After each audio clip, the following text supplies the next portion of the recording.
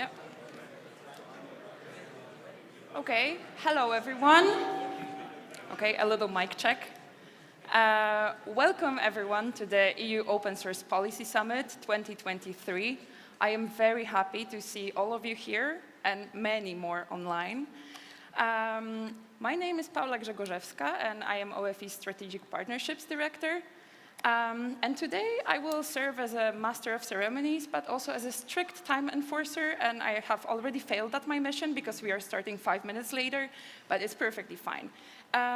This is the first summit in 3 years that we are organizing in person, and each fully online edition of our summit gathered over 1,000 participants from all around the world. And this made us realize even more that the challenges that we are all facing in the digital world are quite similar across geographies, across the organizations. But this is not the theme of this year's summit, this is the theme of the last year's summit. This year, we are a bit more on the positive and future-looking note, and we are going to talk about open source opportunities. But I will leave these discussions to our speakers today. We have a great lineup. And of course, a special thank you to our gold sponsors, the Eclipse Foundation, Red Hat, and GitHub, and our silver sponsors, Dataport, IBM, Open Exchange, Open Invention Network, and Element Matrix. Omidyar Network has kindly supported us with the breakfast today in Brussels, just as IEEE ESA has sponsored the lunch. And if you join us in person, make sure to stay till the end for the cocktail sponsored by Rocket Chat. Finally, thank you to all of you who make up this vibrant open source community. Now you can make a round of applause to yourselves. I hope you will enjoy all of the discussions. When you share stuff on social media about the summit, please tag us and use the hashtag EUOpenSource. And don't shy away from asking questions to the OFE team, both on site and online. We are checking everything. And before we get into the different opportunities and plenty of questions that we have shaped the sessions around, I would like to invite on stage our Executive Director, Astor Numelin-Karberg.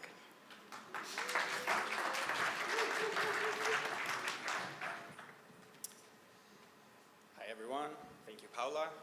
I'm very excited to see so many old, new friends gathering in Brussels again after all the years apart.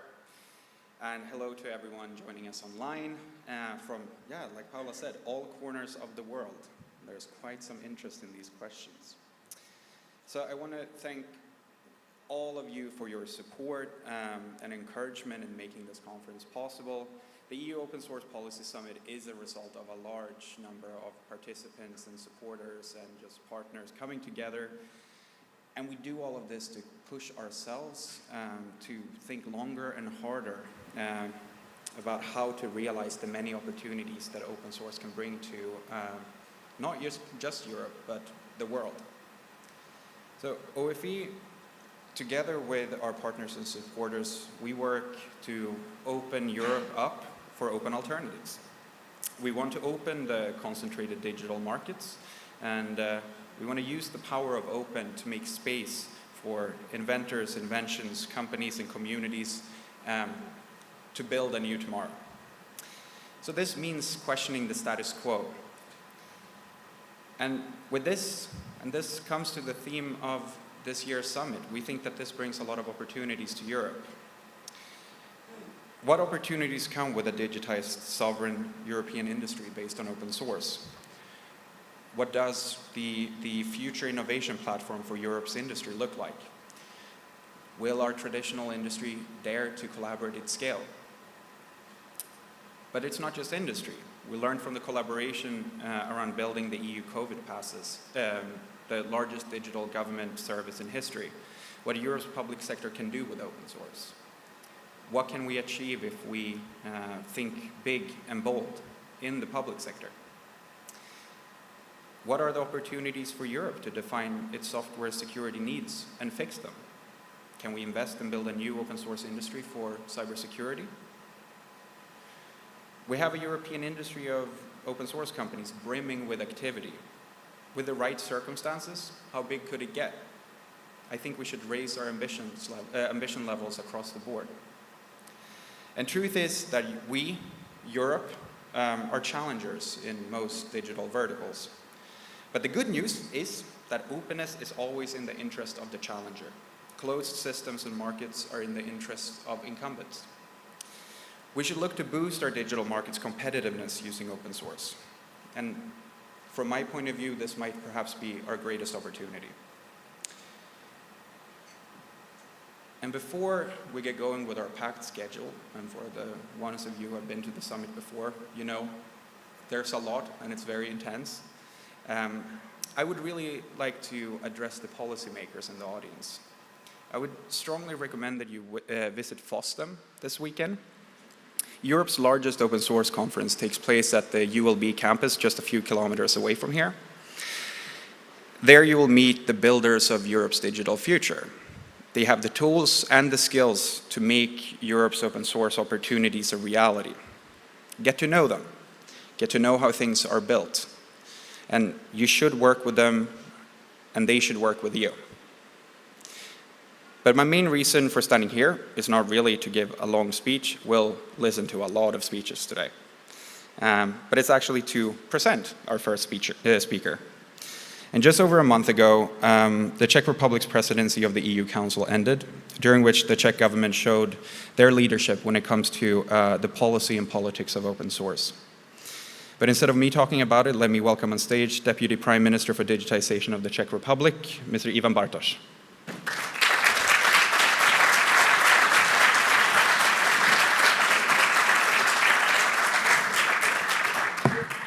So thank you. Dear all, good morning. Thank you for having me here at this year's EU Open Source Policy Summit, and many congratulations to entire Open Forum Europe team for successfully growing, because this event was in the very beginning fairly small gathering, and right now it's one of the biggest open source policy summits in Europe.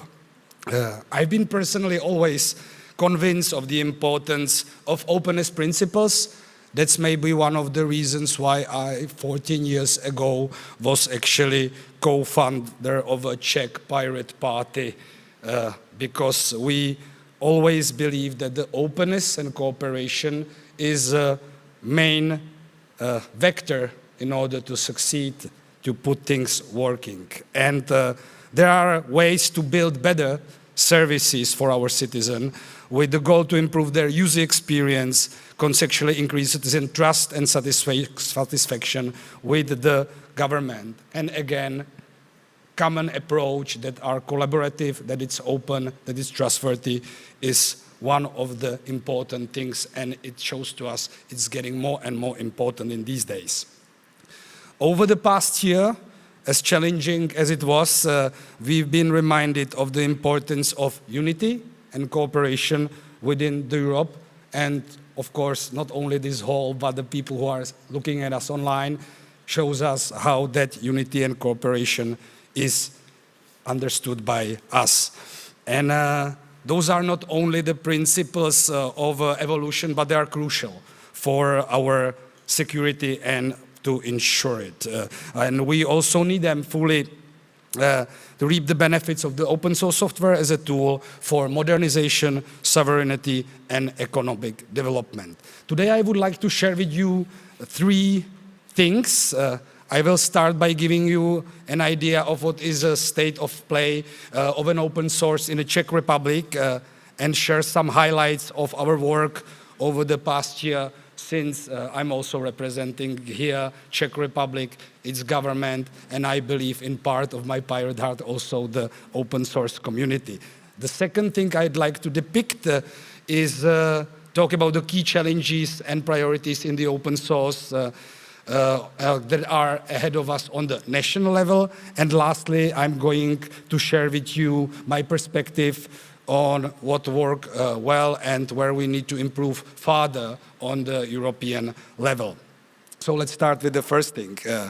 And I'm aware that the Czech Republic might not seem like the usual suspect when we talk about the open source software and the initiative. And indeed, open source policy did not always have a strong political support within the Czech Republic and its government. However, did not stop the local community, including academia, private sector, and civil society organization to keep pushing, developing talents, and creating a strong hub for open source in the Czech Republic. And it's my personal goal to actually uplift that also to the state and governmental level. I have to mention the city of Brno, which is the second largest city in the Czech Republic, as a prime example of such cooperation on the municipality level and the community, and also Red Hat and other organizations. And Brno is a center of many open software source initiatives, including the strong presence of Red Hat, I've already mentioned, and its cooperation within the local university ecosystem. And I'm glad that since we joined the government, which is already 13 months ago, we have an opportunity to strengthen that support for this work also on the highest political level. We now have a chance to create consensus on a broader and sustained support in the future, regardless of potential changes in a political leadership. And sustainable change is important not only in the area of open source policy, but more broadly to the priority of digitalization of public services. And that is why over the past year, my team and I have been working day and night, as I say, but just working, improving the way the digitalization is managed in the Czech public sector. And again, I'm getting back to Brno. There was a big conference of the community, and even within you, I'm seeing a lot of people who are presently from that community of the open cities and others. Maybe I'll talk about it later. Maybe one thing, since January 2023, we established a digital and information agency in the Czech Republic with the goal of bringing more coordination and stronger expertise and sustainable on long-lasting changes, which, of course, an open source principle is bringing up to the solution of the public and private sector together would be one of the vectors the agency would push through, because it's not the question of a specific ministry, it's a national-wide importance and usage that we are talking about. Additionally, over the past year, and I was already mentioning that during the presidency of the Council of EU, there were several important milestones also taking place. We hosted that open source conference in Brno together with our partners who also published Brno Open Source Declaration. This declaration laid path of the creation of the Czech National Open Source Program Office under the leadership of Open Cities NGO, which is a long-term supported organization that are gathering the biggest cities to implement and use open source on the field, publish open data, and allow the community to actually build things above them, getting directly involved in the lifetime of the city and its citizens. We also strengthened cooperation between the Ministry of Interior and the Czech National Cyber and Information Security Agency, focused on the security aspects of the open source software.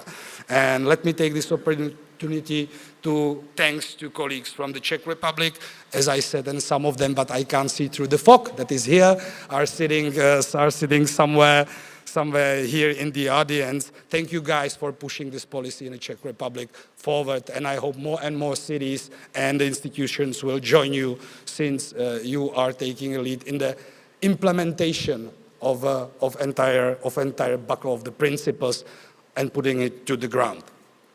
Maybe the second thing, what we have to work on right now, what's lie ahead of us.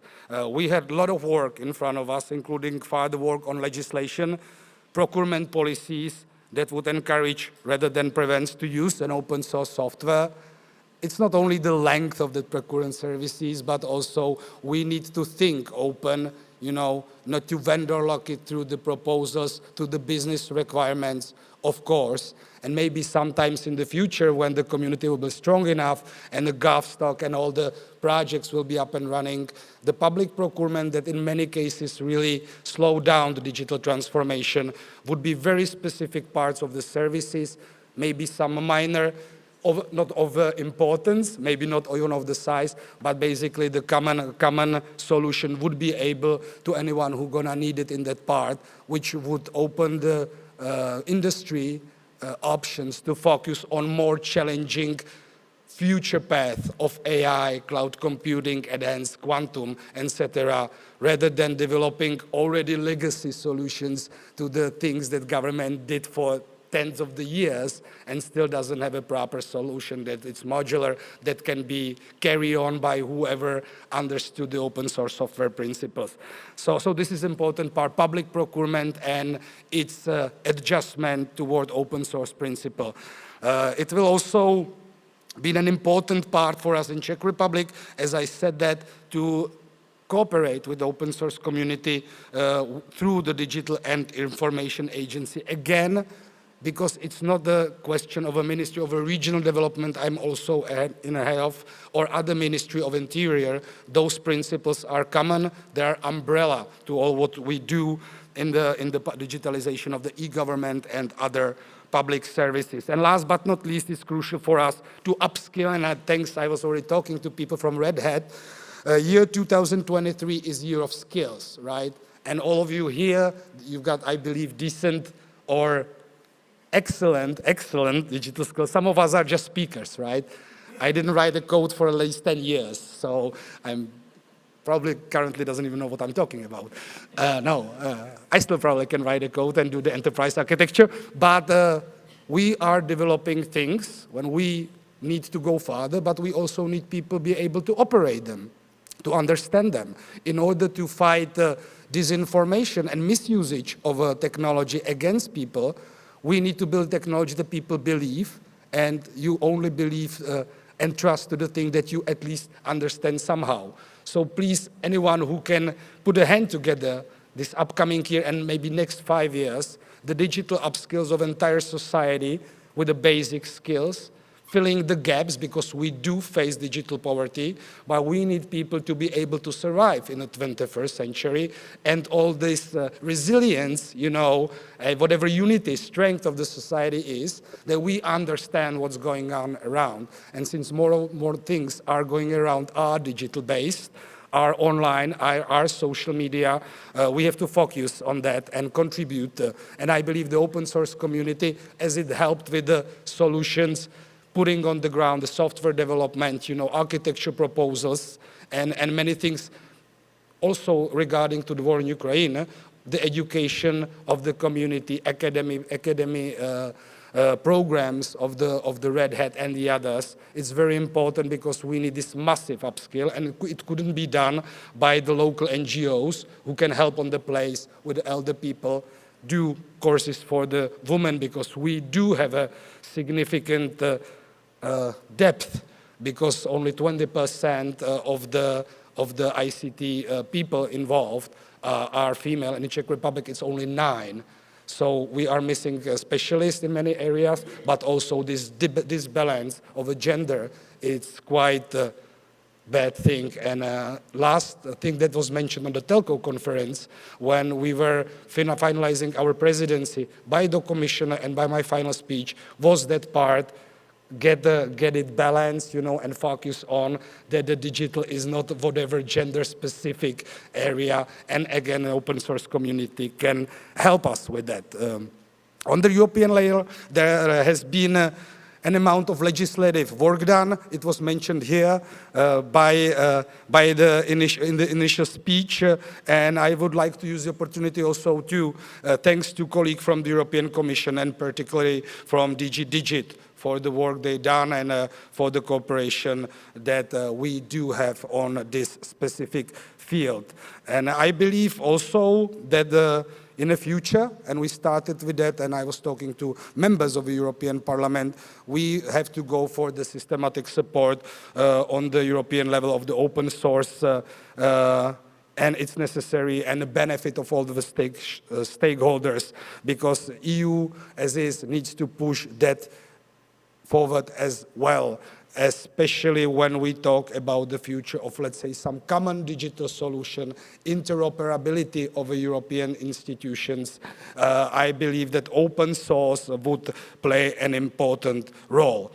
Well, one of my key priorities on both national level but also European level during the presidency was the revision of ADAS regulations. I believe that there's a COVID pass or green certificate was mentioned here. This is gonna be one of the biggest challenges to have a European digital identity wallet that would be secure, that would have all the features to protecting the citizen data, would be cyber secure, friendly, whatever, but enough open also could be used for whatever future purposes. And there is a huge potential of its usage, not only within the eGov and a state-to-state communication, but to entire internet population, which is, if I take a look how many households are connected in the Czech Republic, it's basically almost everyone except those people who are excluded, which is one part we have to work together, more of a technology and a telco companies. So I'm proud the Czech presidency brought us this general approach, and also it included a strong endorsement of an open source solution. However, our work doesn't end here, and after those 13 months in politics and in the government, this was my final agreement. The work will never end, and it will never be better of having more life-work balance. So we speed it up on a national level. Europe, due to the resolving issues of the Ukrainian war as well, the momentum of cooperation is enormous, of what we can do together, how we can easily push our national companies' wishes aside and cooperate. That's why we finalized so many important files, push them towards European Parliament, and please, all of you, use that momentum. We won't lose it. The war is not over. We've got still a lot of work to do regarding to secure physically, but also online, the environment within Europe. But it was unique, and thanks, maybe people are watching, to all of my colleagues from different governments, because the atmosphere, even on the lower level, was unbelievably open towards finding the common solution, that everybody would agree to that and would be carry on further towards our citizen in either future legislation within the countries, but also to the real implementation. Many important people from European Commission and from whatever areas said, you know, guys, we talked a lot about the things. Let's move more to the action, right? Let's deploy, let's implement, you know, and it's on both ways. We need a framework, we need a legislation, but we also need the hands on the ground or on the keyboard. And that's, again, one of the biggest strengths of a community, that we include a lot of people who are actually writing the code, you know, doing the solution, doing the enterprise architecture, and we just have to join in the common force and speed up. Maybe one last thing for me as an IT person, which somehow, as I said, put aside for last 10 years, and a politician, the community was always the key. And all the milestones and visions that politicians or legislation makers or negotiators or lobbyists, which is nothing bad on lobbying for a specific purpose. One, it's balanced and it's legal. It cannot be done. It cannot be done without the community, with the global support. And that's again why I would like to thank to organizers of this summit that bring us together today. And I would also like to share my commitment that the Czech Republic will work towards not only participating in for the building and strengthening the open source community.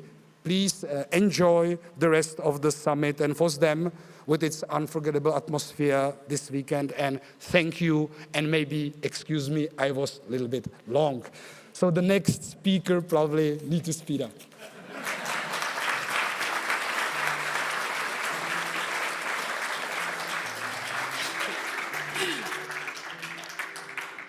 Thank you, Minister, for sharing these plans. We are very much looking forward to it, and no problem with going over time, because this is actually quite exciting. But now, without further ado, I invite on stage Hans Roth, Senior Vice President and General Manager EMEA at Red Hat.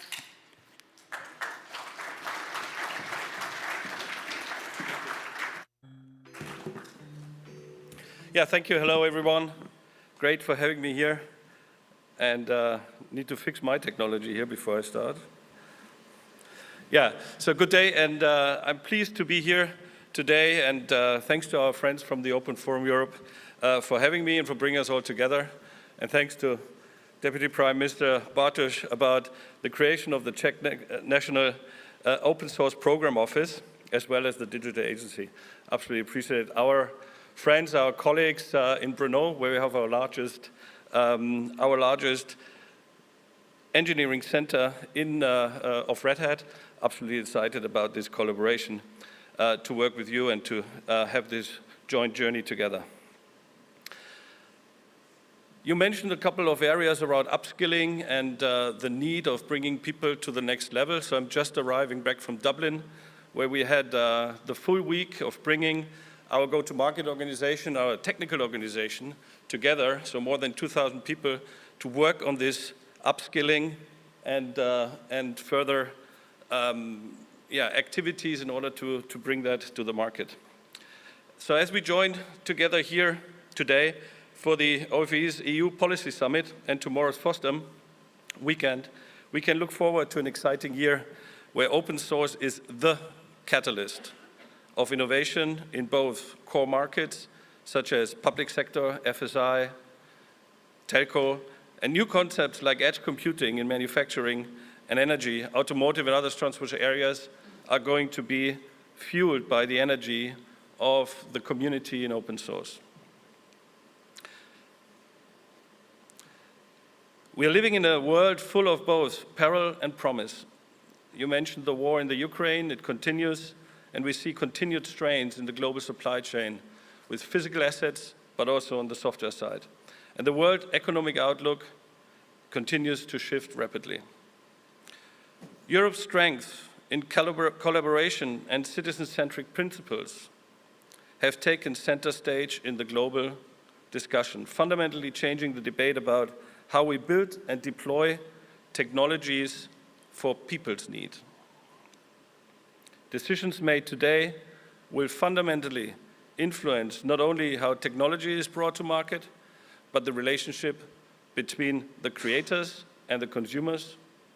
And these technologies will change for decades, to some across all sectors in Europe. We continue to see Europe's leadership in the latest default to open policy proposals before us, such as the Interoperability Act, Europe Act.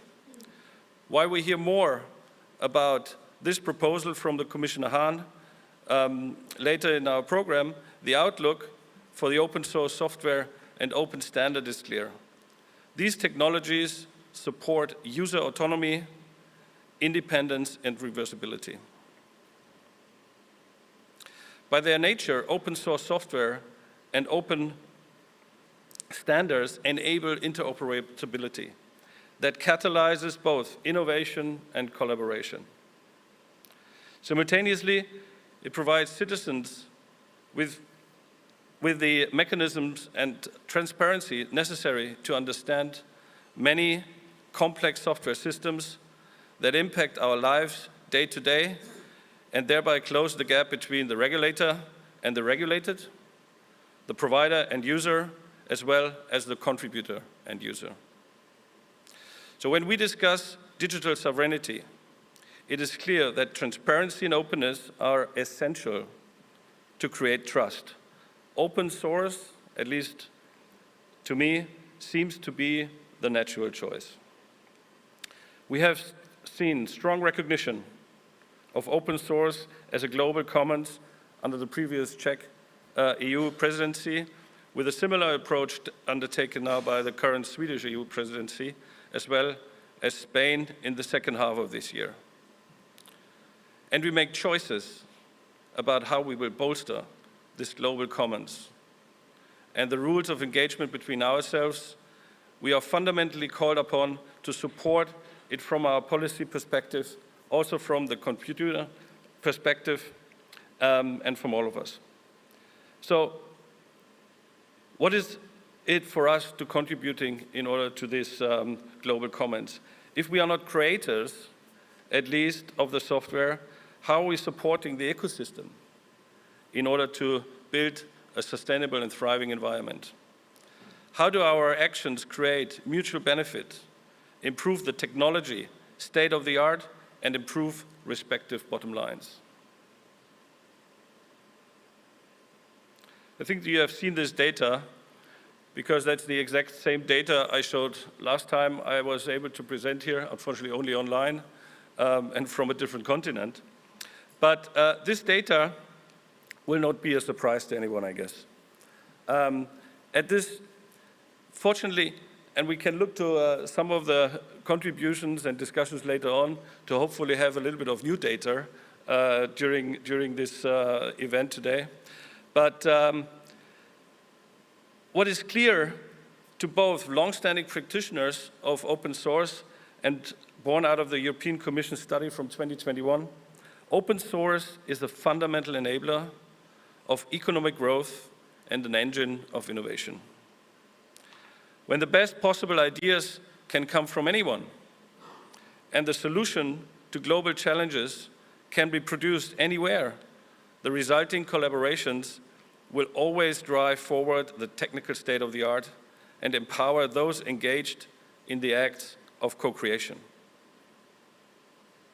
As mentioned already, we welcome the Interoperable Europe Act, which articulates very well why open source is critical for Europe's recovery, transformation, and global competitiveness. Its users are autonomous and independent. It mitigates cybersecurity risks and login effects, and it has the best return on the investment for public money. Indeed, there are other EU regulations, such as the Data Act, which we also see as vital, establishing the underpinning policy foundations to ensure that open source is fully empowered to unleash all of its positive effects. And yet, we also see that there is still a lot of work to be done in order to make sure that we are mitigating the unintended consequences of policies around open innovation. While open source development practices are an understood catalyst for innovation, we are seeing the recent growth of in Europe of the open source program offices, or OSPO. While OSPOs have long been a feature of large technology companies, we have seen this construct emerge as a mechanism for supporting the growth of open source as a change agent within industries who are just starting on their open source journeys, and particularly within public sector bodies and across academia. OSPOs are charged with a clear mandate for bidirectional advocacy, both within the organization, establishing norms for engaging with open source projects and championing open source best practices, and externally on the organizations, ensuring that work in a particular community serves the interests of that community, its participants, and their outputs to end users. It is noteworthy that each of these OSPOs cited on this slide were created within the last 2.5 years. With the rise of the OSPOs as mechanism to support and extend collaboration across Europe, we find ourselves in an enviable position of being able to create software for ourselves and for the world, but also to embed European values into the architecture of these systems from the get-go.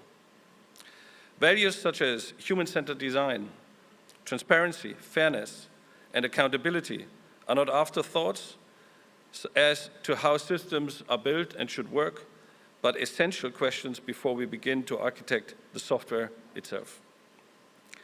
How we export European values through our software creations and do so in a way that is compatible with open source practices is once again an important question for us on this journey. Let us work together to create a fertile ground for our values to take root across the globe. I hope I make up some of the time from my predecessor here, but I mean, just to recap, digital sovereignty, open source, and open standards are a natural combination. Open source continues to grow as a market that delivers growth in revenue, jobs, and solution. So thank you all for the time and having me here today on board, and I wish you a good conference.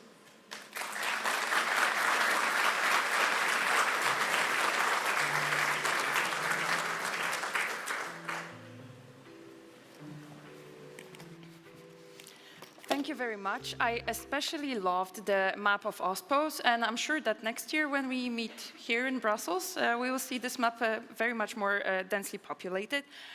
But without, let's make up a bit for our time. I invite the speakers of our first panel of the day, who will be talking about the legal and economic foundations of open source. So back to basics. Welcome on stage.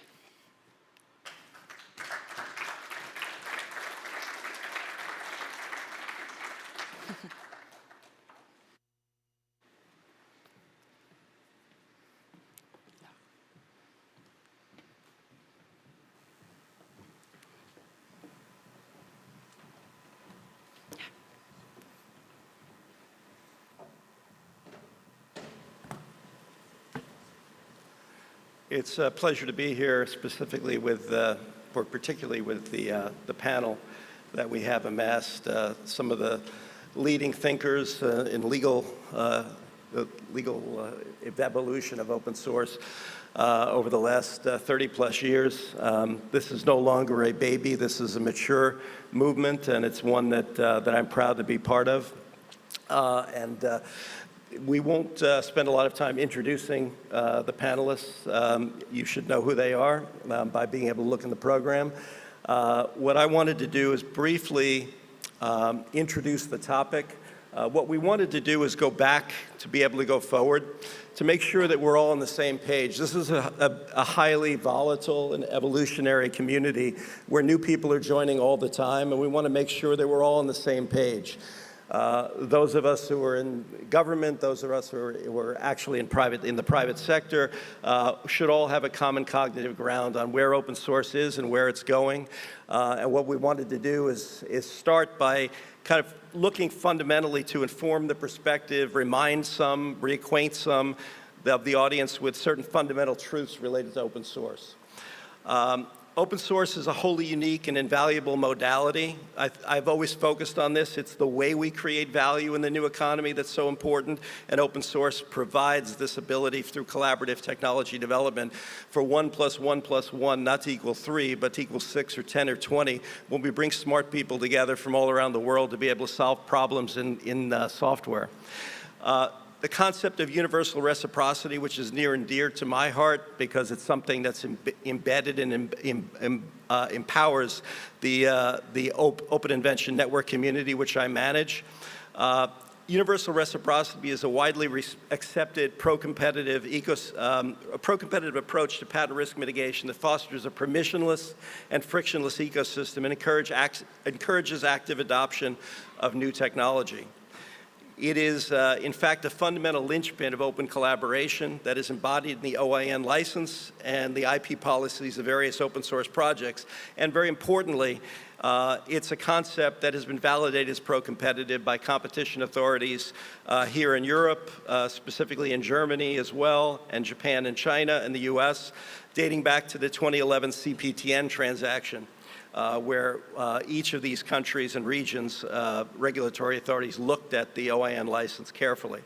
Open source is underpinned by a mature licensing regime and legal foundation that embraces diversity, inclusivity through highly innovative global open source projects. There are unequivocal regional, national, global economic benefits of open source that have been chronicled by Mirko and others who have analyzed this issue for a number of years. Open source is pro-competitive and accommodative of standards development and adoption. coexistence of open and proprietary has led the most sophisticated among us to participate in what I call a form of practice duality, where both concepts are accepted and embraced. Internalizing the duality of open and proprietary has been embraced by literally thousands of companies who have become OIN, Open Invention Network licensees, and in so doing have embraced universal reciprocity. Many of these companies are among the largest patent holders in the world, and some, such as AT&T, IBM, Sony, Philips, and Technicolor, have historically been and remain the most active global patent monetizers. Long-held myths around patents equating to innovation for companies and nations is the product of fundamentally flawed thinking, as is evidenced by IBM's recent announcement that it will no longer seek numerical patent leadership and will instead use a combination of open source and proprietary technology approaches to practice meaningful innovation that translates ideas to shareholder value. It is not a coincidence that IBM came to this realization after acquiring Red Hat, the most successful open source company in history. Serious economic analysis is now shining a light on the true nature of innovation and how the modality of collaborative development that underlies open source is a foundational element fueling economic growth in an increasingly software-centric world. And finally, 30-plus years into its history as an innovation platform, open source has and continues to change the way we create value in the new economy. With that, I would like to turn it over to Karen to talk about where we've come from and provide some foundational elements around how the open source community has evolved to the point it's at now. Sure. And I'm humbled to be in front of this audience and talk about this and realize that we could tell the story of open source from many different perspectives, and they would all be interesting and rich. I mean, we could talk about it from the developer perspective, and the developers are among the most valuable human beings on the planet, because we have very few people that understand the way the systems work that we're all dependent upon. And open source is one way to make the best use of those very rare and valuable resources. So we could talk about why developers are very supportive of open source. We could talk about many other aspects. We could go back to Richard's Stallman's original approach. But I want to talk specifically about why corporations actually do this and what is important about that. Because it's both the individual developers and the corporate resources that have made this the truly incredible transformation that we've seen. People, I still have people, you know, when they get assigned to open source in a corporation and they don't know anything about it, they think they've been sent to the charity arm, you know, that well, nobody really makes any money on that. We still hear that. Let me tell you that corporations get involved in open source not out of any sort of altruistic idea that they should be doing something better for the planet, although I wish that was a driver. They do it because it is absolutely essential to them in building the infrastructure that is necessary for every industry on Earth. We talk about software, but this is true in every industry. The roads and the bridges and the infrastructure that is necessary for all of the companies to perform and to compete and to develop are some things that should not and cannot be built alone. And more importantly, they cannot be maintained alone. So it's this sense of vulnerability and dependency that brings them together in a platform that enables them to collaborate and to build these things together. But the magic that we learned from the developers who were the first to the table with these concepts could be killed. Because if we don't understand why and how corporations come together, we can change the underpinnings in ways that prevent them from collaborating in the ways that they want and need to. And we've already heard today a number of times the word trust. And we've also heard the word permissionless. And we've also talked about speed. These three elements are absolutely essential to the success of open source projects. When the projects come from independent corporate efforts and into a community, the reason they're doing that is because they want to engage a broader community, a wide base of participation, and they want to do it quickly. deciding that you're going to do it to build something that might be relevant or interesting 5 years from now, or when we've all negotiated the agreements, or when we've all negotiated this, is not interesting, compelling, or useful. But being able to use an open source license that everybody has seen and understood and used before, and that doesn't have anything sneaking around in the corners or edges that might be advantageous to one party and not to the other, the value of that license as the basis for that development of infrastructure cannot be overstated. And that trust, that permissionless trust, that global permissionless trust that is established, that we're all in this together on the same terms without the delay of having to negotiate that, and knowing that no one is sitting on the sidelines waiting to benefit in a way that is more or different, that is absolutely essential to these infrastructure projects. And we may have thought that they were, they were edge a few years ago, and that, will anybody really do this? I know I heard that all the time. Nobody really does. Nobody really makes any money with that stuff. That we're so far beyond that when we look at the number of projects, the size of the projects, the number of participants, the amount of funding that goes into this.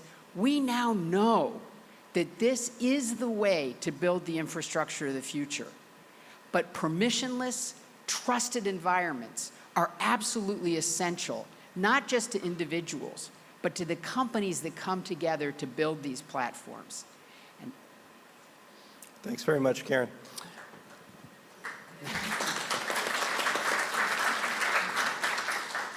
What I wanted to do now is the only economist on the panel, Mirko, because he's at so many legal events, I forget that, and because of his ability to understand the legal issues so well, I forget that his fundamental background is in economics, but he's done a series of pieces and studies over the years, and we wanted him to talk about the economics of open source and how benefits are accruing and have accrued over the last 30 plus years. Thank you. So first, I was very pleased to see the results of the recent study that OFE and Andrew and me have worked on Hans-Roth's slides. I wanted to highlight that we very carefully calculated the impact of open source on the European economy as a lower bound. So it's at least that. It is probably more. In terms of the economic foundations of open source, I think there are a couple of aspects to highlight. One, it is an alternative way to develop technical innovations to the established ways like patenting that we've heard before, which means it offers a choice to participants to pick the model that they see fits their needs best. And we've seen that collaboration is a model that many prefer, and therefore I think the predominant way of collaboration in the software industry today is via open source. So it's a choice, it's a voluntary decision by all the participants, and as such, it represents the most established way of innovating in the tech sector, the software tech sector. That illustrates and underlines the point that Keith made, that we cannot simply assess innovation anymore by counting the number of patents. It is really an important point that we have to unfortunately repeat, feels to me like every year more than once. But as you said, there are a couple of publications now that illustrate this topic and others in a lot of detail on open source and standardization, on the economic impact, and only recently an open access textbook on open source law and practice, where, for example, we've delved into a lot of detail on why the question, how do I make money with open source, is really the wrong question to ask. Open source provides benefits way beyond simply making money. It provides benefits like cost savings across large industry verticals, which in the bottom line of a company have exactly the same effect. You don't need to have earnings, you can also save costs to improve your profitability. The reduction of redundant effort, of parallel development, similar to in the classic literature, the patent race, where you have multiple entities trying to invent the same thing, and the first past the goalpost wins and everybody else is in the dust. That is a cost of the old way of innovating that we get rid of with open source. So it's quite clear that if you basically draw an equation of what are the benefits and the costs that you have from collaborating in open source, that the overall benefit is positive, both at the microeconomic level and also at the macroeconomic level. With this, I think it's clear that open source is a pro-competitive force. This combination of voluntary participation and the open licensing of results basically eliminates the opportunity of an individual player to unduly influence others. And it invites everybody with very low barriers of entry to participate. The cost to participate, the initial barrier is very low. And we see this in, for example, the higher engagement of small and medium-sized companies in the open source space. And this is related to Astor's point earlier, that European companies are mostly challengers. And there are many small and medium-sized innovative companies that are challenging the incumbents, and open source enables them to do so. Another aspect is maturity at this point. I think it was mentioned a couple of times. We're not talking about something new. We're talking about 3 decades by now. We're talking about the predominant model of the software industry to innovate, and we have policymakers and others in the room today, which kind of also highlights that. But this also means that we need to reiterate another point, and that is open source is a term of art. It is a well-understood model. There is a global governance system in place that steers and protects it.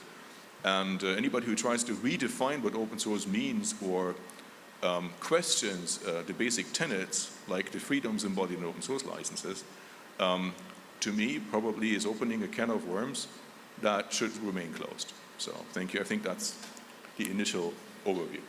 Thanks very much, Mirko.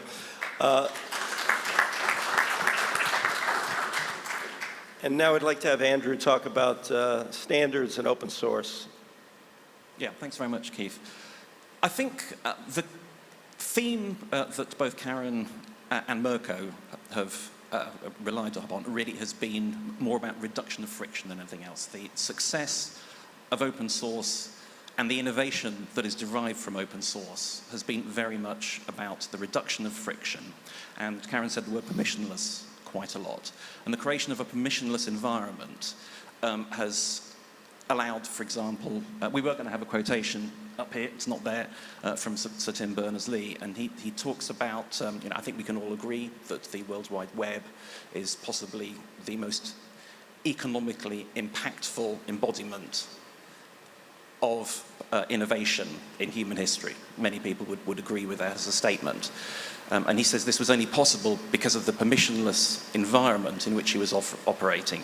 He didn't have to get the permission of DARPA to use the internet. He didn't have to get the permission of Vint Cerf, for example. So to build on top of the World Wide Web has also been a highly permissionless environment. And by permissionless, we are not talking about an absence of patents, we're not talking about an absence of intellectual property rights, and I think Karen was talking earlier about some of the preconceptions that people have about the open source and the free software movement. And yes, there are parts of that where people are obviously reevaluating the impact of intellectual property rights the whole time, but we live in an environment where they do exist. So the permissionless in this context really means that anyone who wants to participate does not have to, and as Karen said, enter into negotiations with another party in order to do that. They need to be able to go ahead and do what they really want to do, which is to innovate. And there have been a number of other areas of friction. For example, the ability to cooperate with one another has been improved dramatically by the fact that people can use platforms based on Git, like GitHub and GitLab, for example, so that's one particular example. The availability of free and open source software tools, so that the development process, that has reduced friction as well. So all of these potential barriers to entry are being steadily eroded, and that is a huge boost to innovation. But in order for innovation to thrive, there needs to be interoperability between all the various components. And this has been a core of European Union policy for a very long time. I mean, if we talk about the current 2020 to 2023 open source strategy, then the European Union says that interoperability is the utmost importance to the Commission and to member states. And the key to interoperability is to have open standards. So the standards in all levels that are available, it's of vital importance that, and again, it's reduction of friction again, because if you want to take a couple of particular components and you want to combine them, or you want to be able to improve that particular component, it's always going to be significantly easier to do that if you are developing to a particular standard.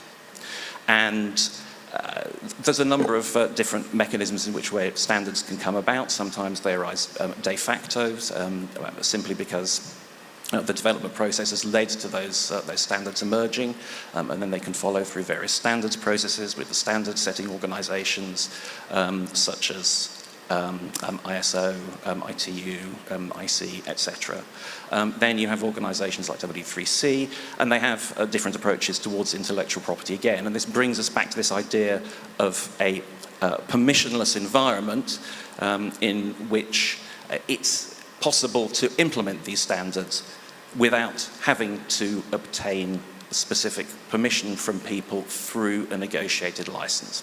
And this is one of the areas that I'm working on in research at the moment, is to research how it's easier for companies to operate in these areas, because I think in some areas standards are lagging behind other areas of open source in that it's not always permissionless.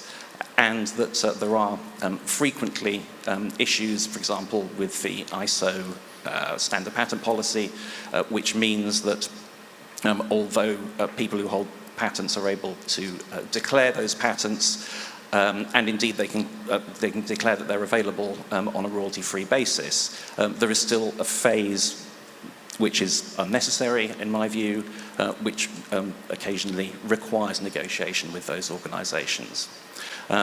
But from a positive perspective, it's undoubtedly the case there's a number of very impressive initiatives happening at the moment in the world of open source. Open source is taking into its own sphere mechanisms for increasing the speed and the effectiveness with which standardization can happen, and the rapidity with which the open chain standard, for example, managed to reach ISO standardization at the end of 2021. Is a very impressive example of that. Final note, I think it's positive the way that standardization is going, but we do have a little bit of a way to go at the moment. Thanks very much. Appreciate it, Andrew.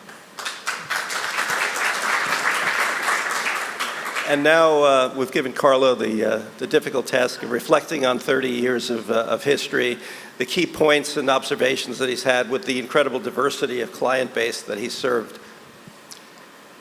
Thank you, thank you. Actually, I was planning on touching upon a few things. We have spoken about large companies, small companies, but the community at large is made by much more than this. We have individuals. Always remember that Linux was initiated by a person, Linus Torvalds. The W3C, the World Wide Web was initiated by a person, Tim Berners-Lee, and Free Software Foundation was founded by Richard Stallman. So we have also grassroots movements that are functional to producing and to controlling and to helping the working of open source. And I have happened to be a counselor to the Free Software Foundation Europe, and now I'm serving in the board of the Open Source Initiative. OSI has one task, is to, one mission, I would say, to foster open source, and we also have a list of approved licenses. These licenses, by and large, operate under copyright, but licenses are not open source. And I want to touch upon another point that was already made, but it's important. Open source and licenses are a means to an end. An end is to ensure that everybody is able to use, study, modify, and distribute software in a permissionless way. And by permissionless, I mean under any possible rights that are controlled by anybody. Because this is a game of equals. There mustn't be anyone who is more equal than others. You cannot just give freedom with one hand and take it away with another hand. And actually, I'm saying that because there is a lot of open washing going around, of people saying this is open source because this is some copyright permission. This is not enough, because that's not a game of equals. And this is a travesty of open source. It's very important. And of course, we can have different opinions as to whether patents belong in open source. I have strong views, but this is the game we are playing. And the game is that there are patent companies holding and organizations holding a lot of patents. And we need to make sure that this is not gained against the equality of open source. So we, whatever our opinion is, we welcome very much that large companies and institutions put those patents at the service of open source, and they do pledges, do covenants to permit that people are operating in a safe harbor where nobody is exploiting. Of course, this requires three things, and one has already been said, that this is permanent. There is no carpet pulling, that you have a liberty and then all of a sudden the floor is vanishing from your feet. That requires that patents, as long as the system stays this way, the patents are not waived, but preserve the right to be enforced, because if they are licensed, they are given away under certain conditions. Those conditions must work for everybody. And this brings to the final point, reciprocity. Without reciprocity, you have a safe harbor when somebody has the right to fire against the enemy. So when the United Nations establishes a ceasefire zone, they send in the blue helmets. I happen to be one of them.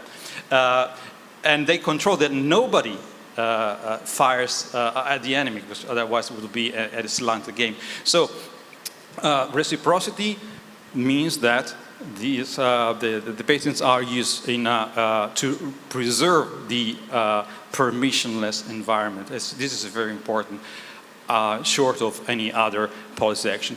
A final remark, open source is complex, is counterintuitive. We have been preaching in the desert for 30 years, saying that it is also a viable business system. Recently, we have been proven to be right. But it's an alignment of stars, which is very unique, and it's very easily disrupted. And we have already seen areas where open source struggles because of the surrounding environment. And I can quote at least two. One is in Europe, the radio-defined software. It's been heavily impacted by unwise decisions by policymakers, and the other is the elephant in the room is the audio-video codecs, which is a heavily patented, and until recently, open source couldn't be here. So please, when we flag, if there is an issue, if you're a legislator, if you are a policymaker, please give us the benefit of doubt that we might be right. Thank you very much, Carlo.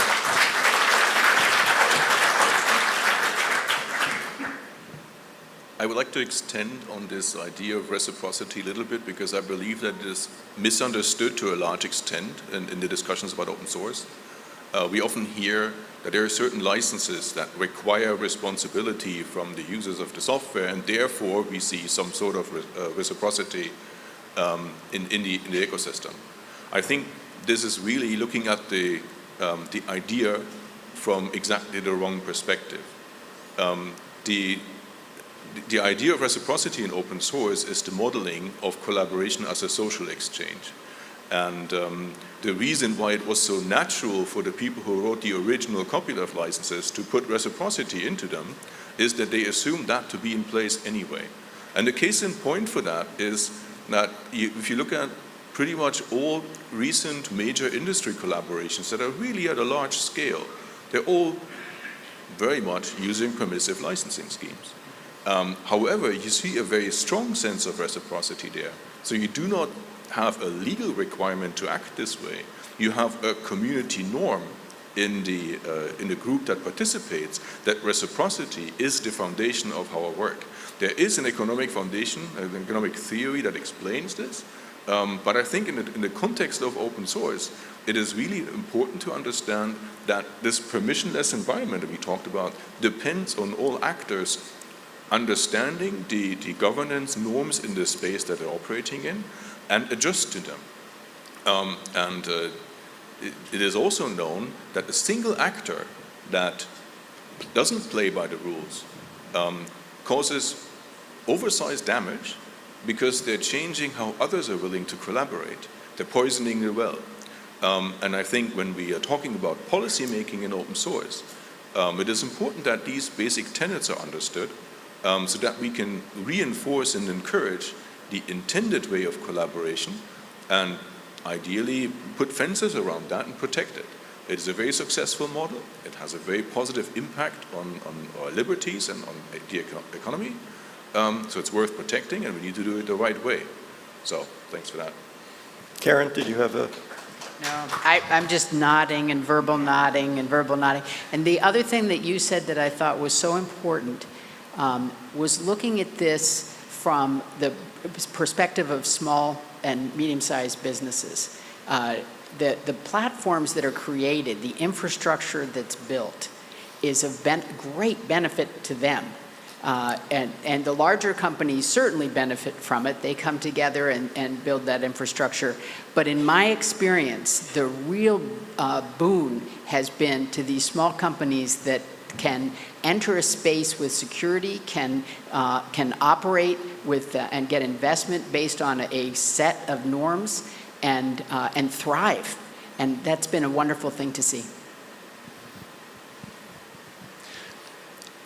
Just going back to this concept of permissionless, so when Mirko was talking, another thing occurred to me.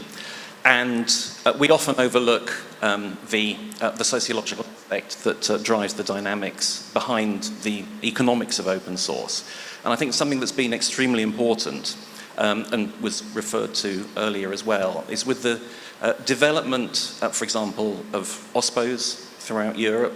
This provides examples for any organization that wants to embark on open source development, and that's whether it's a commercial organization, whether they're in the public sector, whether in the academia or whatever.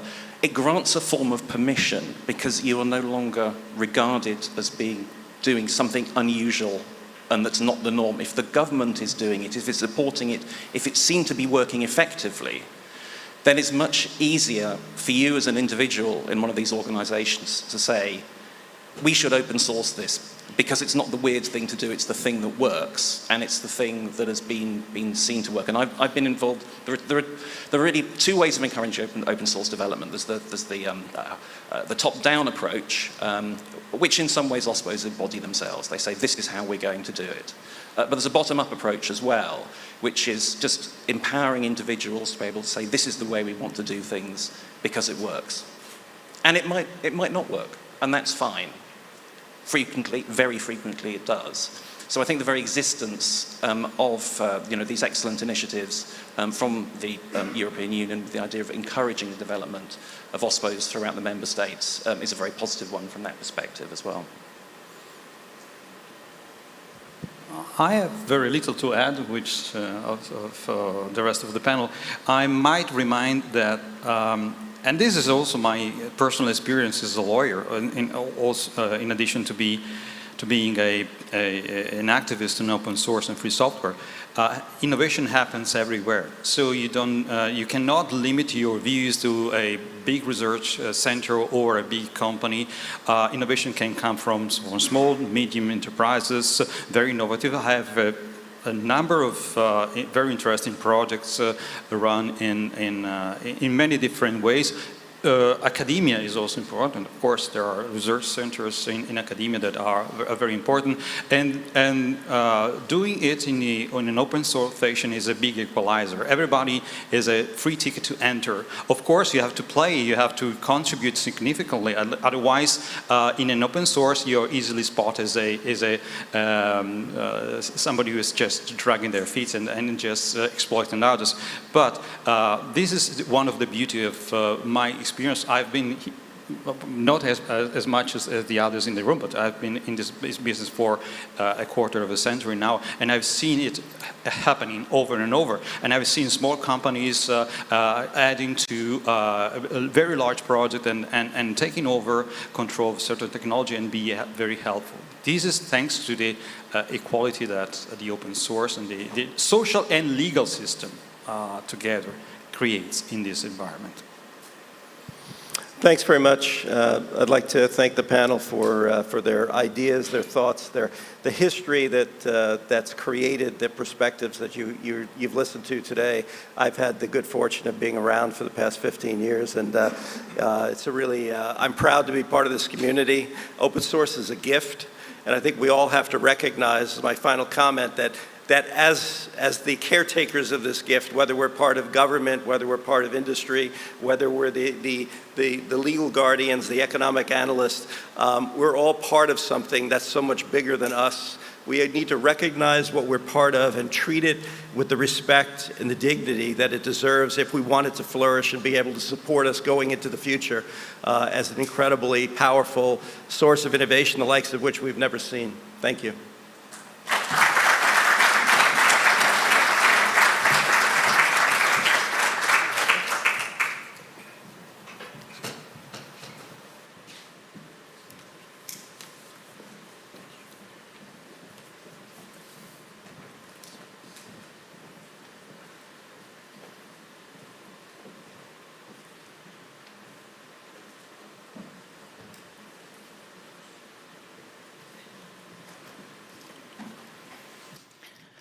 Thank you very much for this first panel. As you have probably noticed, in the agenda we had a break, which we have like 4 minutes of a break left. But just so you know, if you are here on site, we are also streaming the conference live in the restaurant area. So if you need a break, if you need to grab a coffee, just feel free to go there and you will still be able to follow up with what is going on here. But let's go to the next panel, as we have saved a bit of the time. So I would like to welcome on stage our panelists for the panel on large-scale public sector projects. I hope all of you are here. So please welcome on stage. Are you?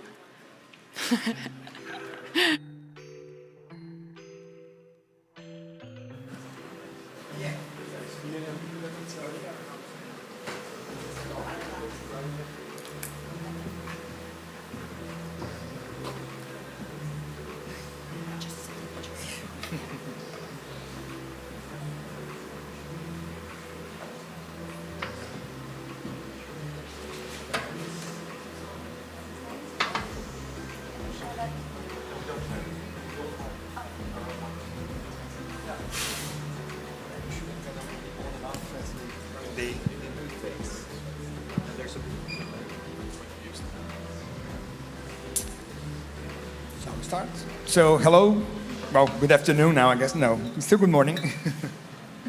It's an honor and a pleasure to be here and to present or just facilitate this conversation and be part of this panel to talk about large open source projects. And an interesting part, I think, is the types of projects we're going to be talking about. My name is Gaël. I'm the CEO and founder of Rocket Chat, a communication platform. And I think we have here large-scale projects that revolve about communication. I think nothing can get larger than a project that tries to get people to communicate across different governments, different departments. So first, I think I would like each one of us of you to introduce yourself, tell a little bit what you're working on, why it's important, and why it's such a large-scale project for us to have the context. I can start with you. Okay, let's see. So I'm Daniel Mellin. I work as a strategist for the Swedish Tax Agency. And the part where this comes in is that, which we will delve into a little bit, is the project that's going on in the Swedish public sector where we try to move away in the collaboration space. We try to move away from locked-in solutions that is not customer-friendly from a real customer perspective and not really legal for us to use, and they don't supply sovereignty for Sweden as a nation. So we try to move to solutions that sort of is workable for us in all of these contexts. All right, I just continue. Hi, great to be here. My name is Miriam Seifert. I'm head of political communications at the Open Source Business Alliance. That is a German business association. We have a little more than 200 members, and we work to spread awareness about the advantages of open source. We have a main focus on public sector projects and public procurement, but it's not the only thing we do, but it's one of our main focuses. Hi, good morning, everyone. Great to have still a few people here in the room. The others hopefully taking a bite over there. I'm Frank Blachetta. I'm the Chief Strategy Officer of Dataport, one of the largest government-owned public IT providers in Germany, northern part of Germany.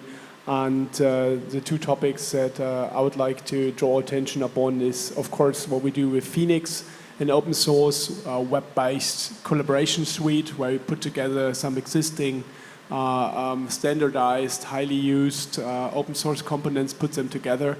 And the other topic is, of course, what Daniel already touched upon, to really look up to how can we digitize government in a sovereign way, in a way where we really can determine by ourselves how to act in the digital space.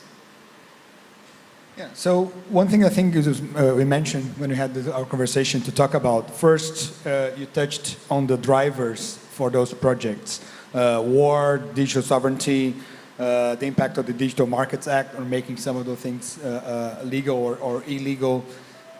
What would you explore on these topics? Like, what are the drivers and when the project that you're currently working on started and why it got the scale and became a large project?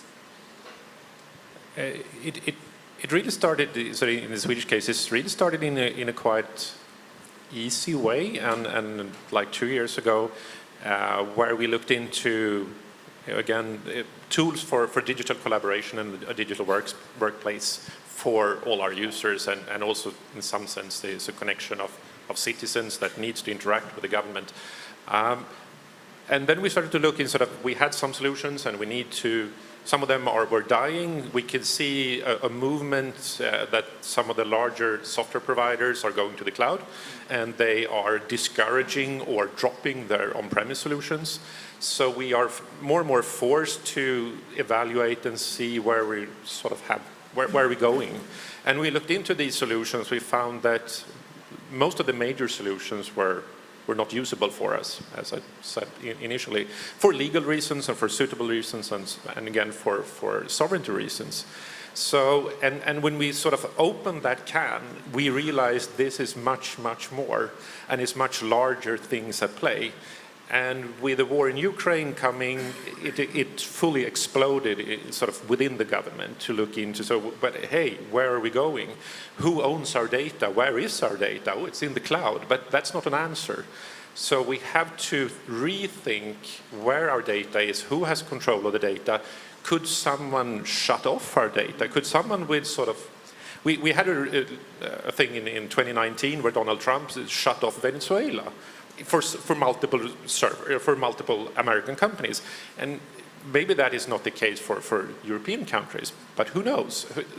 That idea took also a firm place in our thinking that we must be in control of the data. If you're a private company, it's another thing, but if you're the government, you have to be able to say to the citizens that we protect your data, we protect you as a citizen, we protect the country. And that must always be an overbearing thing to think about, all the registers and things that the government holds that the private sector never does. And how does that come into play? And coming from should we have this video conferencing solution or another one, and ending up in this place 2 years later is a fascinating journey. But that's what we did, and that's where we're going. I would agree. I think that the situation in Germany is quite similar. I think that the push for more open source in the public sector goes way back in Germany. Like the first larger scale project in Munich, that was 20 years ago. But something that we find nowadays is that the concept of digital sovereignty actually helps us to open more hearts and minds and to gain more alliances with people, and because open source for some people is a very abstract concept and it's hard to understand why it's important. We keep explaining it every day, but for some reason digital sovereignty as a buzzword kind of works even better, and I think it has a lot to do with the war in Ukraine, because in my everyday work when I talk to politicians I find that I encounter a much deeper understanding about the need for digital sovereignty and digital independence and also for open source than we did before the war in Ukraine. So in front of that backdrop, I would say the opportunities, especially for large-scale public sector projects, have never been better. The situation was never better. But I also always say that the glass is only half full. So the glass has never been fuller than today. It's the best we ever had, but it's still only half full. So a lot of work remains to be done. And in Germany, we actually started a bunch of really interesting projects last year. And the Phoenix project that Fredrik is going to be deeper into later is only one of them. Another big project is the German government OSPO. We call it the Center for Digital Sovereignty, and you can guess why. So we just started that. There's a lot of work to be done. We also started our own government open source code repository, and also the Sovereign Tech Fund only took up the work last year, and we're going to hear more about the Sovereign Tech Fund later on another panel. So there are a lot of really interesting projects in the vicinity of digital sovereignty, open source and public government that only started now. So we're on our way. Opportunities have never been better, but a lot of challenges ahead. Yeah, I mean, I would underline all of what have been said. As someone on the panel beforehand said, verbally nodding. But I would like to add to the notion of the political shortcoming that we are looking at here. We are looking at a situation where we are only reacting. It is only reaction. There is no action. There is no putting that together into one piece, into one vision, into one strategy from my point of view. And I think this is a misery. We have to talk about this, you know. We are looking at a situation where the three of us and many in this room are working upon singular activities to push something forward, to push some pieces into a direction. But we are not connecting that with the whole of government digitization, for example. So this is just singular activities we are doing. This is not the whole picture. And I think this is really something we have to talk about in the upcoming situations. And also that's why I welcome so much to talk about large-scale projects of open source in the public sector, because I think all the initiatives that have been done so far were great. And we have to continue that, to take this as a complementary. But this is not enough. It's not enough what is happening at the moment in the political scenery. It is not on top of the agendas. It is still a lot of grassroots we are talking about, a lot of bottom-up thing. And it's not like on top of the political agenda at the moment. And this is something we really have to change, because sovereignty, digital sovereignty comprises of three areas, if you look on it like a diagram. It comprises of, yes, data sovereignty, but that's something the sovereign cloud offerings will also offer to us. Don't worry about that. That will be somehow established. Yeah? Also, operational sovereignty, if you pay the price for it, will be established. The real trouble which we are getting into is technological sovereignty. I mean, we see a big tech war going on out there between the US region and the Chinese region. And we as Europeans are totally left behind at this moment. We cannot be happy only to have hyperscalers, engineering centers in the south of Germany or anywhere else with thousands of people working there and be happy about that by itself. We have to have our own competencies, our own capabilities, and for that we really need to take action now. If I may just add to that for a second, for sure. You're absolutely right. There are a lot of people in German government who understand why it's important, but there are also a lot of people who have not yet understand or are pushing against it. And even last night when we had a little event, a lot of people came up to me from other European countries and said, oh, what you're doing in Germany, that is so great, that's the perfect blueprint. And I always want to say, yeah, it is, and it's a great blueprint, but it's not that everything is perfect in Germany. As I said, as I mentioned, we still have a lot of hearts and minds to win over, and every year we have to fight for the funding for the aforementioned projects. And there are huge, large-scale public sector projects coming up, like the government cloud that you also mentioned.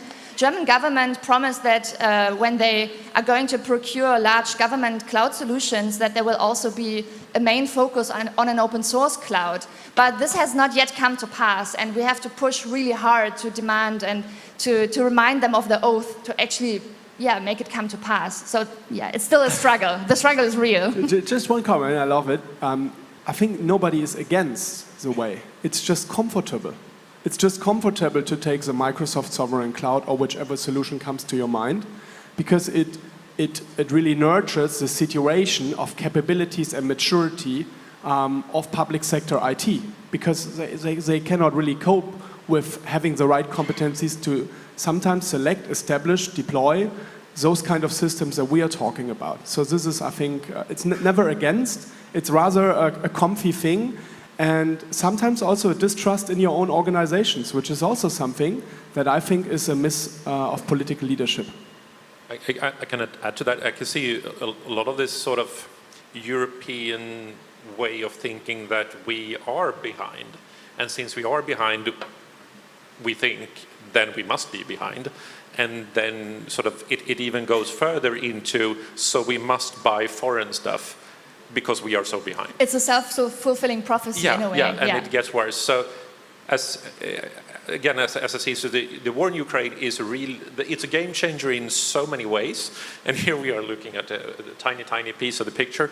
But anyway, it does change in the way that, it's a bit of a wake-up call, I would say, to sort of, but hey, where are we going? Who are we trusting with technology things? And what a lot of the open source people has been telling for 20 plus years is suddenly sort of, so that's what you've been talking about all the time? So, yeah. And sort of that's where things are going. And it is, but we've said this for a long time, that this is a solution, this is a way of going forward. And it's not protectionism or some kind of European insular way of thinking, because that would be bad. But it's that if open source is global, so why not tap into something that is global and build upon that? I mean, every new technology builds upon open source anyway, so why not be there? We don't have to do something European in any sense, I don't see that. But we shouldn't be fully reliant on American or Chinese, both hardware and software. We need to rethink the whole stack, the whole supply chain, and the whole way of how the European Union is sovereign or not. Because everything is data in the end. Everything is IT. We don't get tap water, we don't get food, we don't get transportation. We don't get anything in a modern European country without working IT. And since working IT today is equal a lot of open source, it has to be there, and we have to be there. And we have to just see that that is the case, and rethink, and maybe sort of stand up a bit, sort of straighten your back. That's a very good point, and I think that you're right, that it is, in a way, a self-fulfilling prophecy. And as Frederick said, there's a lot of people who are just too comfortable, and we often in the administration, we encounter this notion of, oh, we just need something that works quickly on a large scale, and that's why we buy what is already there, a proprietary solution. And a lot of trust is needed to actually make that jump and to trust that an open source solution, maybe not from such a large company, but maybe a joint venture, a conglomeration of different open source small and medium enterprises, could work just as well and even better. But we have to straighten our backs and to infuse some trust into the administration to actually make that jump. And I think that's hard. Very interesting point. I think it's a nice segue for what I wanted to talk about, because we're talking here, it's the requirements for data sovereignty, for they are not exactly, they are very tied to open source, but sometimes when we were talking before, you say, so open source is a way to deliver on those qualities, on those requirements, but might not be the only way, or how do we make or inform people on why open source might be the best way to deliver on those requirements? And are we talking beyond data sovereignty, open standards, open APIs, open protocols?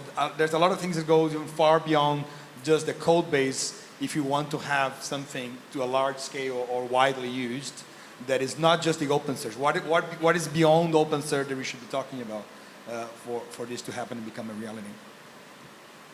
If I go first, I don't see that the government really has a role to push open source and be some kind of open source champion in society. Again, open source is just there. Open source, it combines a lot of good benefits, but it's the benefits that we are interested in, not open source in itself or open standards in itself. It's sort of what it gives us that is interesting for us as governments, at least for me. So when we want things, we should be on a functional level, say these are the requirements that we have.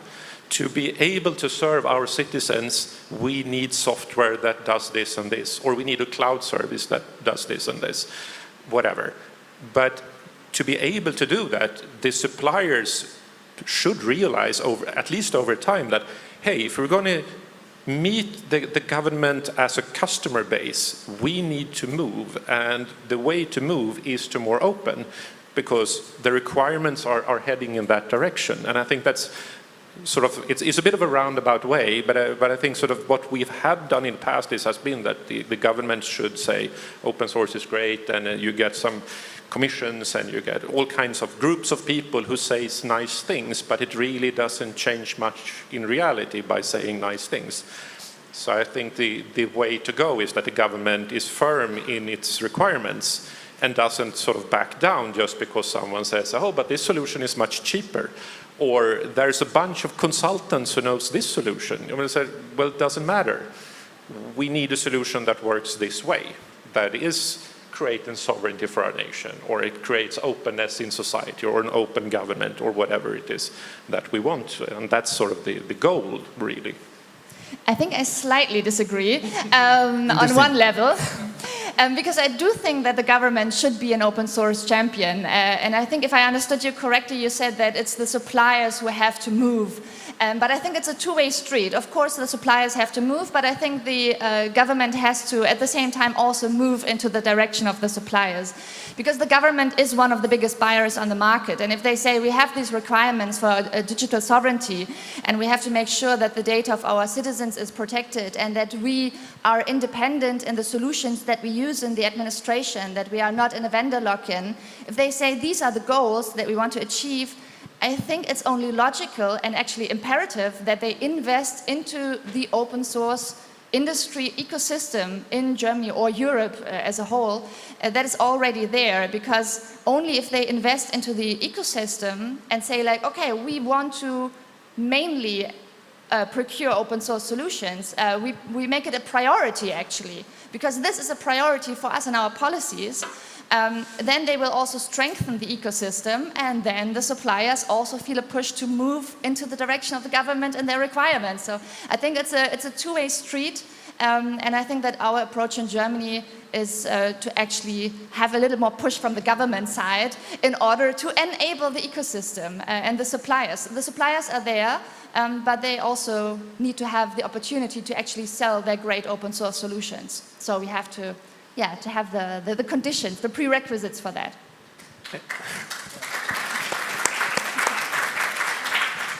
So for the mere joy of a crowd and having the excitement up, I would like to take some objections or some other standpoints at some ways. And we all know each other here very well, so everyone will be okay with that. I think that open, free, permissionless software is a golden standard for digital sovereignty. And there is no way, in my opinion, for various reasons, to not be the champion for open source and to be the front runner. Because if we look not only at the lock-in part, but I would like to add some argument, also at the business model and investment part and how you develop those softwares. This is the exact example and really a showcase how all regions of this world could work together in various ways, on various artifacts, to build the right software that is needed in the very end. So exactly what you said. And I really think, I mean, we had Log4j and others. We will talk around that also later on the artifacts and how it's used. But I really think that open core products being sold are a huge problem that we have to talk around also, maybe later on in another panel, because just using the artifacts in the communities who are pushing with so much effort into those things, and there's no proprietary software out there that has no open artifacts, let's face that. Yeah, that's a total truth, I guess. Means in the very end, we have to make this a huge effort of societies, politics, and the industry together to really make this a change and to really make also something possible which we call sovereignty for each of the regions and for each of the citizens, from my point of view. Just to add one more thing. Sorry. No, you're absolutely right. I think in the end, it all comes down to open standards and open protocols, as you mentioned before, Gabriel. Because I would always argue that open source is the better solution, but if we are honest with ourselves, there will not be a point probably where the government is only using 100% open source solutions. So the important part is that the government is able to combine different solutions so that interoperability, come on, say it with me. Interoperability is actually given so that we can actually combine the different solutions. And I think this is something that we also have to push very hard. So I think if I can summarize all the points which I find very interesting and obviously something close to heart for me. The government has the main role that we can all agree. It's actually pushing on those requirements, on what it needs to protect your citizens' data, to protect its continuity and operation. And you may start with the open standards, interoperability, but if you go down and maybe you said you stop a step further than saying, oh, it needs to be open source, but I guess if you boil down all the requirements, open source ends up being the solution or the answer. You don't want to say it, and maybe you want them to find out, or you think you might be able to actually just say, like, we want something that is open so you can collaborate and see and participate and innovate together. So that's actually this slightly difference from what you guys described. What brings me to ask you to tell a little bit more about the specifics of the projects that you are involved, getting into really the details, because Germany and Sweden have might be getting to a similar answer to the communication projects that you are involved, but have a very different strategy on how you reach that. That I'll love you to describe. And I participated on a meeting, the meeting that you started. And I'm just going to tell this part of the story because I think it was very, very interesting. That Swedish government invited competitors from the open source market to be on the very same meeting all together. And some of them are here, like Frank and Matt and Amandine. And we're all in the same meeting. And then we're like, what are we doing here? In some way, it was strange from a vendor being asking us all to be on the same meeting. And pretty much what the government was saying is, look, we want this to exist. We want to have choice. We want those projects to collaborate and make it happen that they can have a higher degree of interoperability. Can you make it happen? And then it was like an interesting role, which I think is different from what the German government ended up doing. But I would love to understand from your perspective why you decided that route, what are the benefits, the risks, and I don't know, compare notes on the two different approaches and the results. And I remember also saying that we want you all to be winners. and I've never seen so many puzzled faces in a digital meeting before. And someone said, so you're not pitting us against us? No, the opposite. We want you all to be winners. And that, yes, it was interesting. It was almost an open source thing, isn't it? Yeah. But the thinking behind it is that since we've realized that the absolute dominant market players were off the chart for us to buy. We couldn't buy Google, or we couldn't buy Microsoft, or Zoom, or Salesforce, or any solution hosted by AWS. They were off, and they still are, for multiple reasons. They're still not legal for us to use. So all of that, and that takes away a huge chunk of the market. And then we realized, but who's left? And there was a bunch of companies, of course, and companies or open source projects. There was sort of different versions of it. And we realized that if we are going to get the solutions we need everyone who is sort of thinking like us, or could help us, or could provide technology to us. We need all of them to succeed, and we need to make sure that they don't compete on unnecessary things. Again, open source is a good thing, but also open standards. So that's also why we push to say there's multiple solutions of doing chat. Chat is a very simple thing. But have you tried if your organization has one chat solution and another organization has another chat solution, do they work well together? No, that is not the case. So Slack has one thing, Teams is another, Zoom does it another way, Rocket Chat does it another way. And that was the market. And we said, this is stupid. I don't know what email solution you have, but we can email. I don't know what phone you have or what phone company you have, but we can talk. But that was not the case with chat. So that was sort of the main goal really for that meeting. We say, start working together and start being interoperable so different parts of the government can have different technology solutions, but they can still work together in a good way with sort of full federation. So I can see the status that you're not at work this day, or I could just ping you, or could just start an ad hoc chat with you or so forth. And we got also the questions, well, how is that supposed to be done? And going back to our way of thinking is that we have no idea. We are not technology providers. We don't develop software. We're customer-based, and we're the government. So do you have a solution? And of course, the market has different solutions. And I say, pick one. Pick the one you think has the sort of the best path forward, that seems to be easiest to implement for all of you. And if you can do that, you have a value, because then you have the value of open standard built into your solution. And the dominant market players, they're not interested in that, so they will be left out. So then we will have a value proposition for us and to the market and say, we will buy these interoperable solutions. So if you're selling a non-interoperable solution, you will lose in the procurement phase directly just on that point. And that meeting is 1 year ago, a little bit more than 1 year ago. And then it was nothing. Today, all the major chat solutions on the market have sort of, in some sense, gone to the matrix protocol. So I think we had an impact, although we're just a few governmental agencies in a small country in Northern Europe. And that is the fun thing. And that sort of spurred us to, we can do more of this, and we can still push. And the way to do this is to be firm in your requirement specification and say, this is what we need. Please develop your software companies.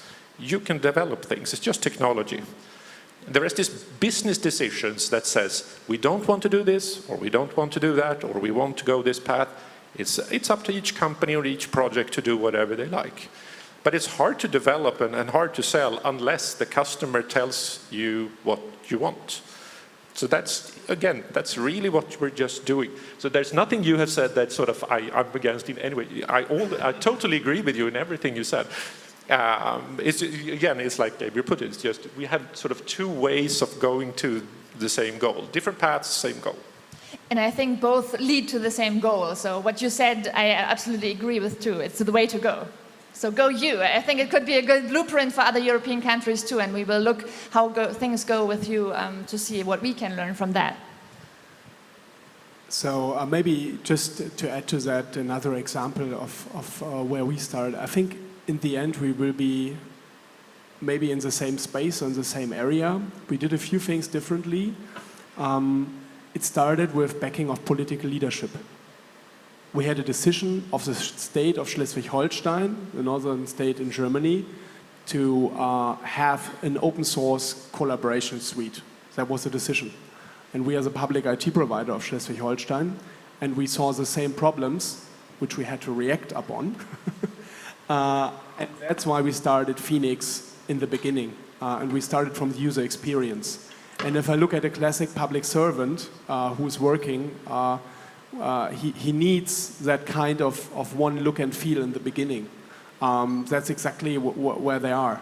And what we build around that, and that's the vision that we are working upon, is to have a kind of API around it where you can then, exactly like you said, interoperable, put in and out solutions. Maybe in a very vision, even just have a portal or something like that where you can just click and add or just take out some of the modules. So that's exactly where we are heading at the moment. And with this political leadership, it was a lot easier. The thing that we are doing differently is we are not saying there's a carrot, run. We're giving the industry money. We're giving the industry money to develop those features that we want. And we have secured in the last years also a lot of federal government money from the federal budget, which I think is of high importance for this, because this is a moonshot then.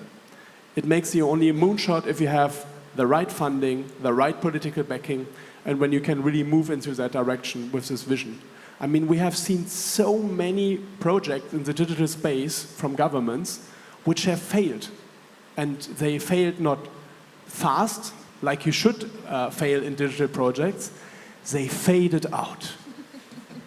It took years to come to understand that there will be no cloud Airbus coming up with Gaia X. It took years. Now we are there. Yes, we have a very great data exchange platform and stuff like that. But coming from what the vision was of Gaia X, I think we are not there. We have not delivered on that vision from my point of view. And this is a perfect example of what we have to do in political leadership now. We have to make a vision. We have to bring ministers behind that.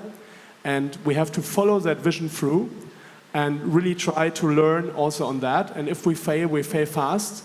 But what we do by that, on the diagram that I told you about, operational data, technological sovereignty, we save a chance on the technological sovereignty part because we save competencies and capabilities in Europe, in the industry. And I think this is the most important thing. And maybe one last thing, and it's not against you, Gaël, I know you work differently.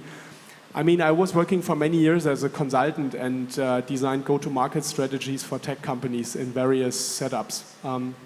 And I really have to admit that the open source industry is failing on many parts of how to tackle the public sector from my point of view. It is highly fragmented. It is sometimes not complementary, but rather cannibalizing. Each and everyone tries to add another feature in the value chain in their thing, instead of focusing and really going into the vertical of one or two domains for yourself, and then work together. You know something? The public sector market is so huge, you can all smile. It's exactly like Daniel said. But you have to work together. You are missing one of the biggest opportunities. You all combined cannot take over what the market leaders are doing in the proprietary sector at the moment. That's why you have to collaborate on this. This is my speech that I'm giving to every open source tech guy and girl. And love to say that also out loud here. And I think it's very important that this message sits. Very true. In addition to that, you also mentioned this concept of the moonshot. And I mentioned earlier that I think that the opportunities have never been better. but I also feel that with great opportunity comes great responsibility. And I think that the pressure, especially for these large-scale public sector projects in Germany, the pressure is really high. It sometimes feels like we're in a football game and we're standing in front of the goal post and now we have to score, and the pressure is going up. And I feel that we really have to deliver with these projects, because I fear that if they fail, if these moonshots fail, and we don't come together and the fragmented market does not push together towards the same common goal, people will not say, oh, it's just another failed government project, whatever. Honestly, I really fear that people will say, oh, it failed because it's open source. It was never going to work. And this is why I feel that the responsibility is really great, and the different companies and industry sectors really have to come together to make it work, to make it a success story, so that we can push even further, and so that next year we can talk with each other about the new project that we started, because the old ones are still going strong and are still very successful. So success really is imperative, I feel. And on that topic, because we talk about how important the success of those large projects it is for the concept of open source and large-scale projects itself. What do you think are the main risks, and what we need to do, or what the audience here needs to do for us to make sure that those projects are successful? I think you touched on the very first topic. It's more collaboration rather than competition. That for me, it's a very, very important point. I like to think that as a Rocket Chat are trying to do ourselves in not reinventing the wheel and trying to collaborate with other open source projects, adopting the Matrix protocol, working with any other project on what you can to not just compete, but try to complete each other. But what else, I guess, on the government side, from funding or setting an example, or maybe getting other countries from the EU to start similar projects, so it becomes even more of a critical mass of pushing this kind of innovation. What are the risks, and what should we be doing to mitigate us and the audience? I think one more point that we have not yet touched on is the danger of open washing, I call it, because we have to be really concise about what digital sovereignty really is and what we understand, what we think it is, because it's a concept that is very en vogue. It's very in the time, but people really use it the way they want to use it, the way it fits their concepts and their interests.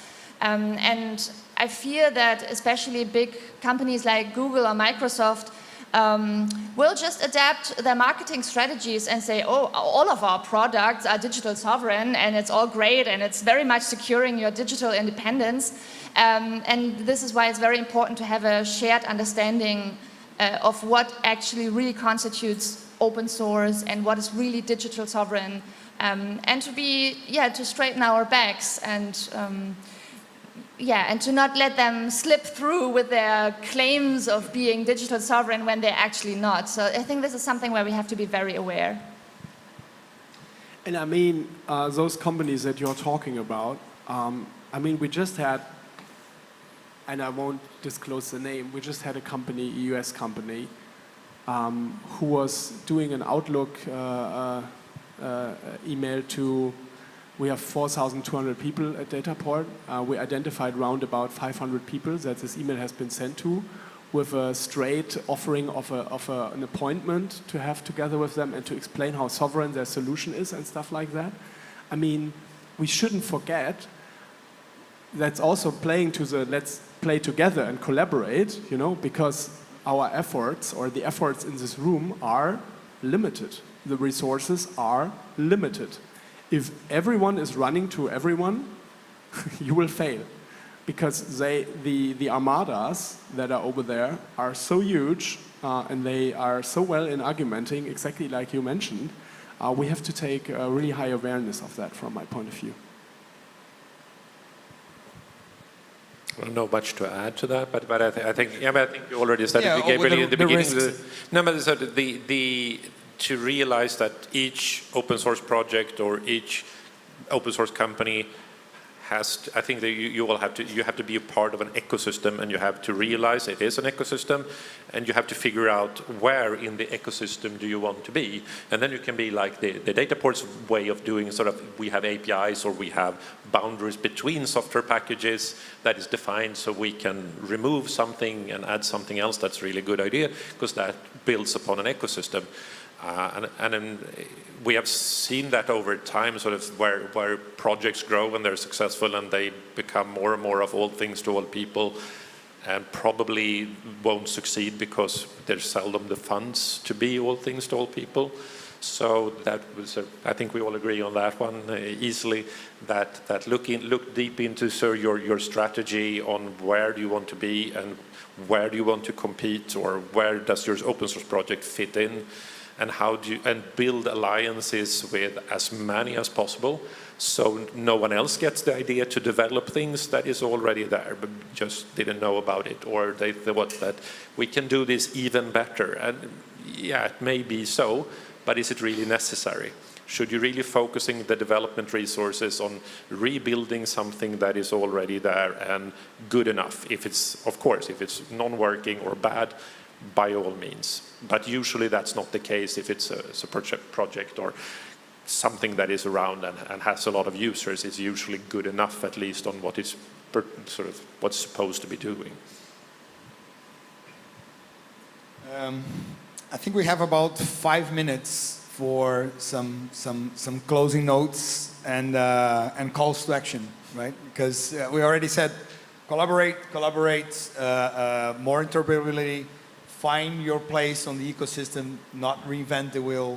I think this is, it's a lot for the makers here, but what would be the call to actions or things that you would recommend for the other countries in Europe? What is, from the government side, what can we should be asking them to do to make sure that those projects are successful, and then we can use them as blueprints for other successful large-scale projects, not just on communication, in other EU nations. Or maybe I'm from Brazil, South America, like, or US, or anywhere else. I think that the concept of blueprints is actually important, so that if one European company tries, one European country tries something out that looks somewhat successful, that I think there's a lot of value for other European countries to just copy that concept and see how they can adapt it to their circumstances. So we see a lot of government OSPOs popping up right now, which is a great thing. And as I mentioned before, we started the Sovereign Tech Fund last year in Germany, and I think just this week the Open Technology Fund announced that they are starting a very similar project. And I think it makes a lot of sense, because the Sovereign Tech Fund is funding basic, critical open source infrastructure with German government money, which is a great thing, but a lot of countries, companies around the world are profiting off of that, and I think it has to be a joint effort. And another thing is that for a lot of things that we have still on our agenda, projects that we would like to see to come to pass in Germany, we also look around what is going on in the other European countries. Is there a role model in Spain or in the Czech Republic or in Italy? And then it helps us actually in our argumentation when we talk to government officials and politicians, that we can say, oh, look over there, they did a similar thing in Italy and it seems to work, so we should try that out too. So it's always nice to not be the first one to break the mold, but to take a blueprint and adapt it to your own circumstances. So I think we should all look even more around to our neighbors and get inspired by them, and also further the exchange, just like we're doing it right now today here, to take impulses and ideas and take them home and then adapt them. And to just add to that, sort of if you're from different countries or within governments, publish things openly. We see, so we've had this, as you say, we have these discussions, but someone else must have done this. Yeah. There must be a study on this, or a report on this, or development on this, or a requirement specification of that. But where are they, and how do you find them? And too many governments are too reluctant to just share these simple things, so please do. And when you do, translate it into English. Yes, yes. Otherwise, it will get nowhere. So as I said again, we did sort of some research in the beginning on sort of where we're going. It was just in Swedish. Then we talked to some and they said, you need to translate it. So we translated it into English, and then it blew up. Because then everyone around the world understood what we're saying and the issues, and Gabriel could read it, or Frederick could read it.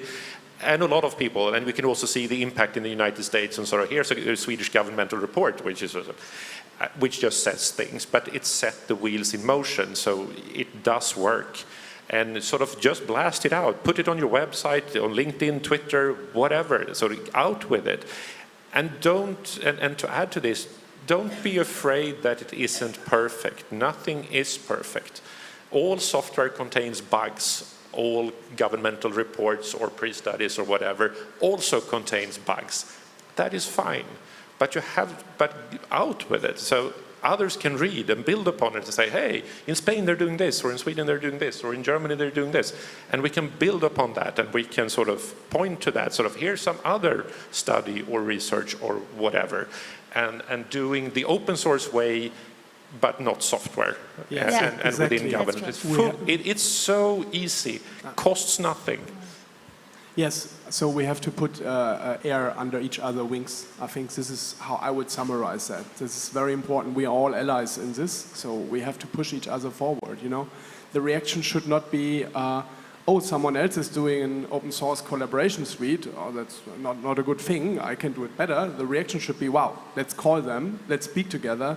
Exactly what we are doing, you know. When I was in Stockholm, I was at a conference where the whole day you all spoke in Swedish. There was not a missing. I learned a lot, but we had that exchange, and this is important. We have to do that. We have to put that together. And the glass is always half full. I have to say that as a Rhineländer. The glass is always half full. You know, all of those initiatives bring us forward in those cases. And maybe I think all on this panel have the sensitivity, but I think it's very important. We are nearing the first year of a war going on in Europe, in the very near of us. So the last thing that I would just like to explicit, because we put that as a reasoning, all of us, on this is we stand with Ukraine. Thank you so much.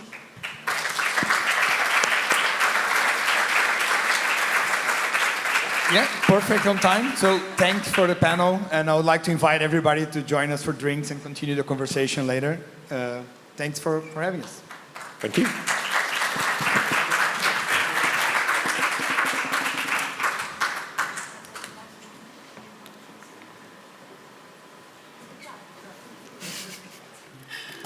Thank you very much for this panel. I really liked it, I have to say. Quite some disagreements, but when we had the prep calls for the panels with the speakers, I encouraged them to disagree and have these conversations on stage.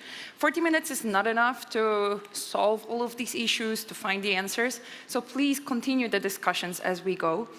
And as we have quite a packed schedule, now we will see a video from Commissioner Johannes Hahn, but after that we'll have one more panel and then we have a lunch. So again, if you need a little break, just feel free to go and come back as you please. So now let's listen to what Commissioner Hahn has to say about open source and probably interoperability.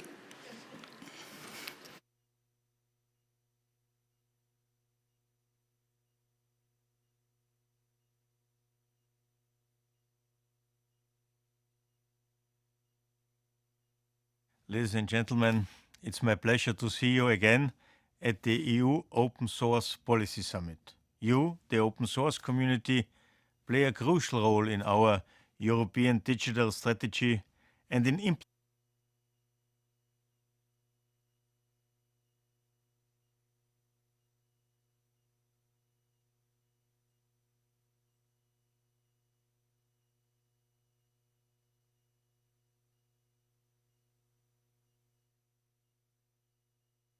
times of war.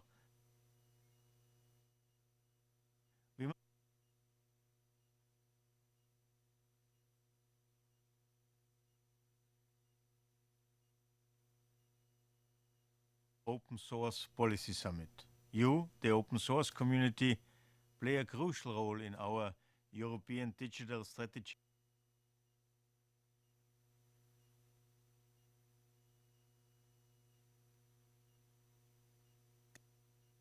Ladies and gentlemen, it's my pleasure to see you again at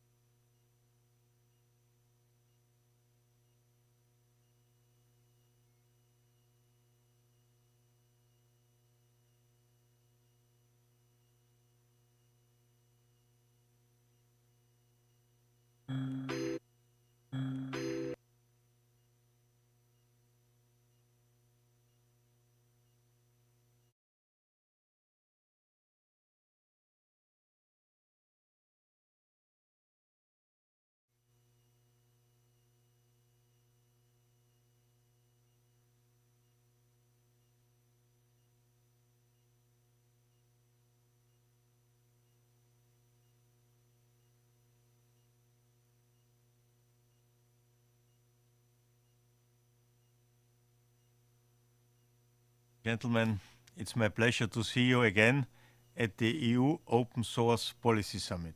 You, the open source community, play a crucial role in our European digital strategy and in implementing the Interoperable Europe Act the Commission proposed last November.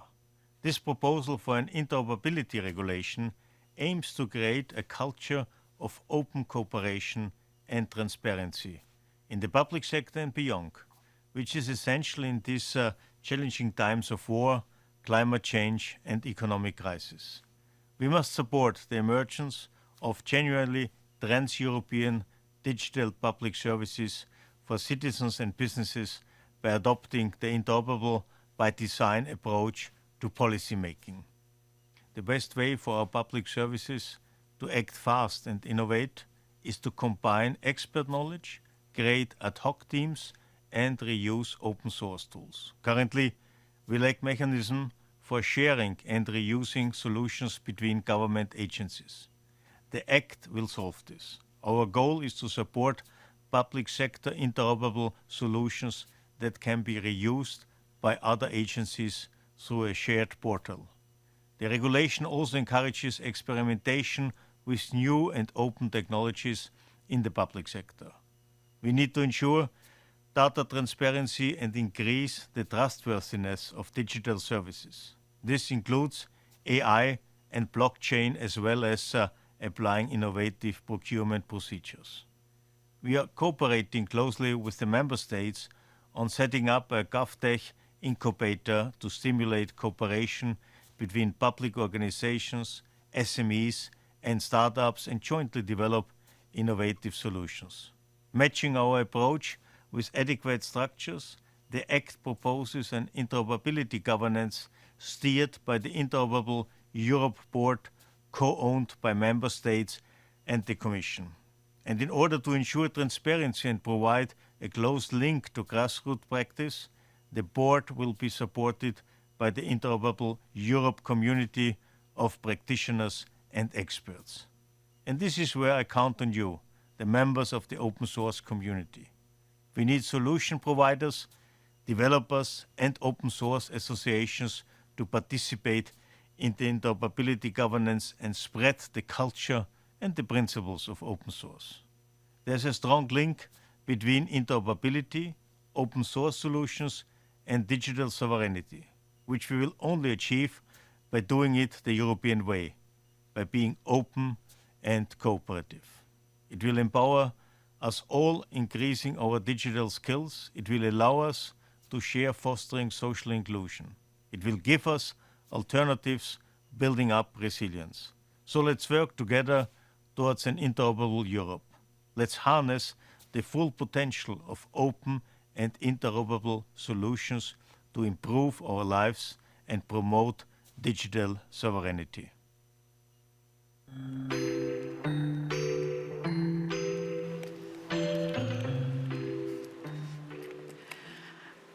I was telling my team that everything was going a bit too smoothly today, so I was waiting for the first technical glitch. It did happen, but thank you to the tech team for fixing it quite fast. And as you saw, the message from Commissioner is quite simple and actually quite similar to what we have heard before. We need to work on these things together, which is a large question, quite an overarching one. So I would like to invite the panelists of our next panel, who will talk about avoiding unintended consequences of open source policy making. Welcome on stage.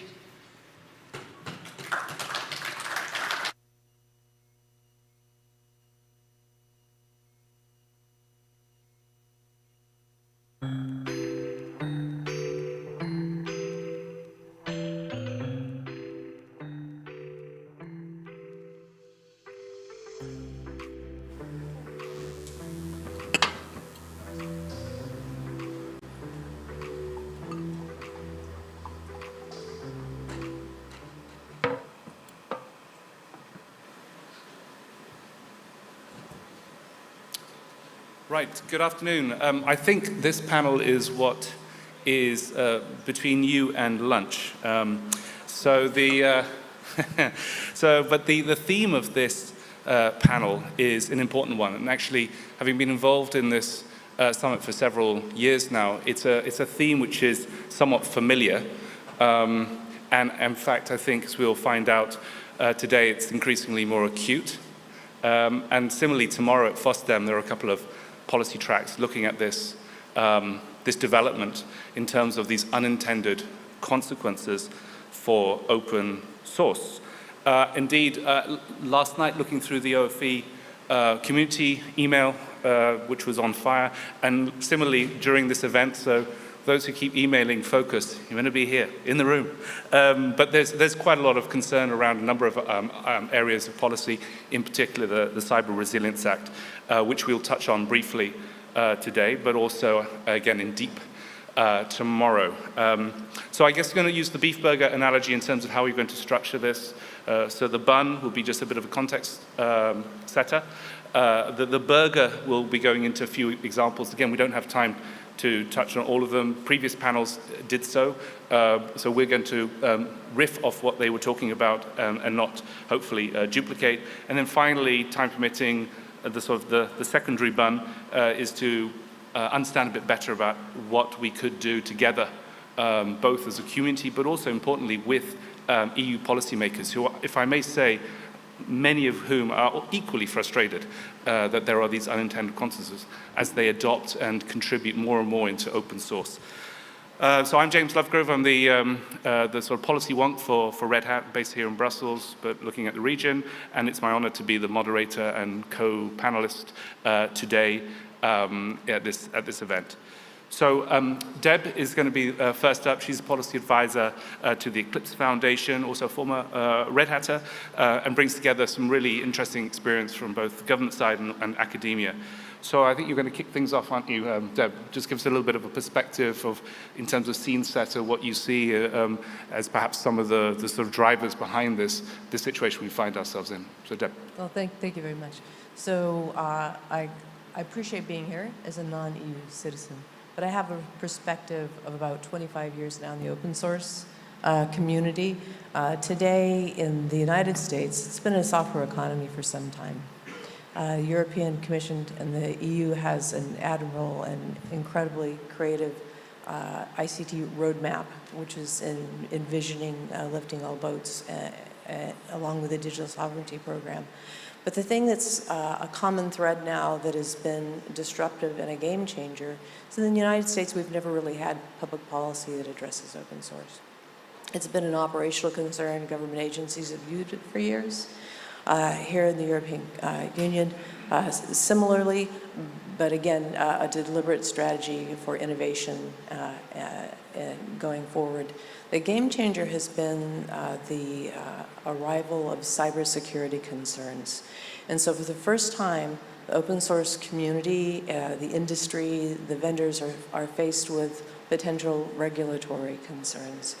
And what we haven't really been prepared for is being part of the policy discussion, how that might actually impact the very industry and ecosystem that all of our plans rely on.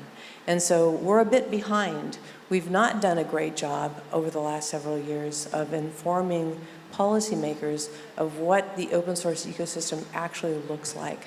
You know, what is the flow? Where are the economics? Who's making money? Where there are contributions? And so this, I think, is something that's a challenge both in the United States and in Europe, where it's not well understood who the stakeholders are that might be better informed and involved in deliberating and forming public policy. And I think that's the fundamental landscape for us globally. We know there are other countries that are considering public policy making as well. Great, thank you, Deb. I'm going to bring in Simon, who is the Director of Standards and Policy at OSI. As we all know in the room, but just for those who don't, and those online, it is a global charity stewarding the very definition of open source. And indeed, the previous panel, I see some of the panels in front of me, brought up some of those key concerns about and the importance of permissionless. So, Simon, maybe give us your take on what's going on in Europe. Thank you. Thank you. So I've been watching over many years as open source has gradually moved from being a marginal curiosity to a central reality of the technology industry globally. And legislators have gone through several phases as they've reacted to this. They started out by having no idea that their legislation even impacted open source because they were unaware of it. They've gone through a phase of noting open source but not consulting any stakeholders. I believe we're now at a stage where legislators are responding to open source, but they're consulting the wrong stakeholders as they're putting the legislation together. And I hope we're going to move into a nirvana where that changes. I think the reason it's happening is because the way we've approached legislation is very much an industrial revolution approach to products. We have producers who make things. We have workers who belong to unions who do the labor of making things. And then we have consumers who use their money to buy things. And we're well set up to see legislation consult each of those modalities of engagement with the economy. So we have lobbyists who are representing the producers, and we have unions who are representing the workers, and we have civil society consumer organizations representing the consumers. But it turns out that open source is a fourth modality, where the participants span the previous three modalities. And our legislators are simply not equipped or set up to consult that fourth modality. And as a consequence, they consult with proxies that they believe represent that modality, but they don't. So, for example, in the recent CRA, we suspect that the framing about open source came from researchers who were involved in industrial open source, who very much believed that open source fit a particular mold, and that was the universal truth about open source. And so in the process, they accidentally misdefined it and may well ruin Europe's software economy as a result. So that's what I think is going on. I think we're still stuck with legislation in an industrial revolution approach, and we need to help legislators progress into a modality where they understand that the new way of producing software spans the previous realities.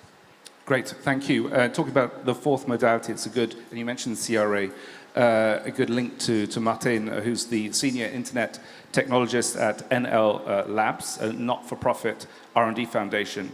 Previously Martin was a security advisor, a senior security advisor at the Dutch National Cybersecurity Center. And I've been working, and many of you here have had the pleasure of working with him over the last few weeks, months on the CRA. And he seems to feel that he's unwittingly found himself in the Brussels jungle.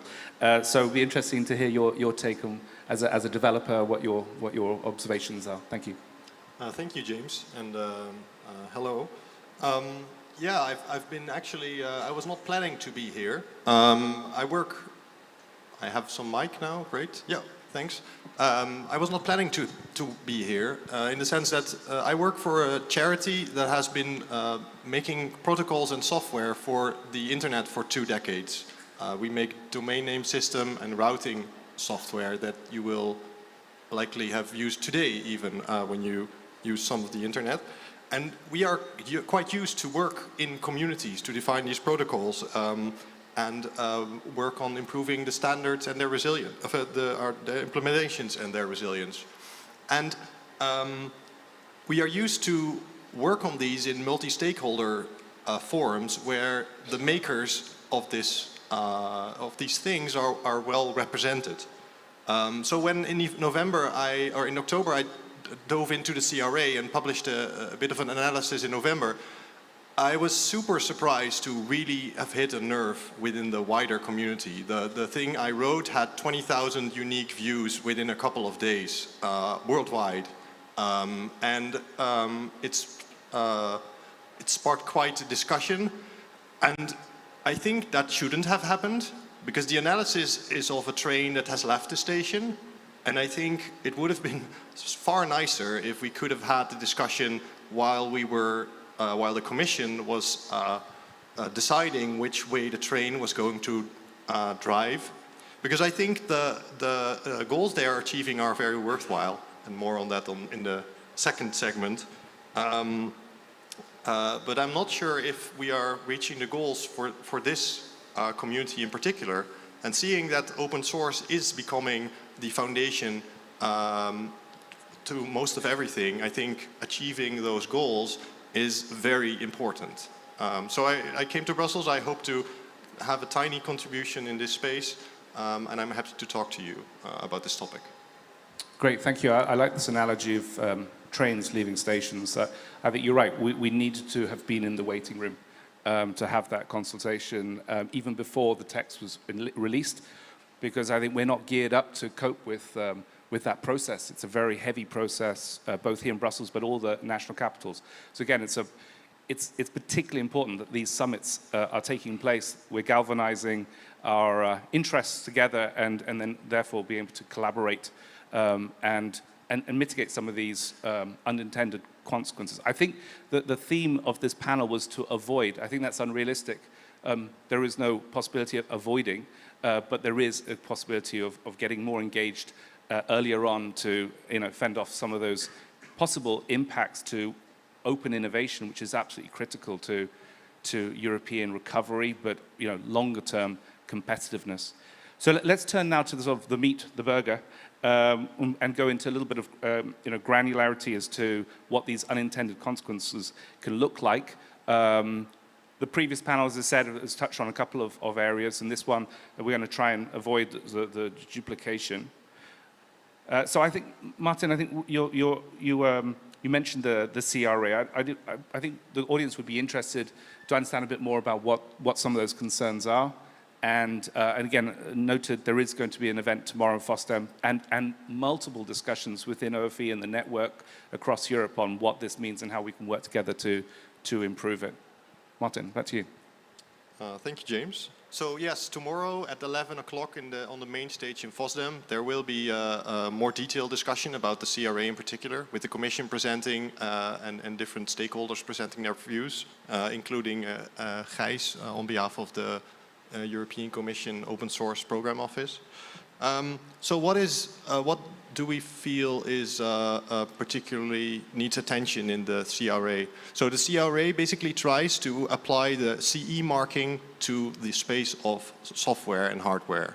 And so it uses an existing piece of regulatory instrument to a new domain.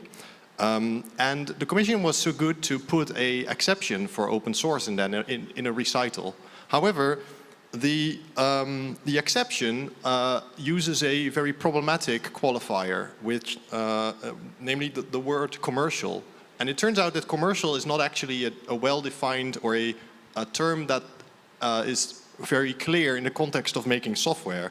And in particular, if you have a very broad interpretation of what it means to be commercial, then the exception has a very narrow basis for exclusion. And to make this more specific about NLNet Labs and the public benefit we do work on internet infrastructure, one of the examples that qualifies for commercial activity is technical support services.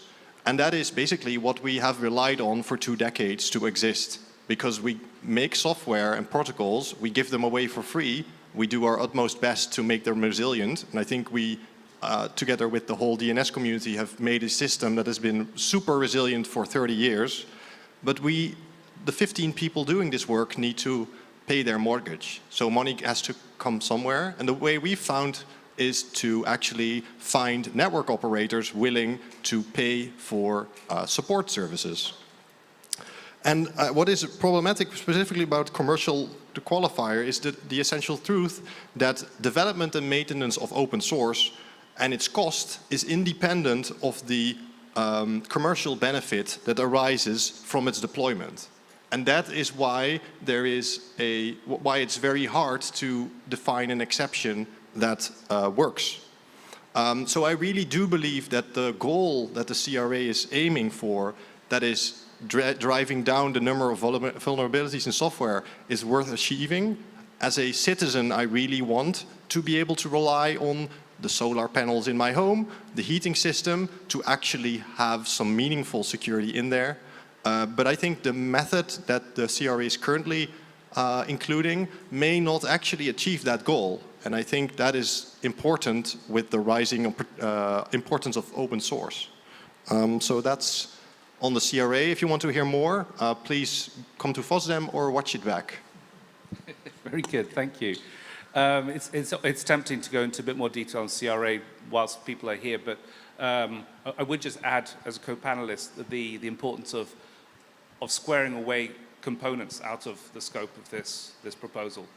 I think what the lens that's been applied is very much a tangible product approach, something which you can drop on the floor and hear break and smash into millions of pieces. The fungibility of software is incredibly different. The supply chain is incredibly complex, let alone it being open source. So I think this is the start of a long discussion, and again, initial contact with regulators has been actually very receptive. And it's quite humbling to see that, okay, we need to fix this. So I don't think it's a need to kind of cry that the sky is falling, but certainly we do need to act together to fix this and do this quickly and effectively before it goes into this rather protracted and heavy process, which we all know, and I was going to say and love, but maybe that's an overstatement. So Simon, yeah, talking about love, tell us a bit more about your love of IP and perhaps where there's a disconnect sometimes occurs. Thanks. Well, you know, there's been previous examples of things that have gone wrong. This isn't our first rodeo. So the first time that I spent a lot of time in Brussels was in 2005 around the Software Patent Directive, which was in the era of we didn't know that open source even existed for legislators. And then the next time around the loop was for the Copyright Directive, or the revision of the Copyright Directive, which was in the category of, well, we kind of know software exists, but we don't know who the stakeholders are. And it turned out that the stakeholders were significant enough to make people really worried in the European Parliament around the Copyright Directive.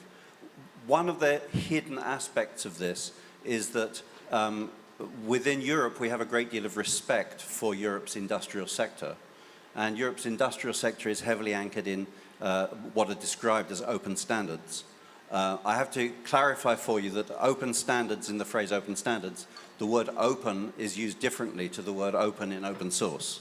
In open standards, the word open means that everyone is entitled to participate in the process, whereas in open source, the word open means that the final work product can be used freely by anyone for any purpose.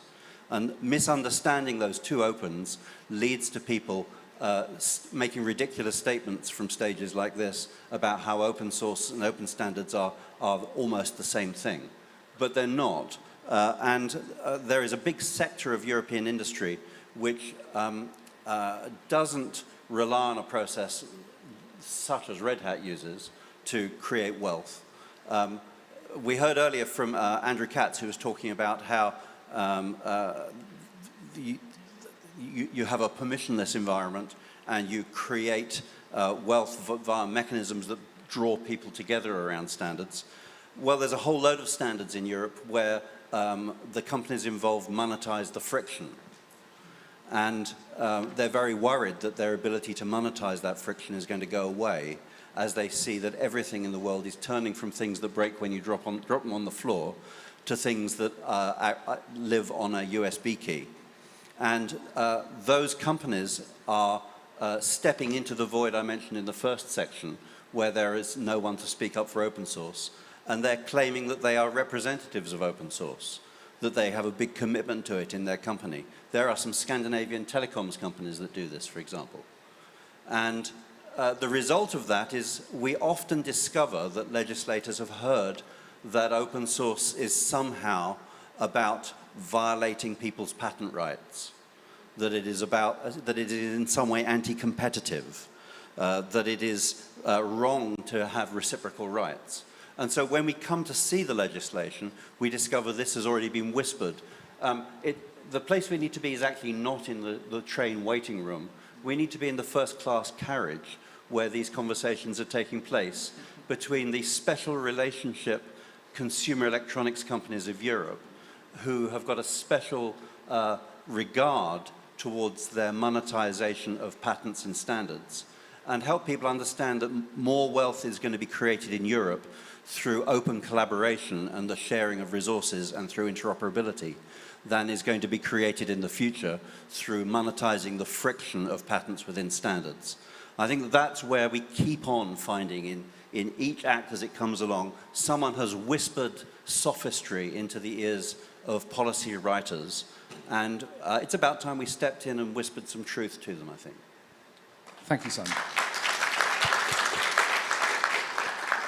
Again, I don't want to flog this analogy of the train, but I mean, this open rail opportunity we see in front of us, the whole opportunity which is once in a lifetime, digitally transforming our rolling stock across Europe, it will be telling if it doesn't have a strong open source component to it. And if it doesn't, then I think we've missed the train.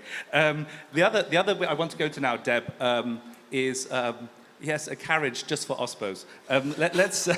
Let's talk about that. Buffet. Buffet card. The importance of using OSPOs in some way as a kind of window for policymakers into open source, but also I think the proof is in the eating. I'm looking at Hayes there. The experience of civil servants who then start to contribute upstream, start to collaborate with communities, start to build product, and start to abstract away the sort of the vendor ecosystem. It's really powerful, and I think it is a big step in understanding open source, and that reflected in better policy making. So Deb, maybe some thoughts from your side on this, but a positive swirl on this discussion. Thanks. Well, thank you. And I can always count on James to pop a surprise question. But I understand where the question comes. So I spent 8 years of my career running the open source program office for Red Hat, but I'd also worked at a university where we built a lab. And I'm also a government practitioner because I served as a deputy state CIO for a state in the US. And I was really struck a few years ago when the commission included the notion of creating funding and a construct for creating open source program offices. I asked if they couldn't consider making that multi-industry, multi-stakeholder, not just government offices. Because there's really two things. One is I've described a concern I have about the lack of understanding of stakeholders.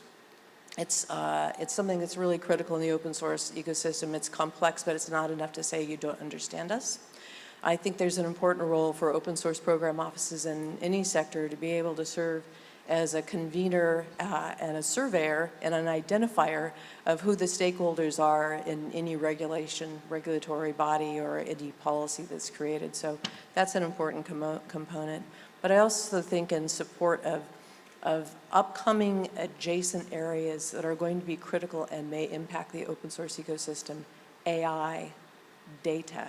These concepts are closely related, and open source program offices should also serve in a multi-industry construct to be able to find ways to find stakeholders that can help inform in that respect, and also in a positive way to be able to create the kind of synergy and collaboration across industries that really becomes important in actually implementing and seeing a vision of collaboration actually come true. So I hope that continues to grow as a standard here in the EU to have that kind of collaboration between open source program offices. These do not have to be huge staffing concerns. This is really just saying we're resourcing an idea, we're resourcing a function, and we're giving them a charter and an ear, and we're going to rely on them to help us identify who the stakeholders are in any of these regulatory conversations. Thank you. I think this adage, don't waste a good crisis, is apt here. To the extent that there's significant amounts of funding in the recovery resilience packages across the Union, and that slide earlier on about the growth of OSPOs, I mean, it's just the start of something quite special. So any governments listening out there, you know where to put some of that money at least. So we're going to move to the third and final part of this panel, the underbun, if you like, and maybe have and also if we have some time for Q&A, we'd love to hear from you guys as to some of the course correction that we could consider and how we can constructively and fruitfully engage on mitigating these frustrations that we've been talking about. So Deb, yeah, how can we better explain the life cycle, the ecosystem of this global commons? I mean, what some of those insights you have from your past and also now at Eclipse in terms of using these tangible examples in the Eclipse Foundation, in OSPOs across in public sector, to better educate, better engage policymakers, or is the audience too different? Are we not getting to the people in the first class carriage? Deb. No, I think we're quite behind in rising to this challenge. I think most of the conversations I've had in the last 48 hours since I've been in Brussels have been around what we can do to protectively respond. So Eclipse Foundation is a Belgium-based foundation, and our response was to immediately think about writing a case study to try to describe in more concrete terms rather than in the abstract, concerns around where does liability fall? How do you define what a supplier is? If a software foundation is distributing software, should it really be accountable and liable down the chain in the example for the CRA? So our instinct was to actually write a case study and explain in more concrete terms how the legislation would actually impact. I think we need more of that. We need to find 10 organizations that can describe in more concrete terms what proposed legislation might impact in the context of what their ecosystem looks like, who their stakeholders look like. And then more generally, we do need to move quickly to create better education. So we do need to write more. I have the privilege of being on an IEEE special edition guest panel for an edition on open source in the public sector. And we were to reflect a comment an earlier panelist mentioned. We were quite surprised that we didn't have more contributions. I think governments have been shy to share their experience, good or bad, on implementation. So we need more, we need people to write more, we need more case studies, and I also think we may need to consider doing something as simple as creating a video to describe the complex but important open source ecosystem. Who are the stakeholders? How does actually software development for open source happen? Who are the developers? Who are the suppliers? Who are the large corporations that are benefiting from it? You know, where does the money flow? How should we consider who's accountable and who's contributing? And then, of course, that should inform where investments might be made. And I think we're going to have to do more concrete educational material, and we're just at the beginning of that process. Again, we're at the caboose, and we need to plow through the training, get to the front. But I'm certainly looking forward for any ideas. Eclipse is very committed to help contributing to or help leading any of those kinds of efforts. Great, thank you, Deb. Now, just a quick time check. I think we've got about 10 minutes left, and then there's lunch. So I think we're going to have a slide or slides, and I appreciate we're under time constraints, so maybe Simon can touch on them. No. No? They're all here. I'm going to speak to them. We don't need to spill them up. Okay, fine. Well then... You had them panicking at the back there. Just seeing that you're awake. Well done. Okay, so a few minutes on that, and then, Martin, I've got a couple of questions for you to close us out. Thanks. So in putting together OSI's response to the CRA, we focus very much on correcting one specific problem rather than trying to look at the whole bill. And in the process of doing that, I realized that many of the issues we've had with previous legislation fall into a fairly reasonable taxonomy. And so they appear to relate to four things: to the identity of the stakeholders and misidentifying who the stakeholders of open source are. Secondly, in misunderstanding the motivations of the participants in open source projects. Thirdly, in understanding which mechanisms for compliance might be applicable. And fourthly, to understanding what the path to sustainability for a project is. And in each of those categories, you can see that there are fairly straightforward lessons that we could take forward to policy advisors to help them to understand not how to favor particular business models, but how to frame legislation so that it has the intended consequences rather than unintended consequences. So I'm gradually working through all of that to produce a paper on those four areas in the taxonomy to give you a flavor for the things that fall under those categories. Under stakeholders, I think it's very important to understand that civil society voices are key, even though you may perceive that it is an industrial matter. And in particular, voices from that fourth mode are extremely important. And it's very important to realize that the voices from the fourth mode have no representatives here in Brussels. The representatives of the other three modes they've got offices all over this area. But the fourth mode has no office here. And so legislators need to go out of their way to identify and consult with the voices of that fourth mode. Under who participants are in open source communities, people misunderstand the word volunteer. An open source project that is operating within, say, the Apache Software Foundation, everybody who participates is a volunteer in their relationship with the Apache Software Foundation, but almost everyone who participates is actually the employee of a beneficiary company in their relationship with their employer. And so when you use language which talks about volunteers or which talks about financial benefit, you'll almost certainly get it wrong. You need to use other language that talks about the putting of the software into deployment for trade, for example, rather than in terms of the commercial use of the software itself. It's very important to focus on the liberties to produce and collaborate. It's easy for people to be drawn into thinking about money the whole time. And the result of us having used the word free about software for so long is people come onto the stage and they come here to talk about how it's cheaper, how the total cost of ownership is lower. But the reason that governments want interoperability isn't to save money, it's to make the government succeed. It's to let the citizens be free. It's to allow them to put into place the sanctions that will end Russia's uncalled for attack on Ukraine. Those are the objectives. They're not about the aspects of the price of the software. And so it's good for legislators to focus on the liberties that produce the outcomes rather than to focus on the price. It's very important also to note that the participants in software, their geographical location is not relevant.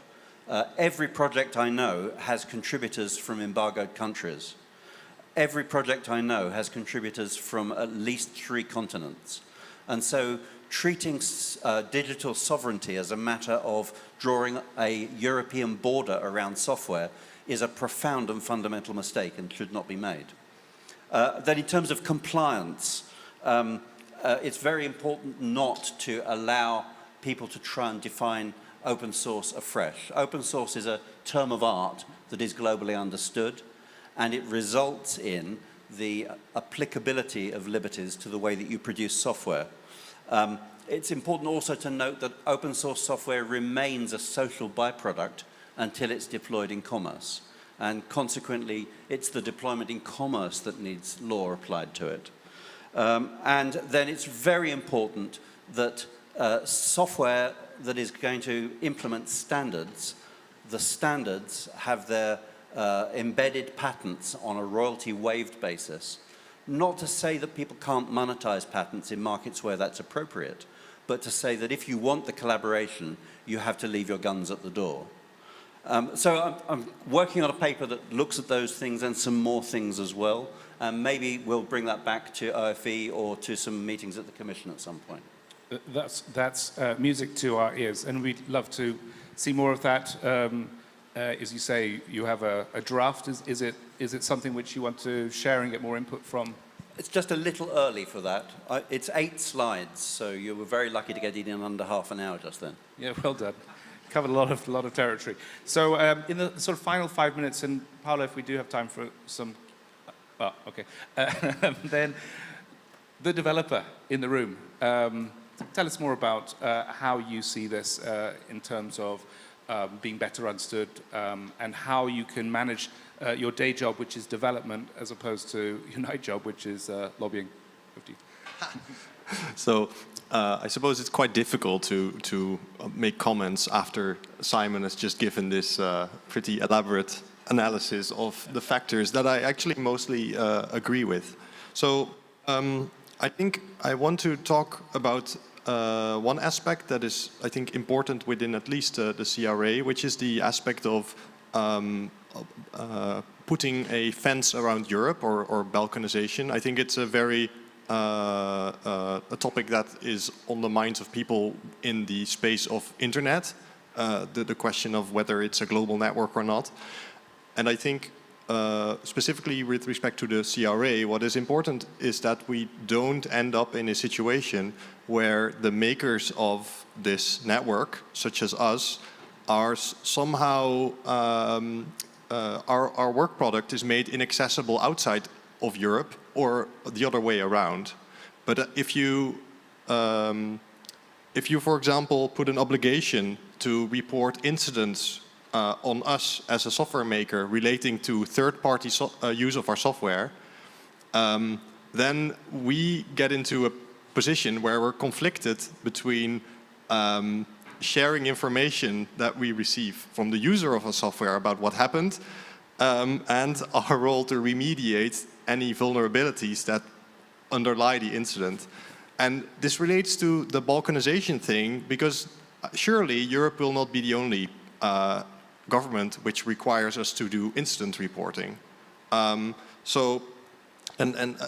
else mentioned an example where if you place heavy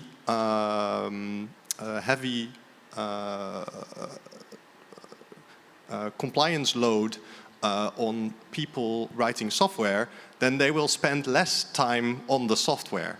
And I think that really resonated with us, because I work at an organization with 15 people, 14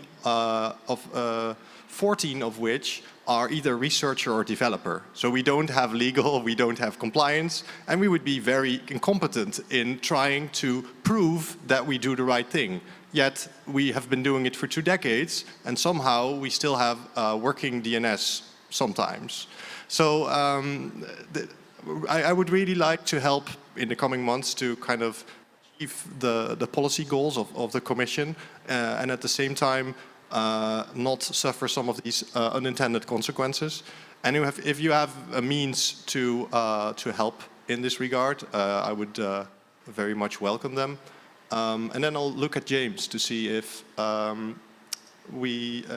if I need to cover any other aspects of the question you just asked. Well, I think we're going to torture you tomorrow at FOSDEM with lots more questions. We're going to go a lot more in detail about CRA, but also other regulatory initiatives. We're doing rather well. But I would love to open up. If there's anybody has a short question, then be my guest. You're obviously very hungry. Yes. So very good. Well, then I'll close out by thanking this wonderful panel. In a very short time, we've covered a lot of territory. You can clap in a second and throw gladioli. It'd be great. So thank you, panel. Cheers. Thank you.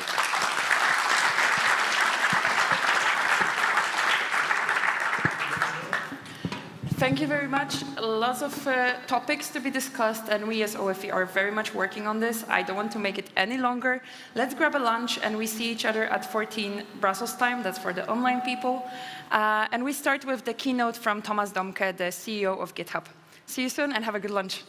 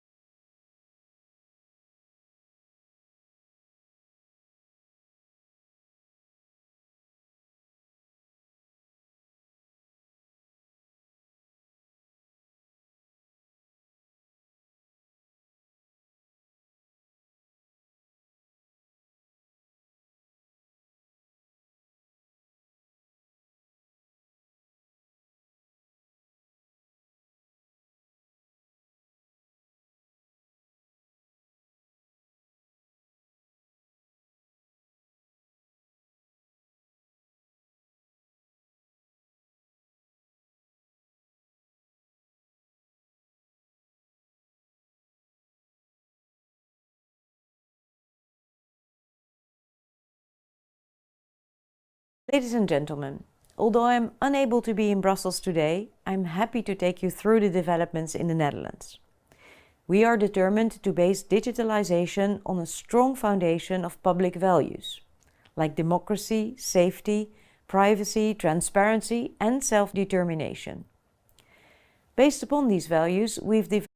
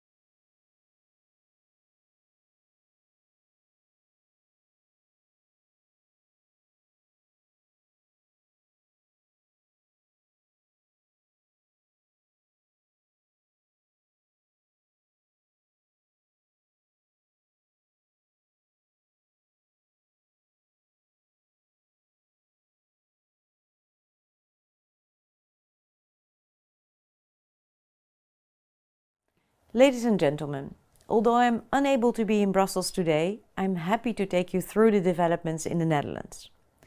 We are determined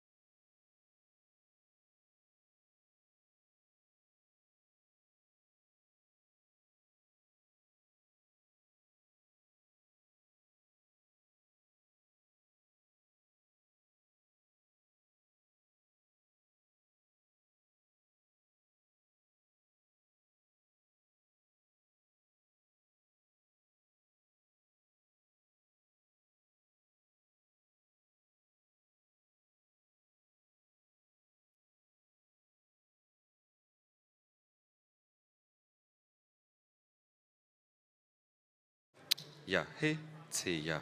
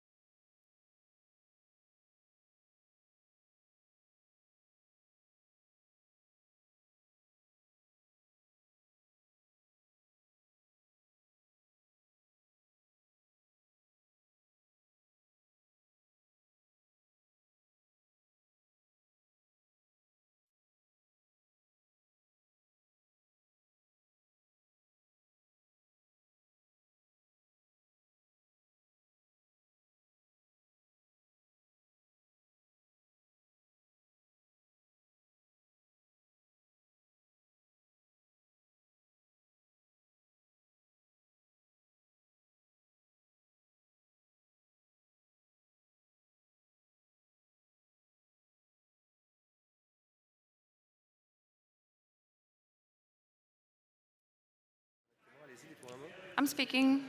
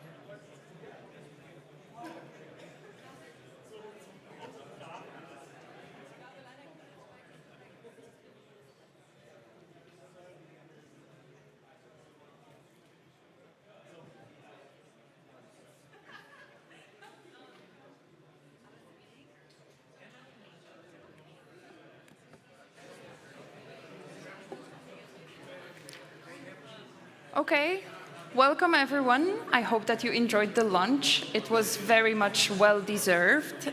Sorry for keeping you up for such a long time in the first part of the day. I hope that you enjoyed it so far. We have plenty of sessions to go, and actually I'm telling myself like, oh my gosh, we really packed the agenda. But I hope you can bear with us. And now I am very happy to announce Thomas Dohmke, the CEO of GitHub, who is going to talk about open source and AI.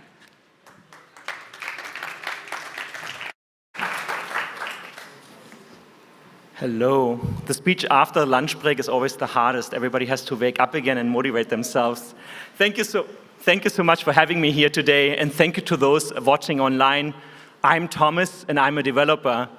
And you know, I've been a developer for so long. I normally see a few faces in the audience that I know, and I've been to a lot of developer conferences, but not to discussions about public policy. So I must admit, I probably don't know most of you.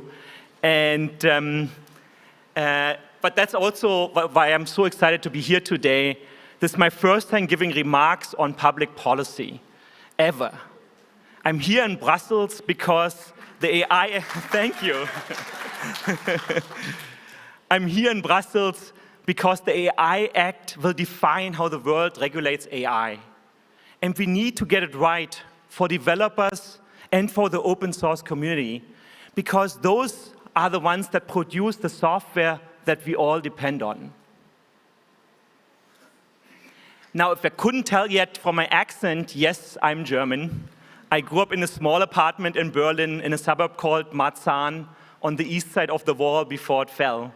And my life has transported me around the world, allowed me to hold positions like the one I hold today, in no small part because I always had one passion: to build with code. Now, as CEO of GitHub, it is my responsibility to help a new generation of developers in every way I can to build the next great thing of tomorrow. And over the course of my life as a developer, I have witnessed so many changes to the nature of software development, and today I want to focus on two of them: open source and AI. I grew up with open source. And looking back to the late 90s and the early 2000s, the community was met with a lot of skepticism. People were betting against open source. Companies were forbidding their developers from using open source. 30 years later, the doubters have been proven resoundingly wrong. The collaboration model that open source provides is just better. Open source powers the digital world we live in. Open source powers governments and corporations alike. And open source is at the heart of European values. It is built with deliberation, open contributions, diverse perspectives that know no borders, and the ultimate belief that everything can be better with collaboration. And it's because of this that open source is powering a spring of innovation across the world and here in Europe. And as the home of open source, as GitHub, we have long believed it is our responsibility to help protect and empower developers' rights to innovation and equal opportunity. We've been fighting for European developers when it comes to public policy, from the Copyright Directive to the DSA, and today as the EU considers CE marks for software. Open source changed the software, the nature of software development, and fueled the world's progress. And now, in 2023, we're witnessing a second wave of innovation that is revolutionizing how software gets made. The rise of artificial intelligence. We are at the beginning of the age of AI. It is the defining technology of our times, and it's already proliferating in all parts of work and life. You know, it's sorting the photos on your phone by the faces of your loved ones. It's picking your weekly playlist and the next short or video on YouTube. AI is driving our cars. And AI-powered innovations are sweeping across every industry and every country. and developers are behind all of this. And they're collaborating on the latest AI innovations in the open and on GitHub. And now even developers themselves are increasingly using AI to build software with tools like GitHub Copilot that allows them to build software in half the time. To me, that is a really special moment. We're bringing together the convergence of AI and open source. And you know, open source has been at the core of AI development for years. Open source frameworks like PyTorch and TensorFlow power nearly all of AI, and open source tools have helped improve transparency and remove bias for years. And now AI models are built and shared on open source. The OSS community has been and will remain critical to the advancement of AI. Together, OSS developers will use AI to help make our lives better. I have no doubt that OSS developers will help build AI innovations that empower those with disabilities. They will help solve climate change, and they will eventually also save lives. And as a European, as somebody who was born on this continent, I love seeing how open source innovations are beginning to break the narrative that only the US and China can lead on tech innovations. And I'll be honest, as a European living in the United States, this is a pervasive and often true narrative. But we can change this. And it's already beginning to, thanks to open source developers. Look at Stable Diffusion, an open source ML model as an example. You've likely seen exhibits of Stable Diffusion on the internet.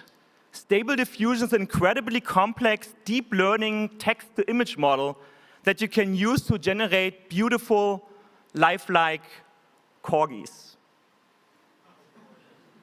And this corgi isn't real, but if you could fool me if you just show me quickly this picture.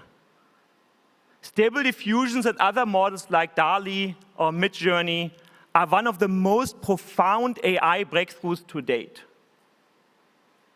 In August of last year, the model was released by researchers at Ludwig Maximilian University in Munich, supported by Open Source Collaborative, supported by German nonprofits and 2 companies, and they all worked together and open sourced the model on GitHub.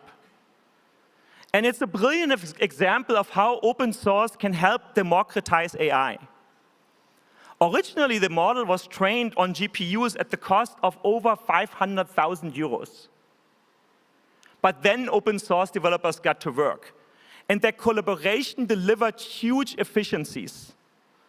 OSS built upon the model and made it better. Originally, you could only operate that model with a high-powered device with a specific GPU. Today, you can run it on your smartphone. And yes, you can also, of course, spin it up on GitHub.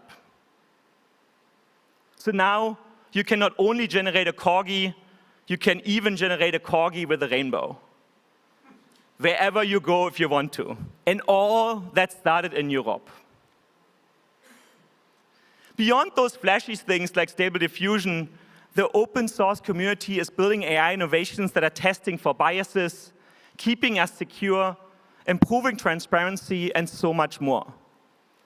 And the conversions of AI and open source are delivering incredible innovations. Beyond this, open source injects enormous value into the economy, contributions that are especially important in moments like today. According to an Open Forum study in 2021, delivered by some of you in this room, open source is contributing up to 95 billion euros to the EU's GDP. 95 billion every single year. That is as much value injected into the European economy as both an air and water transport combined. And that was commissioned even before the current wave of AI models started. According to estimates, AI is going to contribute over 15 trillion to the global economy by 2030. So it's almost unimaginable the it's almost unimaginable how much economic value European OSS developers could bring by leading this wave of AI washing over the world. GitHub is the host of much such innovation, and we are actually working on our own studies to measure the economic impact of generative AI in the coming year.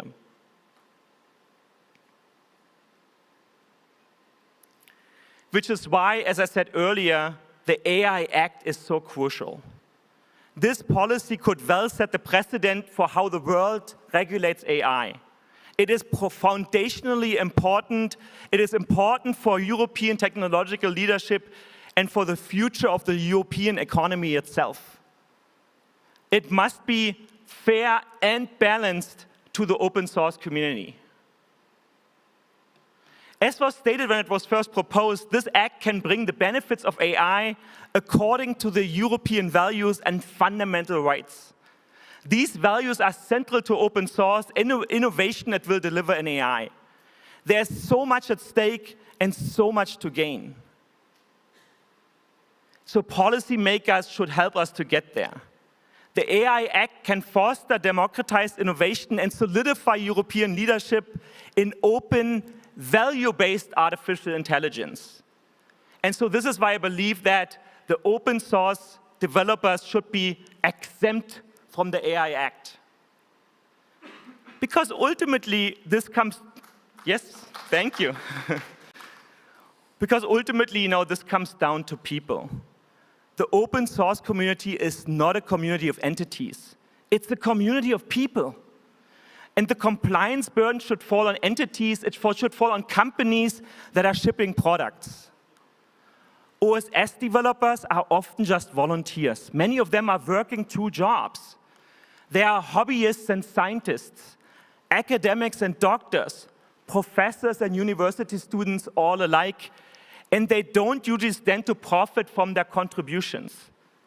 They certainly don't have big budgets or their own compliance department. The open source community acts as grassroots of technology, every day translating their ideas into the shared possibility for the rest of this world. And the greatest innovation will always come from the roots, but only if we give them the daylight to grow. Open source is forming the foundation of AI in Europe. The US and China don't have to win it all. Let's break that narrative apart. Let's give the open source community the daylight and the clarity to grow their ideas and build them for the rest of this world. And by doing so, let's give Europe the chance to be a leader in this new age of AI. Thank you so much for having me here today, and thank you to those watching online. And for those here in the audience, I look forward to seeing you all become familiar faces in the years ahead. Thank you.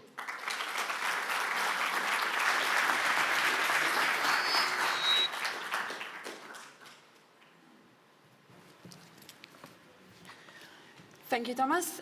We are switching our focus a bit. We talked about AI and corgis. Now we will talk about open source security. So I invite our speakers on stage.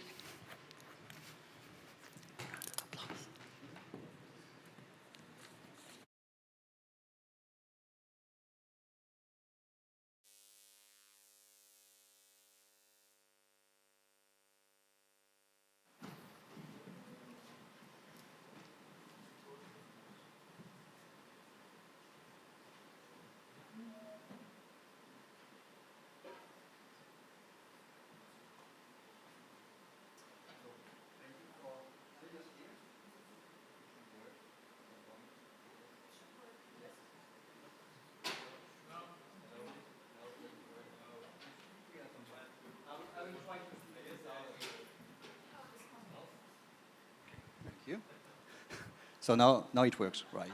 Okay, perfect. Thank you everyone for having us here. I hope you're enjoying the summit as much as I do and as much as we do. Today we have a very diverse panel, and I thank all the panelists for for joining us today. I guess we will start by a little round of introduction, given the diversity of the panel. So let's start with the other end of the stage. If you want to introduce yourself, Adriana. Thank you. Hello, everyone. My name is Adriana Groh. I'm the co-founder of the Sovereign Tech Fund in Germany. Is that enough, or should I give my little speech now?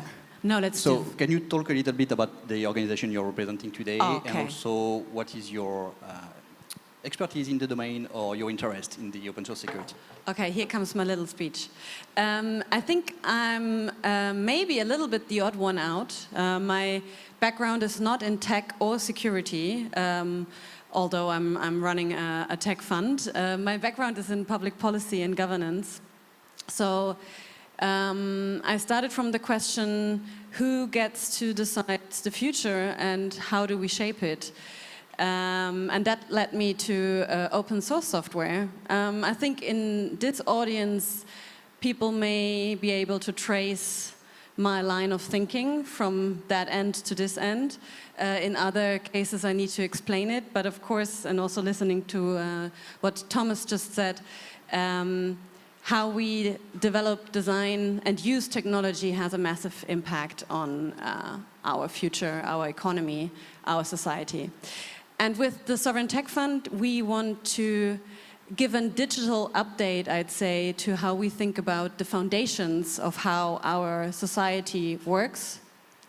We want to invest in open digital-based technologies with the Sovereign Tech Fund. That means digital infrastructures, protocols, libraries, standards, software that developers use to develop software.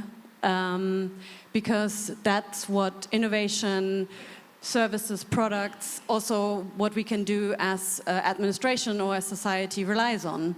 And it's not in the best shape. Right now, it's communities that take care of it mostly. It's some companies investing. And we believe that it's also a job where we should invest public money in the public's interest to make sure it works. Thank you. So much for now, I'd say. Over to you, Sven. Thank you, Adriana. Sven? Yeah, thank you. Thank you for having me here. Sven Herpig. I'm running the Cybersecurity Policy and Resilience Program at the German tech policy think tank Stiftung Neue Verantwortung. And I really hope I don't waste your time. I'm super new to the field of open source, so bear with me and call me out if something's wrong that I'm saying. We're coming from especially the cybersecurity policy background and even more niche from what is the government's role in that. And in that regard, we just launched last year a project, which is hopefully why I'm here, to figure out better what, if any, could be the government's role in fostering IT security of open source software. And even more detailed, if you want, we're looking at creating a blueprint. And the blueprints were mentioned earlier in one of the panels for national governments, European government, and others, of how you can design an open source program office, which is one government-led, government coordinated, whatever, and more focused on IT security. So of course we want to look at the OSPO model that has been established, and we want to dig down on how that can look like if we get it more to the operational level and more to the security level, and how we can integrate it vertically and horizontally into the architecture, cybersecurity architecture of the different governments, and how it can support policy interventions and how it can help make regulation and policies less bad and more understanding of the open source ecosystem and how it is married to the cybersecurity ecosystem. Hello, everybody. My name is Gaël Kunz. I'm working in the open source program office of Ericsson, and my colleagues and I, therefore, are responsible for setting the policies and strategies that, like in terms of how we work with open source software and how we act in the open source ecosystem. I'm, however, a developer by background, so I've been active in various open source initiatives and forums and projects over the last 10 years. And very recently I focused more on the security aspects, following the OpenSSF, a Linux Foundation project, focusing specifically on securing the open source ecosystem. And obviously, my interest here in this conversation is that, well, like from an Ericsson perspective, obviously our products are built to build or end up in critical infrastructure. As such, security has always been of, let's say, great importance to us. And from that perspective, I, as a developer and as an Ericsson representative, very much welcome the initiatives that we see here, at least the intentions of really now putting money and things into practice to improve open source security. In terms of regulation, of course, I'm really happy to be part of the conversations, because I think there's some quirks that still need to be sorted out, but it's good to have those conversations, and I'm really looking forward to this panel and talking to you later on. Thank you, Jörg. So I'm Stefano Zacchiaroli. I go by Zach. By day, I'm a professor of computer science at the Polytechnic Institute of Paris, and I teach and do research in cybersecurity and software engineering. By night, I do not fight crime, but I'm a developer, I'm a geek. I've been a Debian developer for 15 years. I've been involved in the open source initiative. And more relevant for this panel today, I'm co-founder and CTO of the Software Heritage Project. And what we do at Software Heritage is that we are a non-profit initiative in which what we try to do is to collect, archive for future generations, and make it available for everyone, all the source code we can find. We have already archived more than 200 million projects, and everyone can actually navigate and find their projects that have disappeared from their original hosting site, retrieve them, and analyze them for their reasons.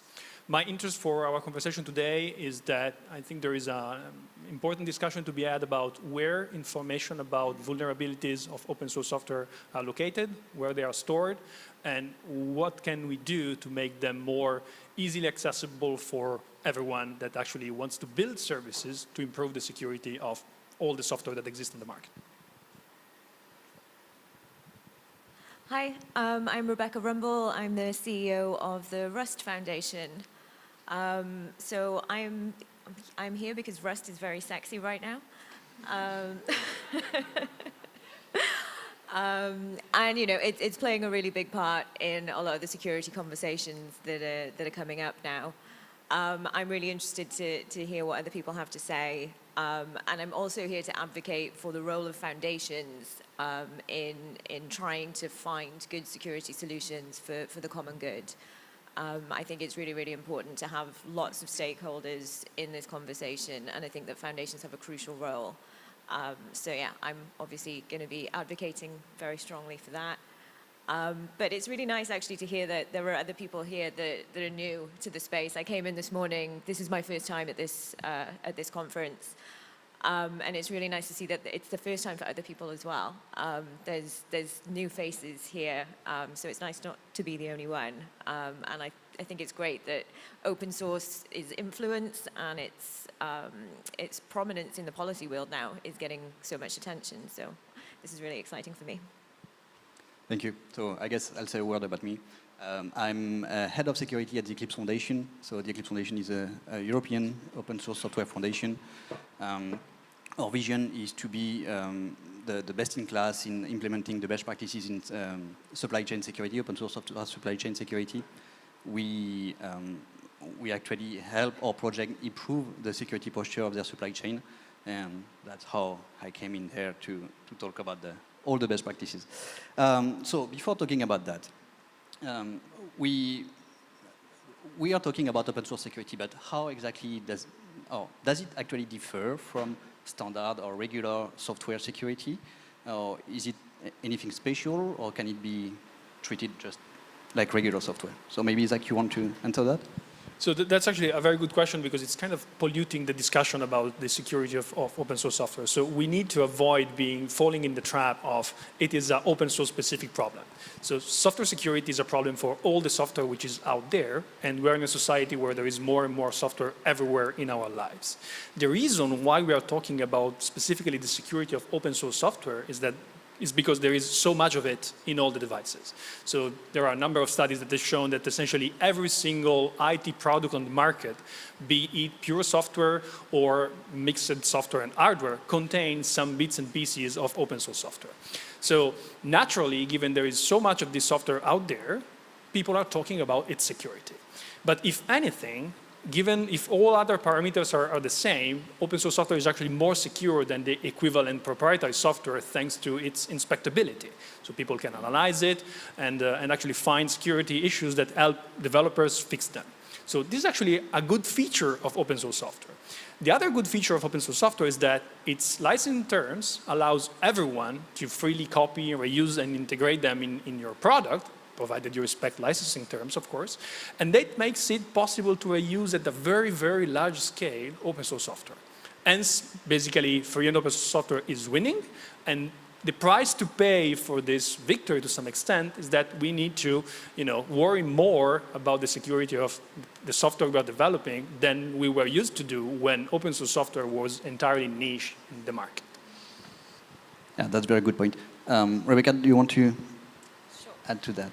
Yeah, I think trying to make a distinction is kind of irrelevant. The security in software is security in software, and as everyone has kind of said here today, even commercial products are built up of various bits of open source. So it's really, the key is how can we kind of bake these things in the development stage for open source developers and maintainers, rather than try and kind of bolt security on at a later date. That has very much been the case historically. Security hasn't really been baked into learning in computer science courses. It's not really been seen as like a natural part of the process, or part of the process that's kind of automated so it's easy.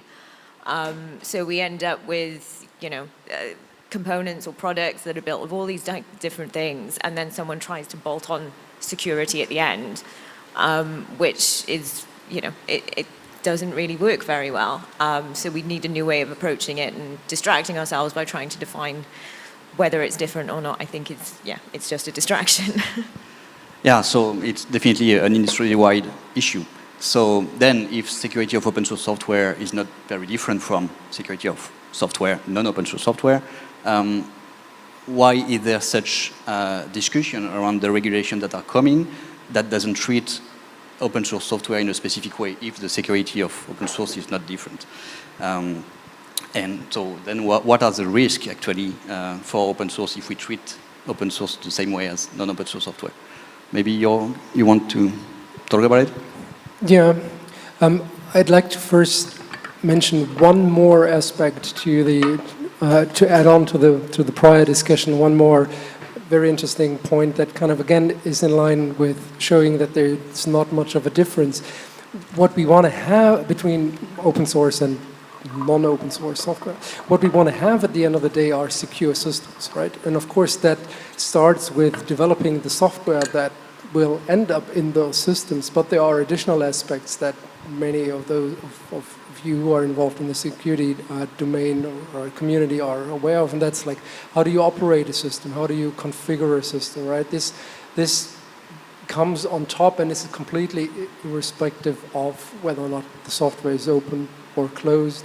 And this, I think, is also where regulation, or this needs to be taken into account by regulation as well, that it's more than just, has the software been built in a certain fashion, or does this artifact fulfill a certain quality mark? It's like, how is it used? How does it integrate into a bigger picture? But then, of course, as you asked, why is open source so much in focus right now? Well, I guess it's part of the reasons that, like 1.5 years ago, we've seen one very famous example of open source software vulnerability in there, which kind of, again, goes back to what I just said, is somewhere between a configuration issue and a design flaw, caused a lot of headache in the community. And out of that, I think the very good initiatives that, or the good intentions that we see kind of started to emerge, that we want to now focus on open source software and securing it. And the openness of open source software provides the not just the benefit of being able to inspect it, but I think it also comes with, or creates the responsibility for everybody using it, that one can proactively or should proactively work with the open source community to improve that their security posture. And this again is one of those specific properties of open source software that makes it so great, because it can also spread the load now again across the industry to kind of work on improving this common good that open source software has become. Thank you. Sven, maybe as a newcomer to the open source ecosystem, so you may have a comment about that. How can policy improve the security of open source software? How does it differ from regular cybersecurity?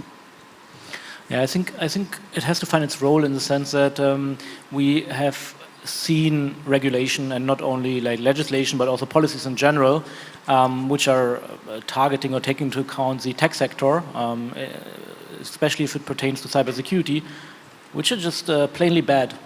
And I don't believe that most of them are designed that way because of lobbyist efforts, and they are just accidentally bad because those that make the laws do not have an intrinsic knowledge of what they are regulating, because it's a complex issue, right? And then what we end up with is something like, in this specific term now, the Cyber Resilience Act, and Martin mentioned that earlier, and I think also the Eclipse put out a statement on that, why that's a problem. So we have two complex fields, cybersecurity, where we often get it wrong in the first instance when we look at policies and regulations. And then we bring that together with the open source ecosystem, which is also extremely complex as far as I understand it right now. And if we bring them together, there's a huge room for making mistakes if you want to regulate it. So it looks very heavy-handed sometimes, but it might just be accidents because those that are designing it and those they are consulting, they don't understand the complexity and what it actually means. So we have to inform policymakers better, and they have to take our advice on how to design the regulation, and they have to better understand the ecosystem. That's why I'm coming back to the point of the open source program offices, because if I have that, then I should go there. I should ask, is that what I'm doing for the specific thing that you're doing, which is open source, good, bad, or not, and how can we change it? And I shouldn't go there and say, is it good, bad? They say, oh, it's not great, and then I go away and keep it that way anyway, right? And then I don't need that. So I have to be open to heed the advice, but first I have to create that point where I can go and can ask, okay, guys, well, you're not lobbying for anything. You're just there to tell us if that's going to be really bad, because we want to have more security, and we all agree on that, but we don't want to stifle innovation. And so we have to figure out something that works. We cannot say, well, it's open source, so there's no regulation touching it. We don't, we want to make it more secure, but not with regulation or policies. They should just do what they're doing, and we hope it gets better. But at the end of the day, we also don't want to just over-regulate it, and then we don't have innovation anymore. The people who are doing it are afraid that they get sued in the court of law, and they're like, okay, we're not going to provide stuff to the European Union anymore. It's too complicated. The regulation is stupid. So we have to find a sweet spot there, and that starts with creating awareness not only, but also having expertise and understanding somehow the complexity of these fields. That's great. Thank you. So we were talking about regulation. So actually, in Europe, we're also talking about digital sovereignty and the will of the European Union to reach digital sovereignty. Would improving the security of open source software a way to gain the digital sovereignty? So maybe Adriana, with the Sovereign Tech Fund, you may have a say about that. Yes, I have so many thoughts coming from your discussion. But let me focus on this point first, because it's really important for us to explain a little how we understand digital sovereignty. On one of the earlier panels, we also heard if that framework of digital sovereignty means putting up a digital border around Europe, then that's not what we mean, and also not what we want. The term is, I think, disputed, especially also in the US. When we talk to partners in the US and we say digital sovereignty, they're like, ooh. And then we say, actually it's about choice. And it's not about saying those are the bad ones and those are the good ones. It's about making sure that everyone is in a position where you can act. And that means you need to make sure that you have no strong single dependency where whoever it is, a single actor could just decide for you and you have no say. And this is why we want to invest in an open source ecosystem, in community, in many actors, so you have a vibrant ecosystem where everyone can make choices, you have innovation, but you also have security. So it's about individual choice for us, first and foremost, but of course it's also about choices for companies and governments to extend it to that level as well. But it's not about us against them, it's not about protectionism, and it's not about putting up borders in the internet, no. And if we understand digital sovereignty as strengthening the foundation in open source, then I think this is also a push for security. And I guess this is also why I'm on this panel here, because if we talk about regulation and policies and about how open source is more secure than proprietary software, we talk about theory, because in the end it always comes down to the people, right? And we need to put the people in a place where they can act. So we need the maintainers, the security researchers, we need people finding security flaws, we need people fixing them, we need people who have capabilities to learn, to exchange. And for this, I think it's crucial that we understand that we need more support, also sustainability in the field. And coming back to what I said in the beginning, I think this should not just be up to private money and to the free time of people doing it out of passion. This should also be something that we understand as a public's job to make sure it's there, because we all rely on it. And I think it's a really good idea to invest some public money into this. And not just money, we need the money to incentivize developments, you know, more diversity in the field, more new people coming in, more open source strategies between private actors and communities that are on eye level, more capacity building on the administration side. All of this has nothing to do with just giving money somebody. All of this is structural change, but we can fund structural change, or we try to. It's not easy, but we're learning. So yeah, that would be my take on your question. Thank you. What would be the role of foundations probably in this digital sovereignty environment? Would the Roth Foundation provide, what would the Roth Foundation provide in such an environment and for such a goal? So I'm in complete agreement with pretty much everything you said there. And I think, you know, plurality is one of our biggest strengths in open source. You know, the sheer number of choice, the sheer availability of different views, different perspectives, different experiences, and different sources of funding. You know, having a patchwork of support makes our software much stronger. You know, proprietary software tends to be quite brittle in a way because it is only narrowly supported. In terms of what foundations can do, you know, I have been frustrated in the past by governments, not just in tech, but in terms of all kinds of policy areas. There is a tendency that, oh, we can leave it to the market to solve this problem, or we'll just leave the market to its own devices and they will, you know, everything will be fine. This always leads to gaps, whether you're looking at countries where healthcare is privatized or education or all sorts of things. You end up with huge gaps that people and services fall between, and you have non-profits or volunteers picking up the slack.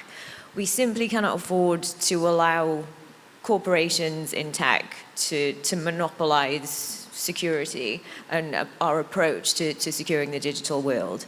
They have an enormously important part to play, and we're very lucky at the Brush Foundation to have the support of a lot of big tech organizations. But we can't leave it to them to decide, okay, don't worry guys, we'll take care of the security over here, and that company will take care of security over there. Between us, it'll probably be okay. That's not okay. We don't know what's going on inside of those organizations because security is a notoriously secure subject. Disclosures are difficult even amongst trusted people. So you need foundations, you need non-profit actors, neutral actors who don't have shareholders to answer to be able to say, do you know what, for the common good, we're going to invest in this. These are initiatives that will help secure things better. Investing in education and good security awareness in computer science courses, these are things that are going to help. So yeah, I think where foundations come in, where companies can't and where governments can't, is actually being able to say, look, we work with the maintainers. We have the maintainers on our board of directors. We work with them every day. We know exactly where the pain points are. And actually, we can direct that funding in a way that is not going to result in profit for one company or a distortion of the market in some way. We're here to make sure that the ecosystem is a good, safe, secure, and fun place for everyone that wants to be involved. Thank you. So securing the open source is also securing the access of the source code to the source code, because it's the main data behind open source. So what do you propose with the Software Heritage Project? So I think we are all aligned on the fact that digital sovereignty is not about borders, and that's a very good point. I mean, I'm glad to hear that we are in alignment, but it also means not being false in the way we approach the security of the open source supply chain. And so when it comes to what can we do to secure an independent access to information that are relevant for the open source supply chain, there are a couple of elements that I want to raise here. So there are two types of data which are essentially needed and useful for improving the state of open source security. The basic kind of data, the first kind of data, is indeed source code. So we need to have access to the source code. Actually, quite a number of vulnerabilities in the open source supply chain in the past were related to the lack of availability of access to specific components. So components that used to be available on some package manager repository disappeared, and that actually ended up breaking builds for a lot of people around the world. So as it happens, if you look at, let's say, the geopolitical angle of modern software development platforms, you will notice that a lot of those platforms are operated by actors which are not located in Europe. If you think of the main player in collaborative software developer is located in the US, you have other players located in Australia, and also a lot of the package manager repository are actually operated by for-profit companies which are not European companies. So it's fine, they are for now offering their services to everyone in the world, and they're giving access to European entities to those data, but it's better to cover our bases. So essentially, the first things in terms of digital sovereignty about access to open source code is making sure we have an independent access to that source code. If something happens, and for whatever reason, we can lose access to that information in the future. So on this specific point, we as Software Heritage are archiving all the source code we can find essentially everywhere in the world, and we are a European-based initiative. So the main copy of the archive is in France, but we have a number of mirrors that are being populated in other member states in Europe. So that's a first answer. And of course, these are just copies that are located in Europe. They are not copies only for Europeans. So they are open for everyone in the world, but they are in Europe. So as a first line of service, they're available to every European citizen or entity. So that's the first type of data, guaranteeing access to the source code itself, which is needed to build products or also to analyze them to find and to fix vulnerabilities. The second type of data, which matters a lot for improving the security of open source software, is access to vulnerability information. So the CVE databases, all the databases out there that offers information like this specific version of an open source component is known or has been reported to be affected by this vulnerability. This other version later on fixes the issue. So this information is available open data right now, but again, is for the most part curated and distributed and made available by entities which are not European entities. So I think that one of the next priorities, strategic priorities for EU in this respect is making sure that this information is replicated, is copied, and cross-referenced with all we know about open source software. So, of course, I think it's something where software editors can play a role, but more generally, we need to think as at an independent access to vulnerability information about all the pieces of open source code that are out there. Thank you, Zach. So yeah, we think about the data, the source code, and the NVD databases and so on. But what we see also, for instance, from the Eclipse Foundation point of view, is that digital signature is taking more and more importance in the securization, in securing the supply chain of software. And we see some projects, some initiative about providing digital signature services online that are as easy as to use as Let's Encrypt, for instance, to get web certificate very easily, but it's all run and operated by non-European companies. So probably having a similar infrastructure in Europe would be a way to gain a bit more of sovereignty. So great, thank you. My next question would be a bit more like a closing question is, what would be the next step? So for all the stakeholders, so what would be the next step for the EU Parliament, or EU government, the communities, and the open source communities, and also the industries? Do you have a view on that?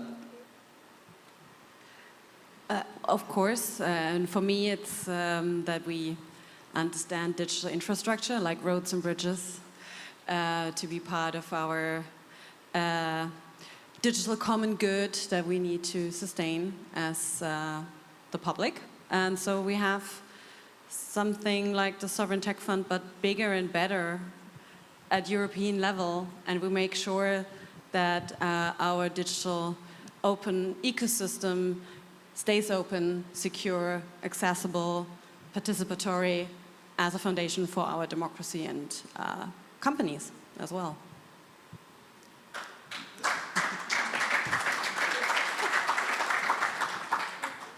Then what's the big next step for the industry, for the communities? Well, I stick with my talking points about the government's role in it, and be it the European government that has already created an OSPO or the national governments that started doing it. We need a point in the governments that have both understanding of open source ecosystem and cybersecurity, and both or all parties need to know that this point exists and how to approach it. Two sides to that. If I'm a government agency planning some regulation or just some policy maybe, I should know that I go to that place and I listen to these people because they know what to do, right? And then I take it back and then I include it. And on the other point, if I'm, for example, a security researcher and I find a bug in an open source software and I don't want to track down who is the maintainer or who I can talk to, I should maybe also have the option of having a government contact point where if I just don't want to keep it to myself and I don't have time to figure it out, I just drop the bug there and I know that they take care of it, that it gets put in a coordinated vulnerability disclosure process, and whoever is responsible will get the information and can actually fix it. So this single point of contact for improving security in open source software must exist, and we must be aware of it, and it must be a very, very low threshold to contact that single point of contact, because otherwise it's not good to just have it. It needs to be approachable, and we need to be aware of it. And I think that's where we need to go, at least from the government's perspective. I think that's where we need to go. And as an offer to the entire audience, I'm really super open. That's why I came here, to get your ideas on it, what kind of function it should be, what policy interventions it can do, and what you see the government actually, the national governments, the European government actually doing in that term. And you can also tell me you don't see a role for them. That's also fine with me. But that's why I'm here for. Thank you. Jörg?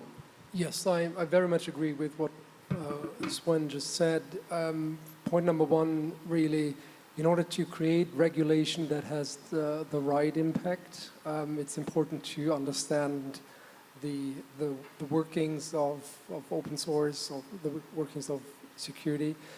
So yes, I would also recommend exactly the same, starting and facilitating these conversations with the industry, but also the development community. Then in terms of regulation, another thing, I would honestly, like really wearing my developers, open source developers hat, I would really like to see that, as was stated in the previous keynote, that we'll find a good definition that removes the open source ecosystem as much as possible from any regulatory burdens, and instead put it on the companies, right? That's where it belongs. As a representative of one commercial entity here, I would say, yeah, well, we'll take responsibility for the products anyway, so this is what should be regulated. In combination with creating the incentives, again, for the commercial players to, again, go out there and try to improve the baseline security of the open source ecosystem, that those two things need to play together. But I'm a little bit concerned that putting too much burden on the communities will stifle innovation. We've mentioned all of that. It will, I think, have a detrimental effect, and this is not where we really want to go. Let's take the right organizations, take care of the responsibility. Then yes, as I already mentioned, organizations should step up their game in terms of investing in the sustainability of the open source ecosystem, or try to understand how they can become a more valuable member, so that sustainability is not as, the sustainability of the open source ecosystem isn't as strained as it currently is. We already know that there is issues. There are issues like maintainer burnout that is really a thing. So it cannot be that either regulation or commercial organizations take this push towards security and kind of translate that into more requirements on the developers. So again, that needs to come from the industry as well. And I think this is not just added cost. From a European market perspective, learning how to become a proactive, or not proactive, a collaborative and value-adding member of the overall open source software ecosystem, well, you gain competence. You know how to work with these things. It makes it easier for you, for your R&D organizations, to maintain the software that you're building, right? So there are benefits there as well. And I think that needs to be realized across the EU market. And I think then we are on a good track. Thank you. Dak, so what would be the big next step for the industry? Yeah, so I want to propose this thought experiment to people in the audience. So try to imagine, if you're a developer in your day-to-day job, if you're not a developer, talk to a developer that work with you or for you, and try to imagine, go through your day, and every time you use a service, so something which is not running on your computer, try to check where that service is located, who is operating that, and what is their business model.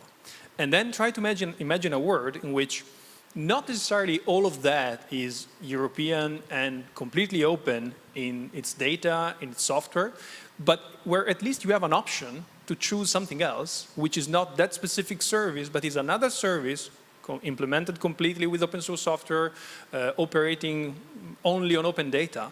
And ask yourself and ask your peers what it will take for us, for the open source community, to get from where we are right now to that place in where you have those options. And I think that's the kind of mindset we need to have for the next 10 years to improve the current state of affairs. And back to your point, if we do that, as a side effect, we will indeed increase the community in Europe and the business in Europe that works in this kind of on these kind of topics. That's just my concluding remark and proposal for an exercise for all of us. Thanks for the exercise. Rebecca, any?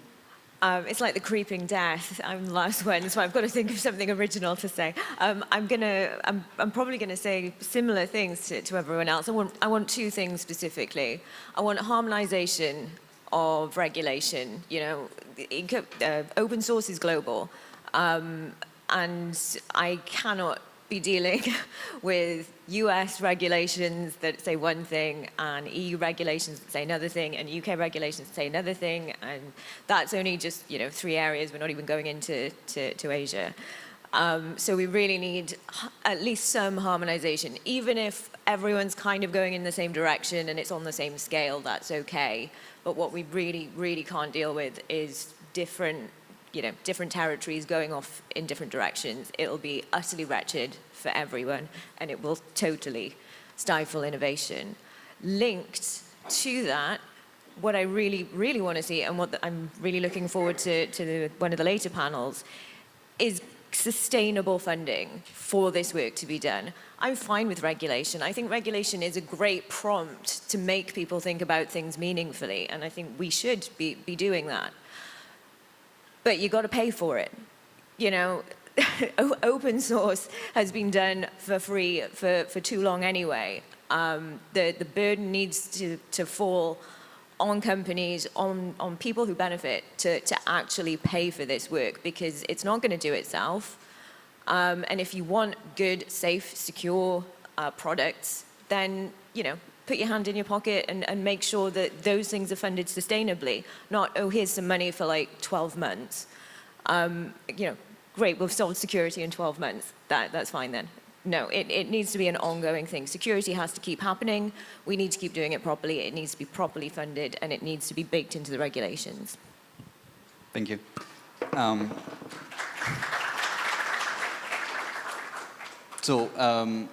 would agree with everything. What I would add is do not put the burden of security on the shoulders of developers. It's definitely not something that they have time or they want to do. We need to sustainize open source to be able to have services and be able to help developers think about security and do security, but without taking too much of their time. Thank you very much to all the panelists today. And I'll leave you with Paula for the rest of the day. Thank you very much.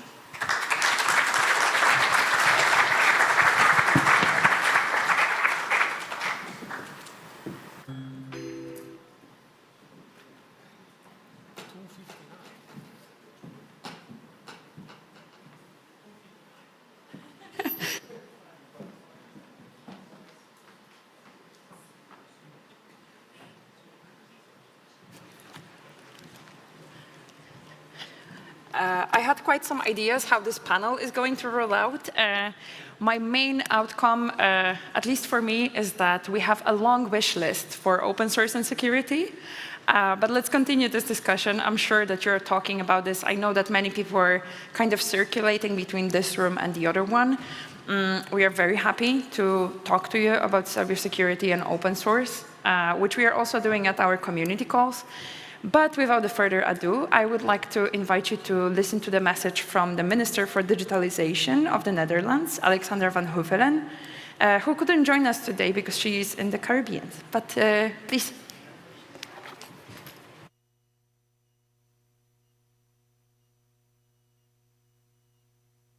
Ladies and gentlemen, although I'm unable to be in Brussels today, I'm happy to take you through the developments in the Netherlands. We are determined to base digitalization on a strong foundation of public values, like democracy, safety, privacy, transparency, and self-determination. Based upon these values, we've developed a practical and nationwide working agenda, which works towards clear goals.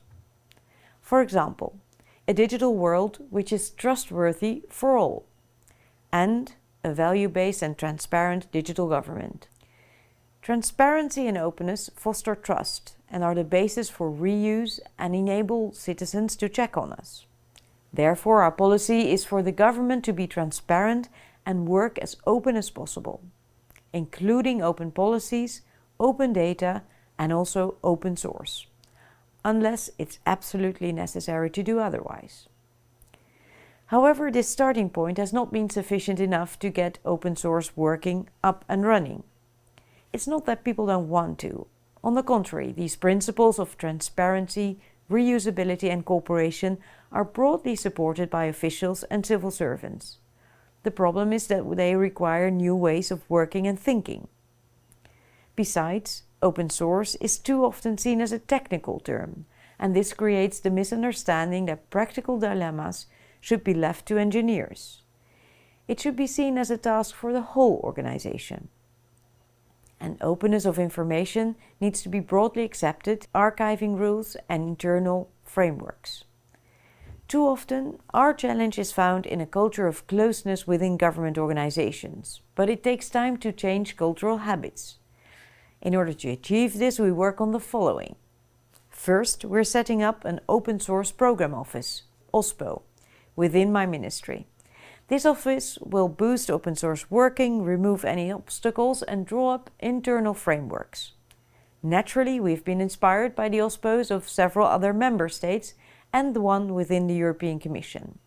Building on this, my ambition is to strengthen the OSPO efforts for the entire national government. Secondly, we're placing this investigation firmly within the bounds of our renewed Freedom of Information Act. The source code of government software is government information. That makes that it falls under the reach of this law. So we recently published the source code of the Dutch digital identity app. Thirdly, we're training and fostering awareness among government professionals. In this way, we make open source a standard. These practical steps will help us to build a value-based, transparent digital government that is trusted by citizens. And we aim to work closely on the European stage. For example, within the European OSPO network, or by jointly developing cross-border digital services. I hope that today's summit will contribute to greater collaboration and a more trusted digital sphere. Simply put, an open source Europe. Thank you.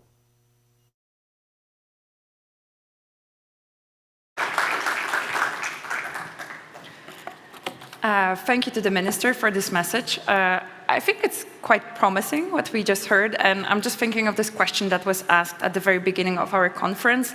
Should the governments be the open source champions?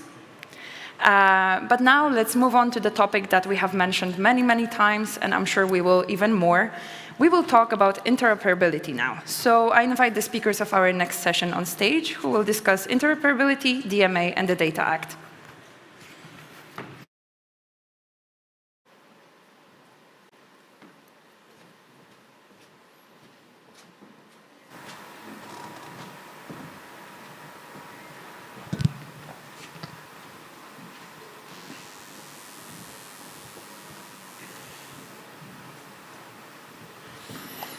Hello, and welcome to the panel on interoperability, here, there, and everywhere, in several pieces of regulation and several technical applications. So I am Vittorio Bertola. I'm the head of policy for Open Exchange, which is a German open source software and service company, mostly in the email and DNS space. And I will be, before introducing all the other panelists, I will be giving you an explanation basically of why interoperability has become so important. Because if you are here in Brussels, I mean, you will have noticed that all of a sudden, in the last year or two, interoperability has become sort of a buzzword, a magic word, which is coming up in several different pieces of regulation as the potential solution for everything. And I mean, for someone like me, I mean, I have a gray suit because now I am a policy person, but 25 years ago, I was the kind of young person writing code up to the 3 a.m. and in the room. And so as a developer, for me, interoperability was something that was completely natural. So the first thing that we should say is that interoperability is not a new concept. Actually, it is an attempt to get back to the origins of the internet.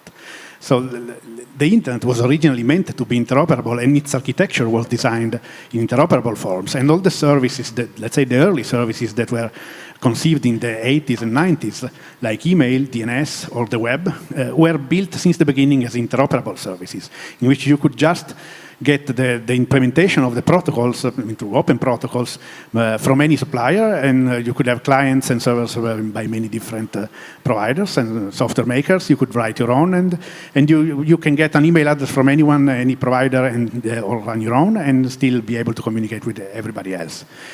It's the new services that have been coming up in the last 20 years that are not interoperable, but they are the exception, not the norm. So what we should do as a technical community is try to push back the original principle. And I think this is really a fundamental moment in which we have to do, because what happened in the last 20 years is that we allowed, through possibly the lack of sufficient regulation, we allowed the internet to be closed down and the services to be closed down. And I mean, we allowed the internet to turn into a set of walled gardens owned by very few, very big companies. And we are at a point in time, and this is at risk of getting worse, because as we have seen, now we are entering the AI age, and now there are, again, very few companies, mostly the same, that are building these machines that are learning from. Some actually say stealing from. There's an interesting debate on compensation of learning sources for AIs. But they are learning from the knowledge, the code, the art of the entire humanity, and then they are, I mean, becoming actually better at doing this. And possibly creating new forms which surpass the ones that were created by the humans and are even better and are making them redundant in a way. And they are closing them down. I mean, at least depending on the rules that we will have, there is the risk that the knowledge, the code, the art of will be progressively closed down. So this is why we have to restate that interoperability, openness are fundamental principles, not just nice to have for competition and and in general for the technology, but they are fundamental to preserve the openness and the democracy in our society. So with this very low stake that I wanted to set, I will now, I will let the panelists introduce themselves so they can, I mean, as soon as they speak. We structured this panel into sort of sub-panels on specific implementation cases of interoperability. And we are going to start from messaging, especially instant messaging. You know that the Digital Markets Act, which was approved last year, introduces mandatory interoperability clause for actually any number-independent interpersonal communication service, which means instant messaging mostly, but also email. So we have Amandine, and I will let her introduce herself, that will introduce the topic, explain what we are talking about, and then I will let the other panelists also comment. So please, go ahead. Thank you, Victoria. Hello, everyone. My name is Amandine Lepape. I'm COO of Element and co-founder of Element and Matrix, which is an open source project, which has been mentioned a few times on this stage already today. The idea of Matrix is to provide an interoperable secure communication layer. So basically break all these silos, walled gardens of chat, voice over IP video that exist today, so that as a user, I can choose where I want to host my data, and I can choose which application I use to communicate without having to just trust blindly one provider. So as Vittorio said, the Digital Markets Act, which has been coming out, was voted at the end of last year, is very interesting in terms of actually trying to break these big silos and making sure that the European markets are more open to help both the users and the companies.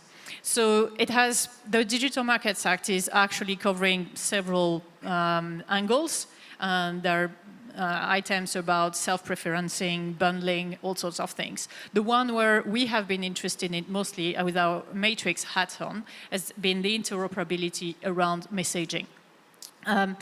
The idea is to designate these big companies which go beyond the threshold of revenue or market capitalization and play a role of gatekeeper as on the European market, which means that anyone wanting to communicate would have to go through these. So they haven't been designated yet, but it's very possible that people like WhatsApp, for example, are designated as a gatekeeper, or Meta, or iMessage, for example, and this sort of people.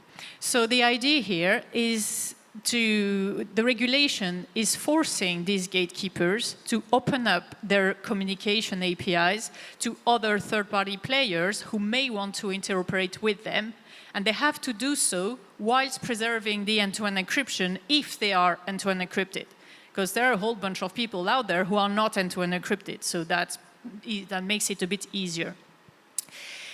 It's from a user perspective, it's basically going back to what I was talking about earlier. You know, as Vittorio says, for email, you choose where you register your email account. Do I want it on Gmail? Do I have to use my work one? Can I use Proton? I can choose where it is, but for chat I have no choice. And once I created my email address, I can access my email from the email client I want. It may be Outlook, it may be the email app on my iPhone, it may be straight from my web browser. I still access my emails, it's the same content. Why, for chat, do I have to change the user interface to change the content? It's so weird that it doesn't exist. So the DMA is actually trying to fix that so that smaller companies can also create a new market to open up the opportunities for smaller companies. Someone was talking earlier on stage about how the market in Europe is full of contenders. And I'm sorry, I cannot remember who it was, but it's true. Basically, the big gatekeepers are usually American companies. And in Europe, we're trying to actually provide innovative, different propositions that may be competitive with them. But we cannot because they have the big networks and we cannot break into it. So from a business perspective, what the DMA is bringing is small companies in Europe may be able to interoperate with existing networks and access the users of the existing networks to provide a different value add. Think about a small company wanting to provide a specialized messaging app for elderlies, for example. Then today they cannot because it means that the rest of the family would have to install the same app. Why they could have interoperability between the app from my grandmother and WhatsApp and this sort of things. It's basically lowering the barrier to entry for the smaller contenders in Europe. So the gatekeepers have obviously been pushing hard against this, saying, firstly, that it was technically impossible. Oh my God, you want us to change and open up? This is impossible. Technically, I cannot see how it can work. So the thing is, we had been with Matrix doing it for almost 9 years now, and we were able to say, guys, this exists. There is an 80 million user network out there which is doing interoperable and to encrypted communication. So now basically there's a lot of work to be done to prove this and help people implement this in the right way. There is another pushback around data privacy. We're saying, but if people are using WhatsApp, then they're sure that the data is staying in WhatsApp. Yes, the thing is they have no choice but give the data with WhatsApp. At least with the interoperability, the key thing is being clear that the data is actually going out of WhatsApp. If I want to talk to my grandmother using this specialized application, it may be more important for me to be able to have this interoperability, and if the data is going somewhere else, and I'm aware of it, it's a conscious choice. It's all about choice. And that's why it's so important to be able to implement this properly. And it's a great step forward. Yeah, okay, thank you. And Jurgita, do you have anything to add then? I'd like to see the perspective of an email company. I think I will give a perspective, definitely also from just me being a user. I'm really excited by this opportunity presented by the Digital Markets Act, and I'm really excited to see one day also as a user a possibility to be able to message from my one messaging app that I prefer to other messaging apps. I think it would be really great because as Amandine mentioned, it's quite burdensome for a user to have 5, 6, 7 different messaging apps to be able to reach your friends and family. And sometimes you want to quit one messaging app because, for example, the privacy standards are not the standards that you would like to have. But you won't because all your family is there, all your friends are there. And I really see no reason why it should not be possible to be able to access those people in other messaging platforms. You know, they did this for telecoms many decades ago. Everybody was saying the same, it's not possible. We should all be staying in different with different telecom providers, and I don't know, ideally have different phones for different telecom providers and things like this. The same happened in the energy sector. Now a consumer can choose different even energy providers. So can you imagine, it's possible in the energy sector to choose your electricity provider, your gas provider, and how come we were not able to, connect the messaging apps and things like this? So I think this is really exciting times, and it will greatly benefit users. And we also heard a lot of different arguments regarding end-to-end encryption. Obviously, we're an email service, so we're interoperable, and things can be possible in the end-to-end encrypted environment, and this cannot be an argument not to provide consumers with the right to choose to use services that they want to. Thank you. And Gabriele, introduce yourself and then. Sure. Hi, I'm Gabriele Columbro. First of all, thank you for having me here. I'm the General Manager of Linux Foundation Europe. We recently launched in September last year, but I'm here with my second hat. I'm the Executive Director of FinOS, the FinTech Open Source Foundation, talking about an industry that's been pretty locked in for the last, decades, or pretty much ever.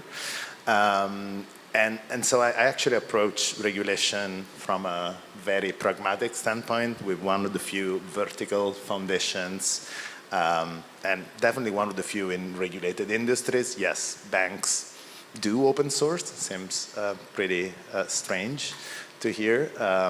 But when I think about DMA, I have to think about what happened with PSD2, and of course, as a very corporate, in some ways, of course, we have a lot of individual contributors, but the large contributors and members of our foundation are banks, and so for me, I always have to lead with why you want to do open source, why there is business value in what you're doing, and that is for each of the constituents, whether it's the banks, asset managers, regulators themselves, and of course individuals, individual users.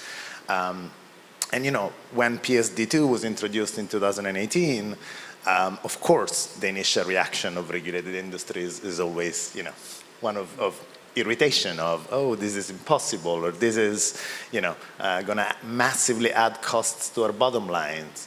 And, true, they are regulated industries, they have to burden, to have the burden of regulation. But if I look back, and I kind of want to get the numbers right, that was a regulation that has indeed had sort of three major, I think, positive effects. One, it opened up really the fintech sector. There would not have been the sort of massive explosion of fintech that we've seen in the last few years, especially in Europe, which brings me to the second point. Actually, from 2018 to 2019, when the regulation was introduced, European fintech has grown faster than American fintech, almost like 24% versus 18%. Again, bringing forward, the role of Europe in sort of the global stage. And then number three, a couple of years later, banks themselves started realizing that, there is an actual market to be had here in providing access to APIs. And again, for those who are not familiar with PSD2, is really about providing access to customer and payments and account information to sort of the rest of the ecosystem. And it really created an open ecosystem. Now, when I think about the DMA, kind of going to the question, one problem with PSD2 is that it really applied only to banks, primarily to financial institutions. DMA has the potential to fix that because, as you were saying, it applies to gatekeepers. Banks, of course, having been gatekeepers of the financial system forever, but it does apply to big tech. It does apply to, effectively, companies that under PSD2 had the potential to benefit even more than the small and medium businesses, that were created in the fintech wave, because ultimately they could get access to the data, but they were under no obligation to, give the data back. And so that's what I'm really looking forward to the DMA. I'm really looking forward, especially to the vertical interoperability and the, data portability requirements that it comes with. if I may. It's completely bringing up the level of service and value that one can bring to the user. Because if you're a gatekeeper and you have a complete monopoly on something, then of course you don't need to innovate. Who cares? Whereas here, anyone can come, and that's also linking to the open source discussion earlier, like anyone can come and innovate. At least you're not starting from scratch. Otherwise, if you created a new messaging app, you would have to first to reinvent the wheel, and no, messaging is not easy. That's why we have so many silos. You start thinking it's easy, but it's really hard, especially if you want to add into an encryption to it. And then you have to differentiate, but you have so little users that it's tough to actually bring up. So for the gatekeepers, it is an opportunity to actually show the value they are actually bringing beyond just being a network. And I will add that interoperability is also good for sustainability, which is a hot topic now, because in the end, just imagine, I mean, how many resources, bandwidth, battery you are consuming by having like 10 messaging apps running at the same time on your device. I think this could also be saved, and maybe we could do a little also for the planet. So I think that there's a lot to be gained, and I mean, the DMA, I mean, the instant messaging part of the DMA was maybe the most visible one. But there are other clauses which are related to, for example, opening up operating systems on mobiles and preventing, I mean, self-preferencing and defaults and allowing users to actually have a choice. And there's an interoperability clause for payment systems and for identity. So maybe we should now switch to that, because identity is actually one key theme. I mean, especially logging. You know, we have this big eIDAS thing, which is good for public services in Europe, and it's growing now. There's a revision going on, but it's traditionally a very complex thing, and they're making it even more complex. So in some countries, they don't even have like the mobile authentication we have in Italy, like SPID. They use EID cards with chips and smart card readers, which are very secure, but nobody wants to use them because it's just too complex. And so people use Google and Facebook and Apple logins over the web. And this means that, again, the gatekeeper control all the credentials, the identification of people, and potentially get to know, I mean, every place I go on the web, and every service I log into. So we should be opening up this as well. And this is technically possible, again. So I want to get back to Jurgita and discuss this, if you have any considerations or ideas on how we can open up identity and identification systems through interoperability. Yeah, definitely. Thank you, Victoria. So I'll quickly present myself. My name is Jurgita Misevic-Te. I'm the head of public policy and government affairs at Proton. Proton is a privacy communications company. We provide now an entire product suite of different private tools, and our goal is to enable people to have an ecosystem of privacy-focused tools that would allow them to protect their data and basically, you know, open up possibilities to a more private and fair internet in the future. So identity and identity systems is a very important question, and DMA will, I think, introduce quite a big improvement in this area, opening up this particular systems of the gatekeepers. Perhaps the best way to start is to provide an example. How gatekeepers use identity systems to essentially keep the whole ecosystems closed off for competition. And a good example of that is the Android case. So currently, if one buys an Android device, the only way to actually access a device and to set it up is to get a Google account. To get a Google account, you actually need a Gmail address. While technically, it is possible to get a Google account without a Gmail address, it is so complicated that no average user is able to do that. So, in fact, I tried it myself and spent a good hour on that, and I didn't manage. I really didn't find a way. So it's really open to only very tech-savvy people, these type of things. Then, so that means you buy your phone, you pay quite some money for your phone, you are obliged to get a Google account, you're obliged to get a Gmail account in order to start using your phone.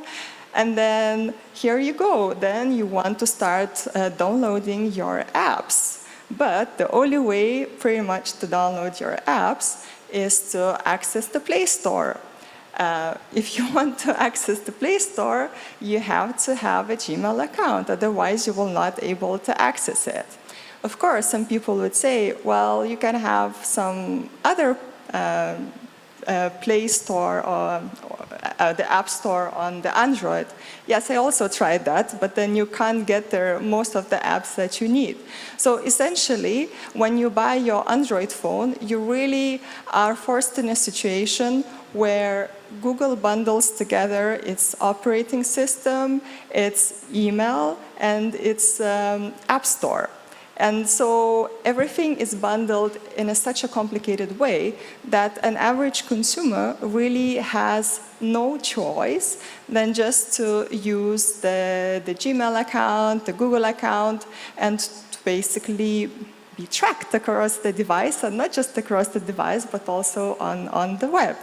I can give you quite an interesting example that for a user to be able to use Proton Mail on the Android, the user has to become first a Gmail user, and then going through all those additional steps, be able to download Proton Mail from the Play Store, which is quite crazy when you think about it, and it should not be like this.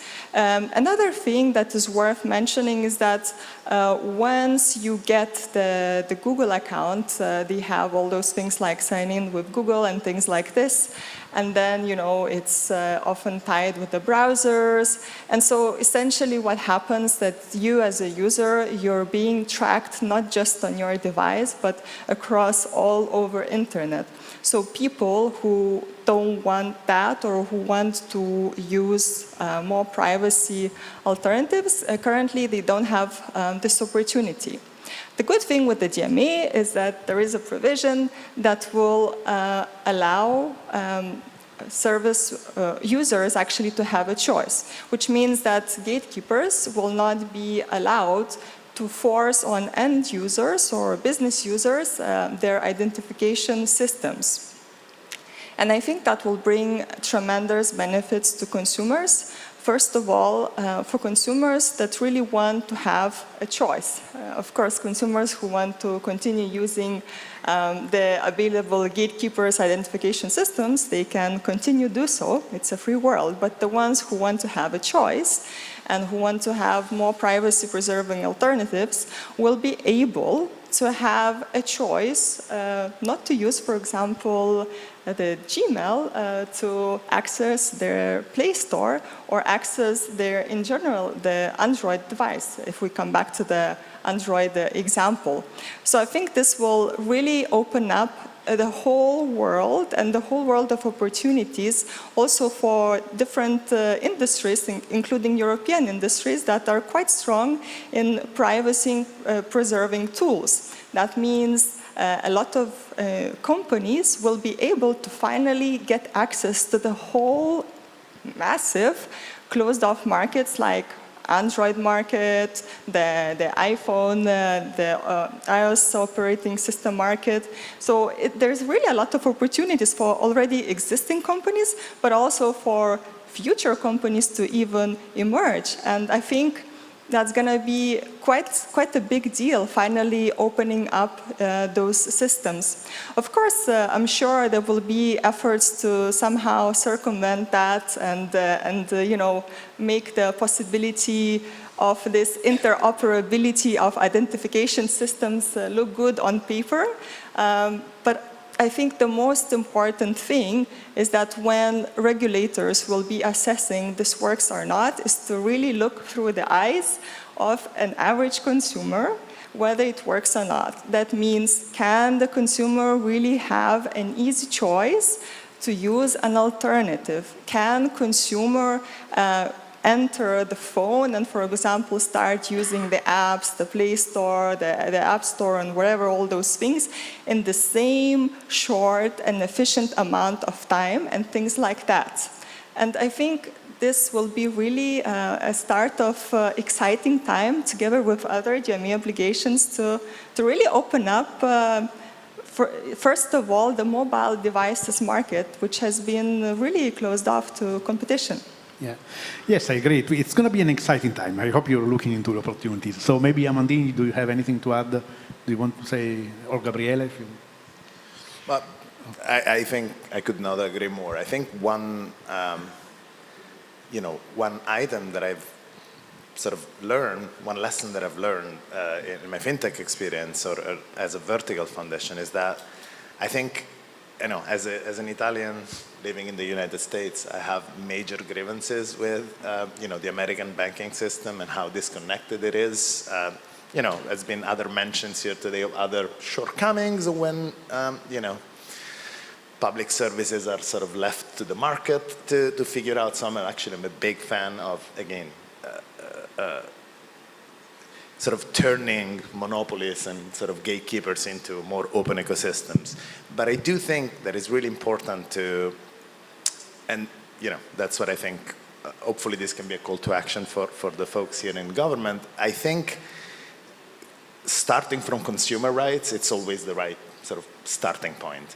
But I do think it's super important, and again, that's what I've learned by being able to then make banks sort of build into open source, like into this idea of open source that was really scary a few years ago. I think it's important to make sure that, people realize that open source can be a positive sum game, and this type of regulations can be positive for, consumers.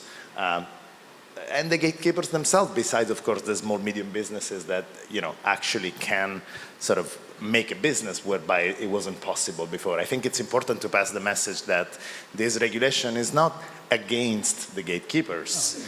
It's really in favor of consumers and actually going to be, benefits if we're able to sort of pass the, natural friction that the regulation introduces. Does that make sense? No, I agree. And I think we're going to hopefully get them to agree on this, but we'll see. No, Amandine? I think the only thing we haven't mentioned yet is the fact that interoperability can be achieved by different ways. It can be just like gatekeepers saying, here is how I work, and figure it out, and then you'll be able to talk to me. Or you can actually get some people to define an open standard where everyone gets aligned with, so that if you just interoperate with the standard, then you can talk to everyone else out there. And it's really bringing the openness, bringing the collaboration towards working together towards something which is useful for everyone, basically. So it's a really interesting approach. I'd like also to highlight that it's the same way Germany is doing a lot of good things in open source, but even if there is still a lot to do, we can still acknowledge that Europe is doing a lot of good things in terms of data sovereignty and privacy. And personally very proud that we're a precursor here. And yes, there's a lot of more things to do. And yes, there's a lot of things that could be improved in terms of implementation. And it's not just because the DMA is here and ready to be enforced and ready to be deployed. Still a lot of work so that it doesn't become a mess to implement and a mess for the users. But yet, when we look across the Atlantic, for example, we're still quite far from there. So, and they're looking at us and they're trying to get there as well. So I think it's very promising. Yeah, no, I agree.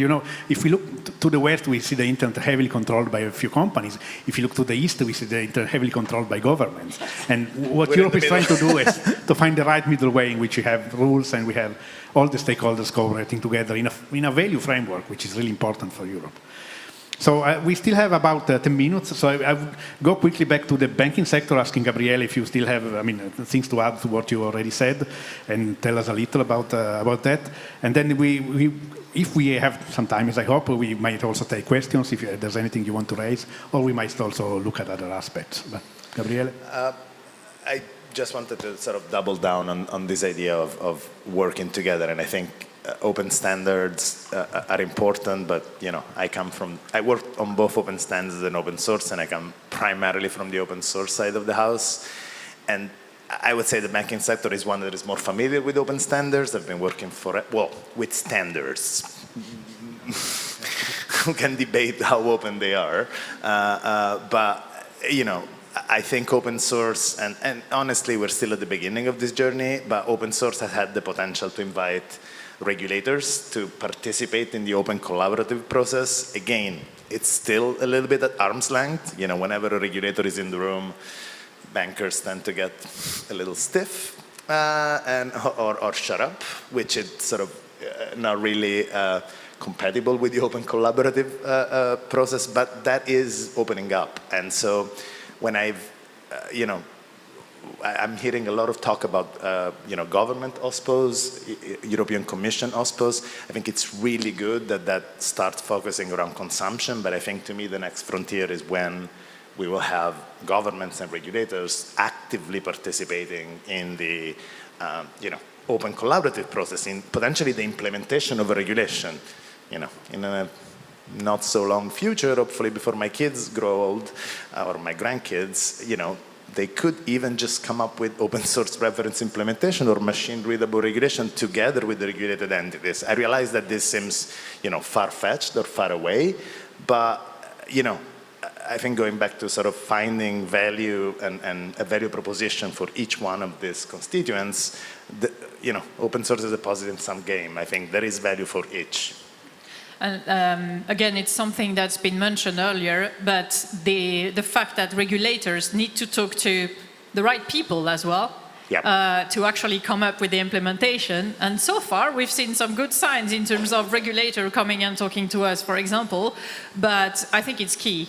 You cannot have people providing suggesting an implementation of a regulation like this without talking to the people who actually have been doing that before, are the one actually implementing, the smaller companies who are trying to build against the gatekeepers who you still have to listen to them and what their problems are, but also make sure you talk to the users as well, or representative of the users who can actually come back with, well, by the way, don't forget, they're not technical, and this sort of thing. So it's a complicated process because you need to be in touch with everyone in the ecosystem, but it's worth it. And Jurgita, do you want to say anything? I just want to say that I think it's really exciting times coming forward. We're really still to see the benefits of the whole legislation, but I think the potential is really huge. I mean, internet was meant to be interoperable, and I think we're really taking a lot of steps to make those major platforms, major technologies that have become so big and so irreplaceable and so of massive importance to all the users and consumers.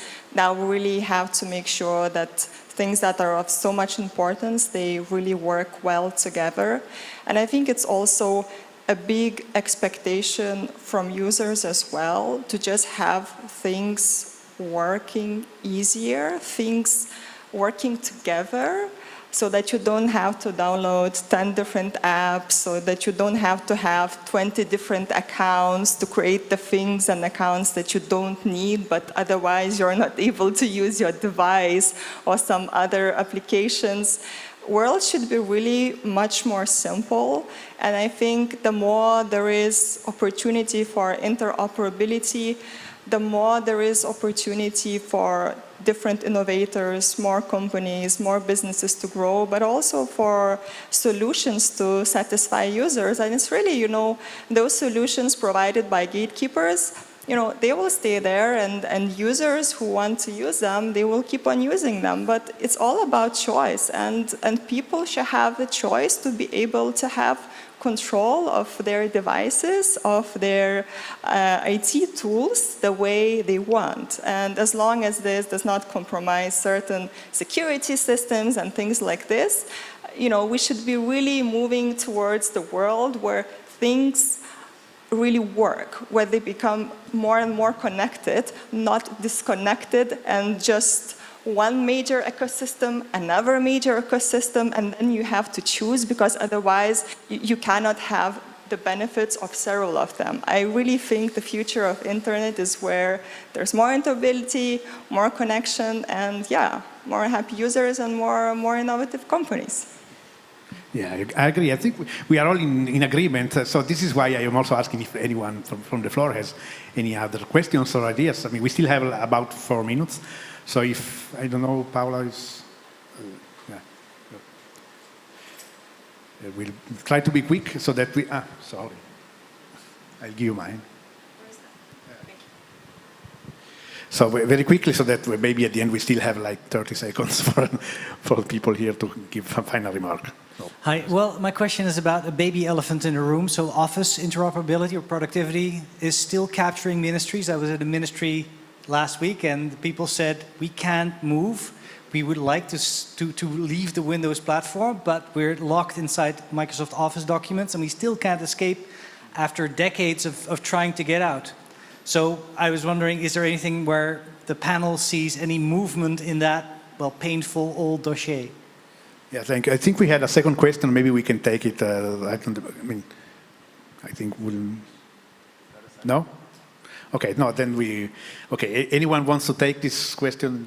Well, we have seen some, like, typically governments, yeah, they've started to move, but it definitely requires strong champions and advocates internally or a huge drive, or like a huge realization, like Daniel Melin earlier was saying from Sweden. It's like, we just had this huge realization that we cannot legally use these American platforms to host our governmental data. And that's the kind of things that needs to be clear, basically. And once people understand that, then making the step towards data sovereignty typically is a no-brainer. But yes, it's probably an effort in some places, and it needs some champions and a good reason. Legal regulations are usually a good reason. Yeah, if I may add, I think that everything is connected. So once you start breaking up the walled gardens into, I mean, maybe starting from messaging, then maybe you get also into documents, because nowadays all of this is integrated, and so you need to be able to make everything work together. Which is why, I mean, it's very important to get all the smaller, unfortunately, open source companies to ally and provide services together, like in Germany we are doing. And so I'm positive, but of course it will take time and it will take political will. So I mean, before giving like that promised 30 seconds to my panelists, I still want to mention that there is one very important interoperability regulation that we didn't get to, which is the Data Act, and especially the possibility to finally switch cloud providers and port your services and move your services from one infrastructure or platform provider to another. And this is still another very important battle that is happening these weeks.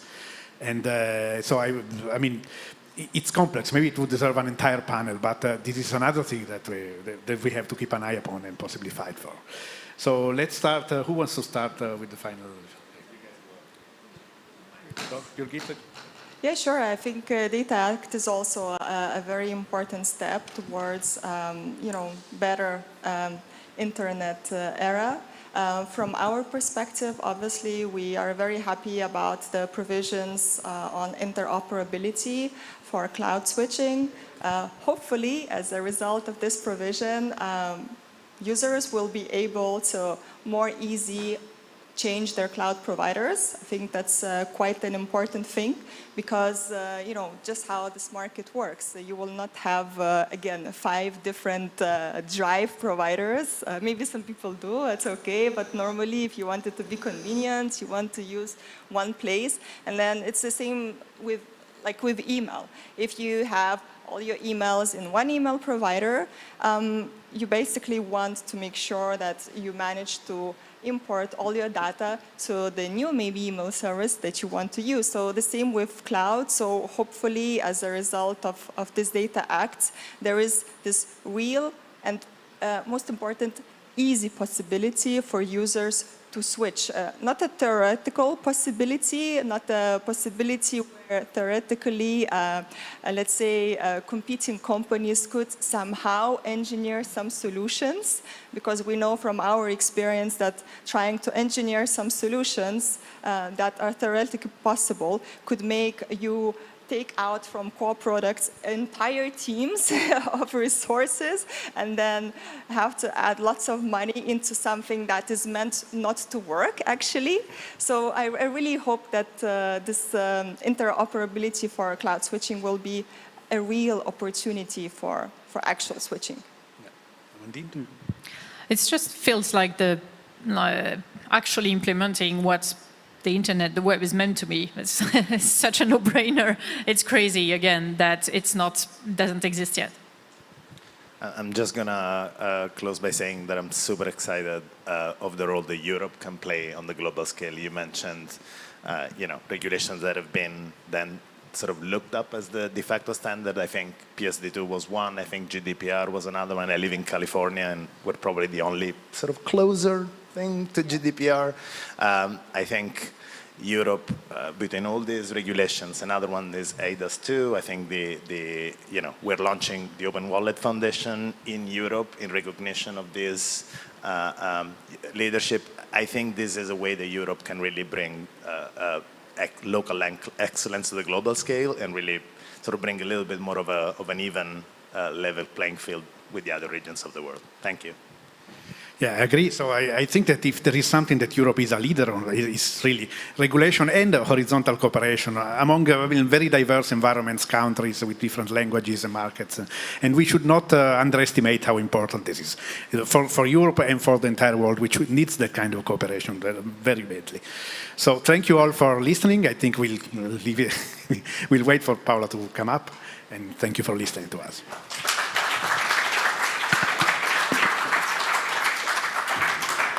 Thank you very much for this panel. I am also looking forward to the times of more simplicity and just, I can send a message wherever I need to. Thank you so much. I invite you all to a short break. We come back at 4 p.m. Brussels time. That's for the online people. Take a coffee, grab a snack, and see you very soon with the keynote from Gaël Blondelle from the Eclipse Foundation.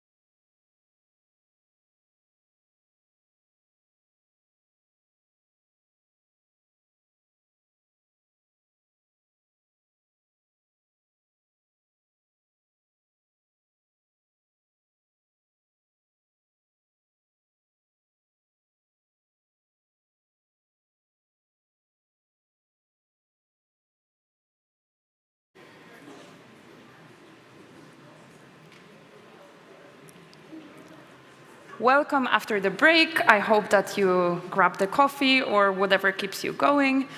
I'm not going to talk too much because I would like to invite Gaël Blondelle, the Chief Membership Officer at the Eclipse Foundation, to give a keynote speech. And then after that, we will have 2 more panels. So welcome, Gaël, on stage.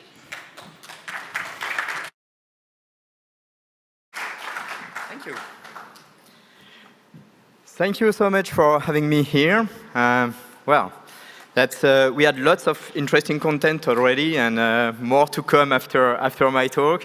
I will try to entertain you for the next 10 minutes on mostly addressing 2 topics, 2 important topics. The first one has already been addressed this morning. It's about how open source is important for Europe. And the second one is how we can see European gaining leadership with open source.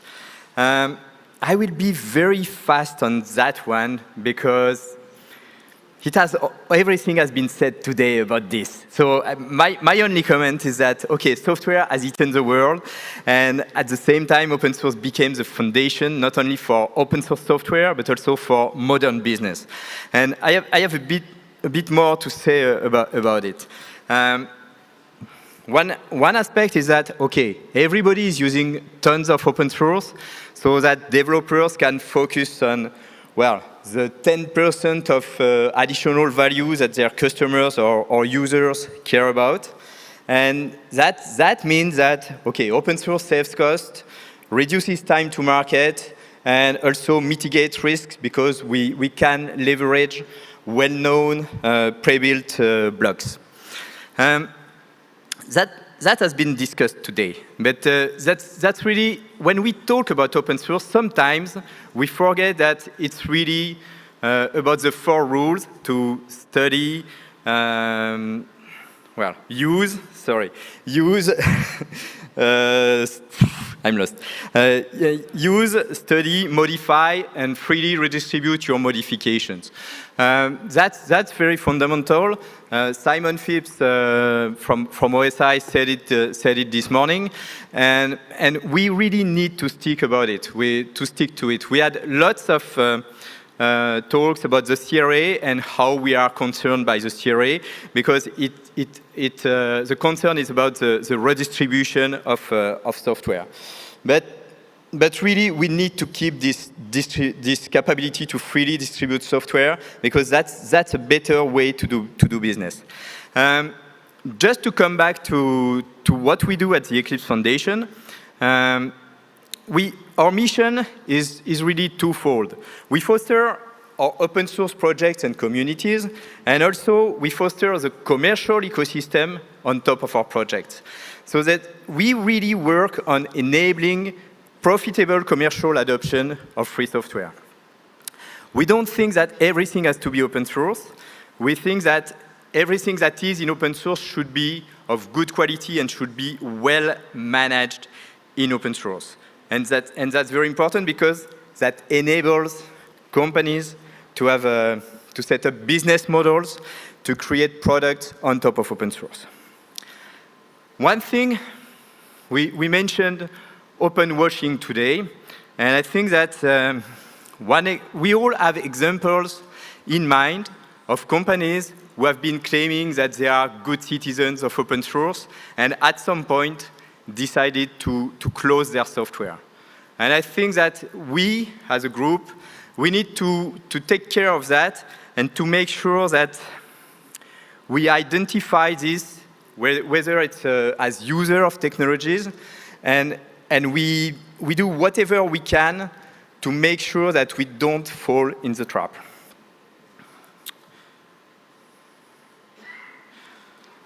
Another aspect I would like to approach, that's really the idea that open source enables the free flow of technology.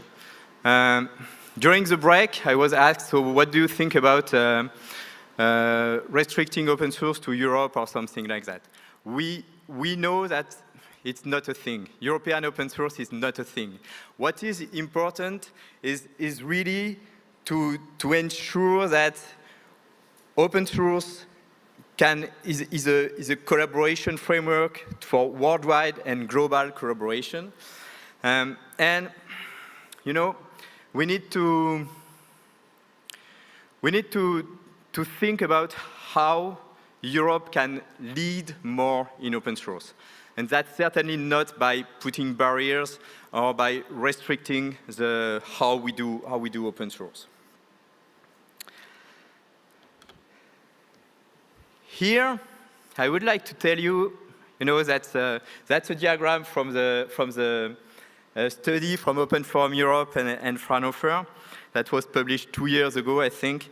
What's nice in this diagram is that we see that, on GitHub at least, the participation of European companies or European citizens has been growing steadily over the last 10 years. And that's good, that's great. What I heard also in this study is that it's mostly coming from small companies. And I think that that's an issue. That's an issue we need to address, because I really believe that we will be successful with open source only if we manage to really involve the large companies.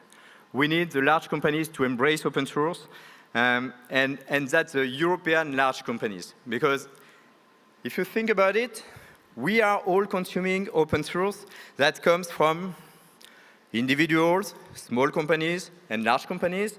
But today, the real contributors are large software companies. And I think that in Europe, we know we don't have really the large software companies in Europe. That's not a scoop. But we have lots of industry players. And to come back to this idea that open source has eaten the world, the industry players have to care about open source because that's how they can consume software and how they can build software collaboratively. So I think that we need to make sure that large companies embrace open source, and that it will also be good news for the smaller actors, for the SMEs, because they are experts and they will get new business opportunities with those large companies. So I have good news, is that, and I would like to illustrate that with one of our current initiatives, is that some large companies start doing that. Some industry companies start doing that. If you look at the logos, we have lots of companies that are really core automotive companies, core industry players. We have several OEMs, we have several tier ones, and some of them will be in the panel after me. And that the way they approach it is really, okay, we need to do something to build a software-defined vehicle stack. And we want to do it with a code-first approach. We want to do it with the open source way. And if you look at what we have been doing in the last 18 months, it's really organizing community days, having people coming together to present their projects, organizing hackathons. So that's really what, as open source people, we think is the right way to do it. And in less than 18 months, we have more than 30 members. We have mostly the center of gravity is European, maybe even German. But we already have members from Asia and the US, and that's growing. And this is not a toy. That's really a place where the automotive industry collaborates to build software that will be in your cars. That will take some time to get in your car, but that's being built now. And what's interesting is that it has been very fast to establish the full collaboration framework. That was fast only because it was done by working with a well-established open source foundation like us. And that brings me to the role of open source foundation. which I think is important because sometimes, especially in Europe, when we talk about open source, we hear people thinking, okay, I will just push my code on GitHub or GitLab. I will put a license on the code. My developers will be happy because they can collaborate on this communication platform. And that's it. But the point is that if you want to set up a collaboration between actors like that, you need to provide a governance. You need to provide a legal framework. You need to have an antitrust policy, for example. You need to have a community of practice. And that requires processes to ensure that, the good principles of transparency, openness, meritocracy, and vendor neutrality are implemented. And that requires processes, but also some staff that knows how to do that. Because,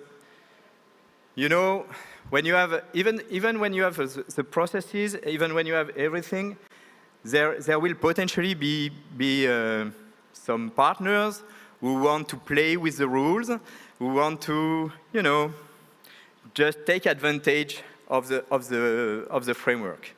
And the fact that we have also experienced staff that has been doing that for years, it's really a condition to safeguard the investments of the users of the technology, because they know the technology will be sustainable, and also of the creators of the technology, because they know the rules, they know how to engage with such a community.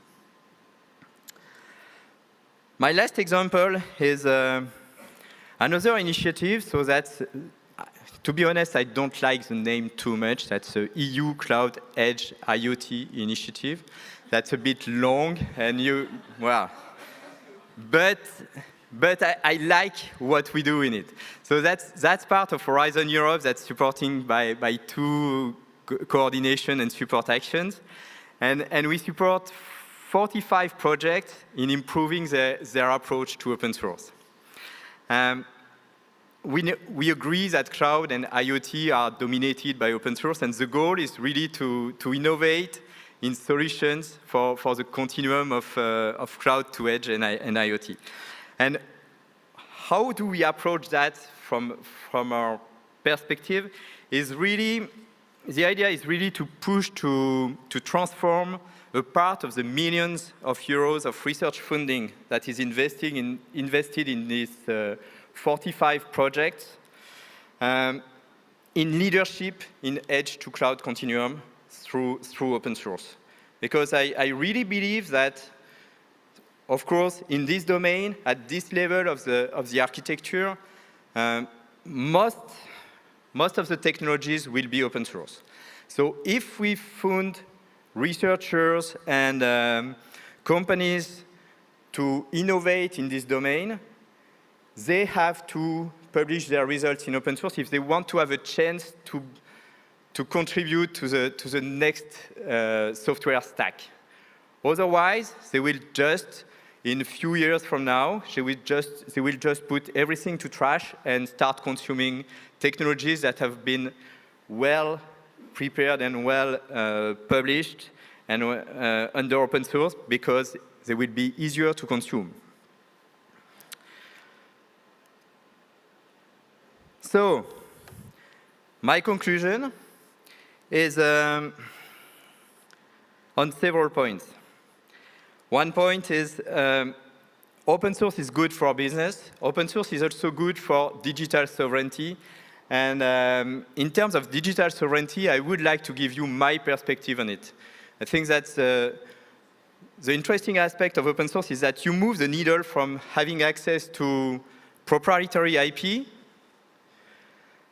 on one side, to growing the skills to understand, to use, to master, to evolve, to create good open source software. And I think that we really need to figure out, I know that 2023 is the year of skills in Europe. We really need to figure out how to train software developers in open source. That should be a strong requirement. My second aspect is that from policy point of view, that's really important to incentivize organizations, large companies, small companies, universities, to produce open source, to publish open source, but not just to push it on a public repo. Just really to also think about the rules of engagement, the rules of participation. And finally, just my own words about the CRA, we need to make sure that when we create regulations, we don't hinder the capability to collaborate in open source. I mean, we should not be schizophrenic by pushing open source on one side, and on the other side, setting up regulations that limit the capability to redistribute open source software. Because the more open source software we will create, the better it will be for us in this software-defined world. Thank you.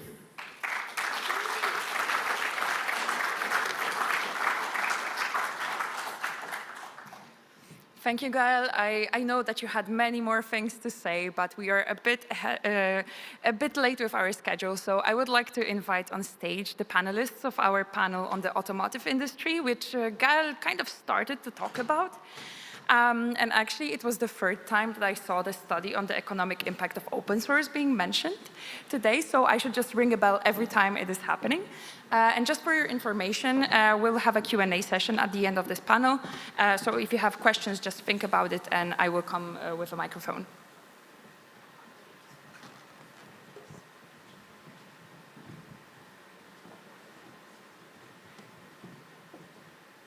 Thank you. Well, hello again. I'm Deb Bryant, and I am grateful to be moderating, leading the discussion in our automotive panel today. In discussing with my fellow panelists, we think it's very important, especially because of the hour of the day, that we have a more engaging panel, and we would like to invite the audience to participate. OFE staff have offered to bring a mic to anyone who might have a question. So we'll do some introductions, some rounds of opening comments. But if you have a question, please participate and bring this to us. We're all actually all as interested in understanding what your curiosity is and what your ideas are as speaking ourselves. So following the comments this morning about needing to give better examples for how policy, and this is a policy summit, may impact the open source ecosystem, it's actually great to have a concrete example. And certainly the automotive industry, which is well centered in Europe, can serve as a great litmus test on how open source adoption is going, to provide ideas on how it's innovating, to provide a state of the source in automotive, and also to maybe make some cautionary suggestions about how innovation may be hampered by example through our discussion. So I will start. My name is Deb Bryant. I'm here representing the Eclipse Foundation. And my perspective from the automotive industry comes from a number of years. I was working for a commercial vendor and working with automotive companies on their emerging interests and concerns and participating in open source projects. I think I have the distinction of creating the first position for a dedicated community architect who was focused solely on upstream and community source projects and standards that affected our automotive clients. So with that, I'm going to ask each of the panelists to introduce themselves and also give you a little bit of context on where their comments come from, their experience. So start with Martin. Yeah, great to be on stage with you. Yeah, Martin Schleicher, I'm with Continental, responsible for software strategy, in brief, thinking about what software-defined vehicle means for products and business models going forward. I'm also a member and representing Conti in some of the consortia, like Eclipse Software-Defined Vehicle that has been mentioned here today. And as a open or additional note, just last week we published a FOSS manifesto encouraging our employees to actively contribute to open source. That's fantastic. Thanks, Nishal. Hello. First of all, thanks for this opportunity to be part of this panel. Myself, Nishal Muchkani, responsible for strategic alliances, partnerships, and developing the ecosystem for automotive vertical for Red Hat. And maybe first thing that most of you would identify Red Hat as a technology company, more as or predominantly open source, Linux, cloud. So many of you may be wondering what we are doing in automotive. And I'm very glad that we have car as one of the theme for a specialized panel discussion today. Very good, thank you. Catherine.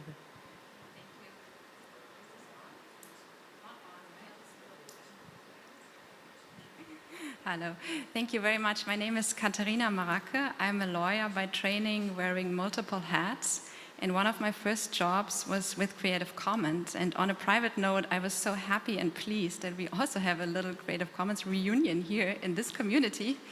But then followed a couple of other positions, and I have the honor to participate in this panel today in my capacity as a strategic advisor to Ambition, which is a full subsidiary of Mercedes-Benz. So I think we have a good starting point for constructive discussion here around the car. Yeah, thank you. So you'll notice that we have representatives from different corners of the ecosystem. We don't have a manufacturer on stage, but we have a lot of insight and perspective from a fuller ecosystem.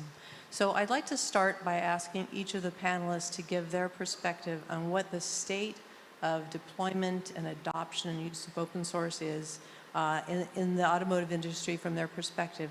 And remember, we're talking about a range of areas. It could be entertainment systems, it could be operating systems, it could be self-driving vehicles. So we're interested in hearing what aspects of the automotive industry and their engagement with open source. So let's go backwards and start with Katharina. Thanks, Deb. Yeah, I think when it comes to cars and the automotive industry, I'd like to share two observations. The first one is that the automotive industry came late to the party. So at a time when many other industries were already successfully working with and on open source, the automotive world and the OEMs in particular still thought that software in general and open source in particular is not relevant for them, right? Because they were focusing on hardware, and they were doing that perfectly well. So I think it became really only relevant when they realized that software is a big chunk in the value chain, and most of the big OEMs started to focus on in-house software development.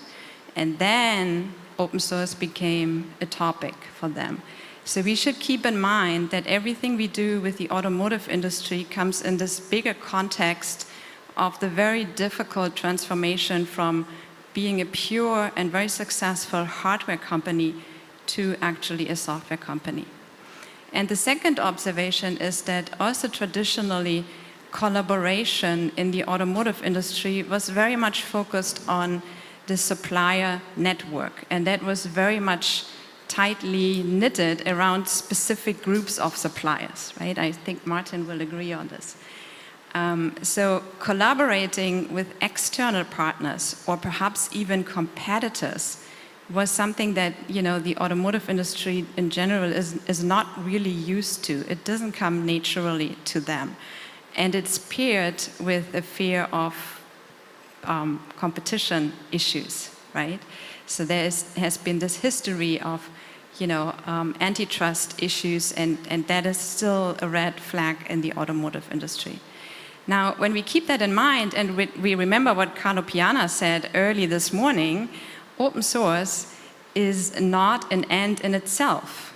Yeah, it's a means to an end. It's a tool for collaboration, and for collaboration on predefined terms. So I think historically, this way of collaborating with others on specific predefined terms is something that is not really organically or naturally grown in this particular industry. So keeping these two observations in mind, I think the learning curve has actually been quite nice, right? And we need to keep helping, pushing, and transforming that industry. Thanks. Thank you. Nishal, could you reflect what you're seeing with Red Hat's customers and your engagement in the auto industry? Sure. I think on the left-hand side, we have a car maker. On the left-hand side, we have the supplier. And Red Hat, as a technology provider, most of you wouldn't realize what are we playing a role in the automotive industry.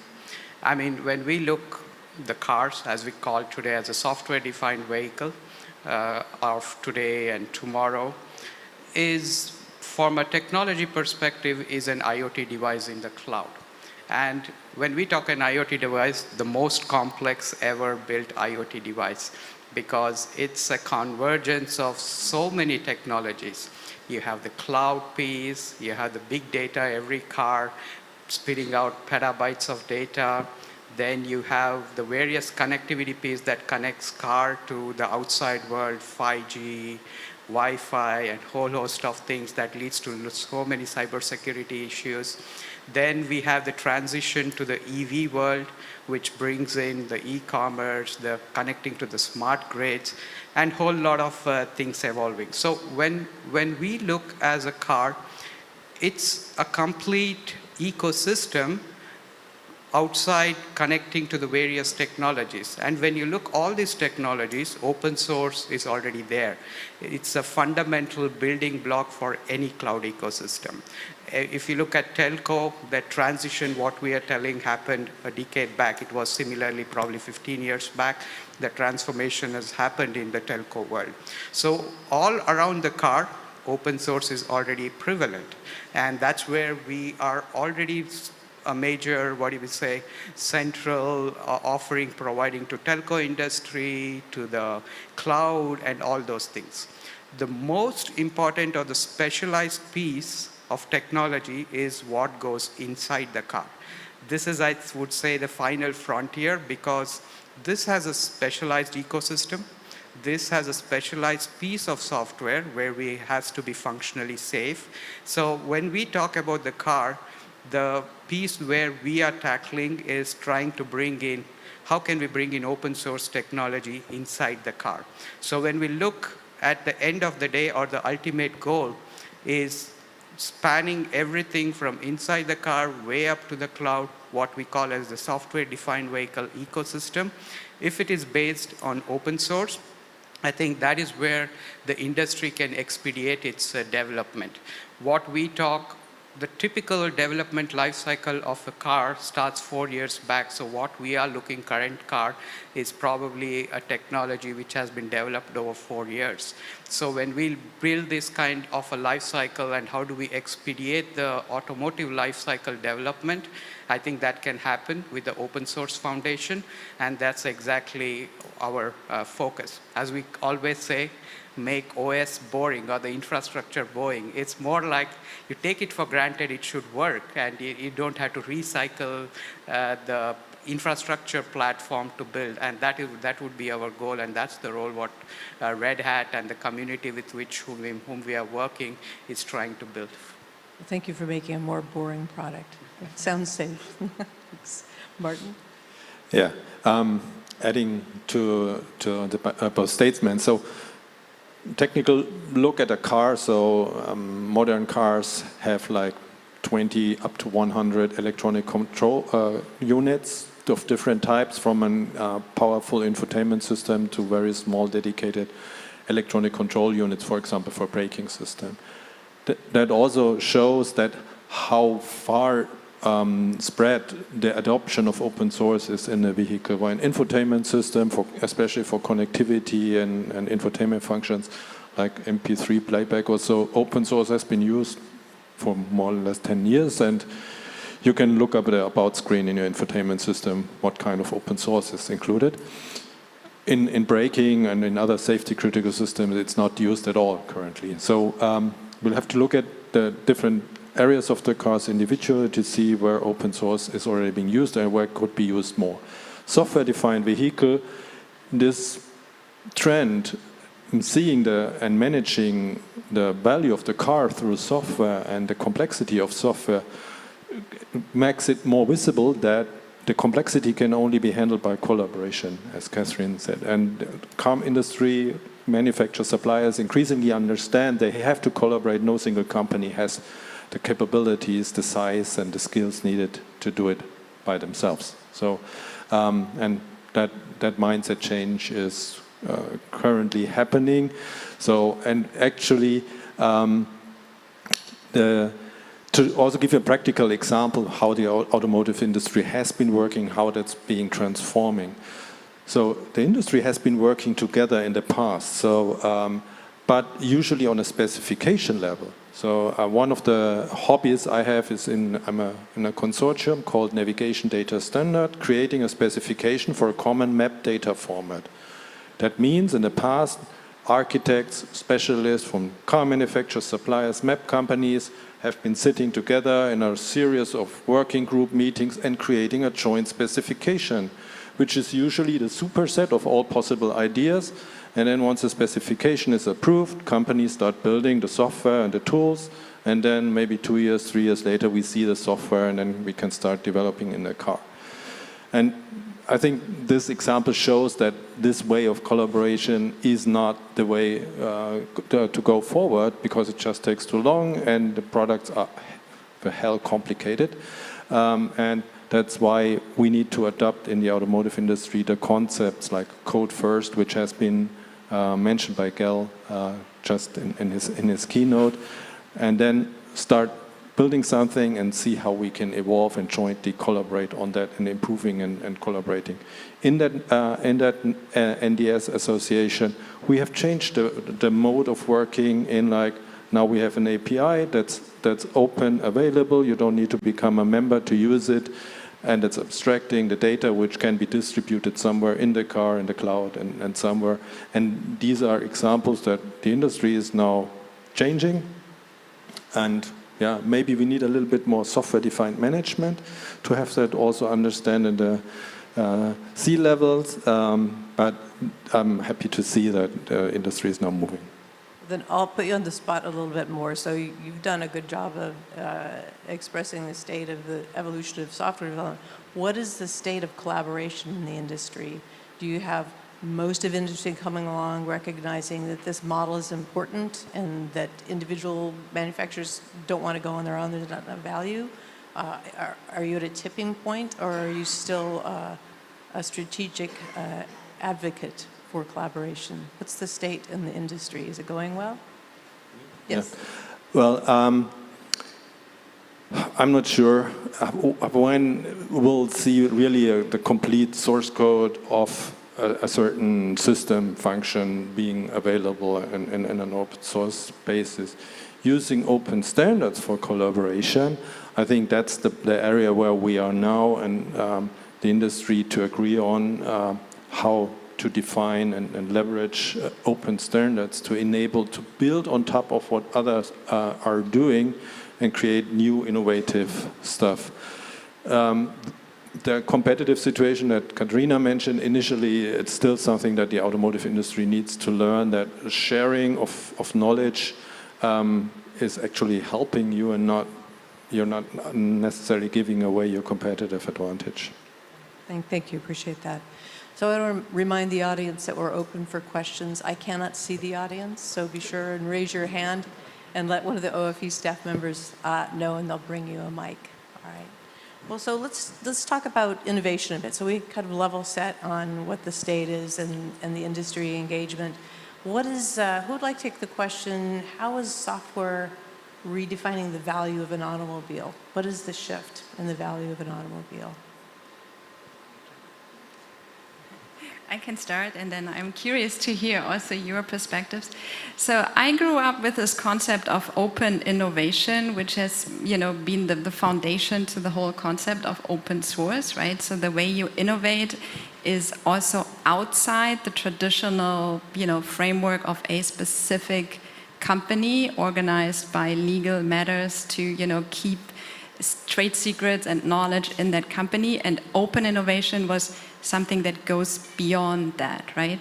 So if we apply that to today's state of innovation, I would say there's still work to do in the automotive industry, because as I said earlier, this way of collaborating with partners that have not been traditionally onboarded with traditional contracts and getting your developers to really be able to contribute. And I mean, I think this is not a secret, so Ambition has released a contribution policy, so we are ready to do that. But it took a while, right? It was not easy to get that through the company, to explain what it means for the own in-house developer to actually put something on GitHub. Yeah, so that is something that needs a lot of explanation, and making the connection to what this means for innovation is even more difficult to explain in the traditional automotive industry. That being said, as I indicated in the beginning, I think we are at a good starting point, right? So the projects that have been mentioned, hosted at the Eclipse Foundation with a code-first approach, I think that is something really valuable, and we are pushing hard for everyone to contribute to that. And if we meet again in 1 year, I was hoping that we could get some nice statistics on contributions and commits on that, right? Thanks. Can you expound a bit? We use the expression code first a couple of times for the audience that are not familiar. Sorry. Who would like to take that question? Can you repeat the question? To describe the code first. Mm-hmm. Okay, so when we look at the software-defined vehicle, there are two life cycles we see. One life cycle which typically doesn't change during the course of the entire life cycle of the car, like the braking systems, the airbag controllers, and all those kind of features. Then there is a second level of software life cycle, which is a consumer life cycle, that the infotainment systems, the assisted driving, the camera, sensors, which changes almost, which needs a software upgradability features almost on a weekly, daily basis through various software upgrades.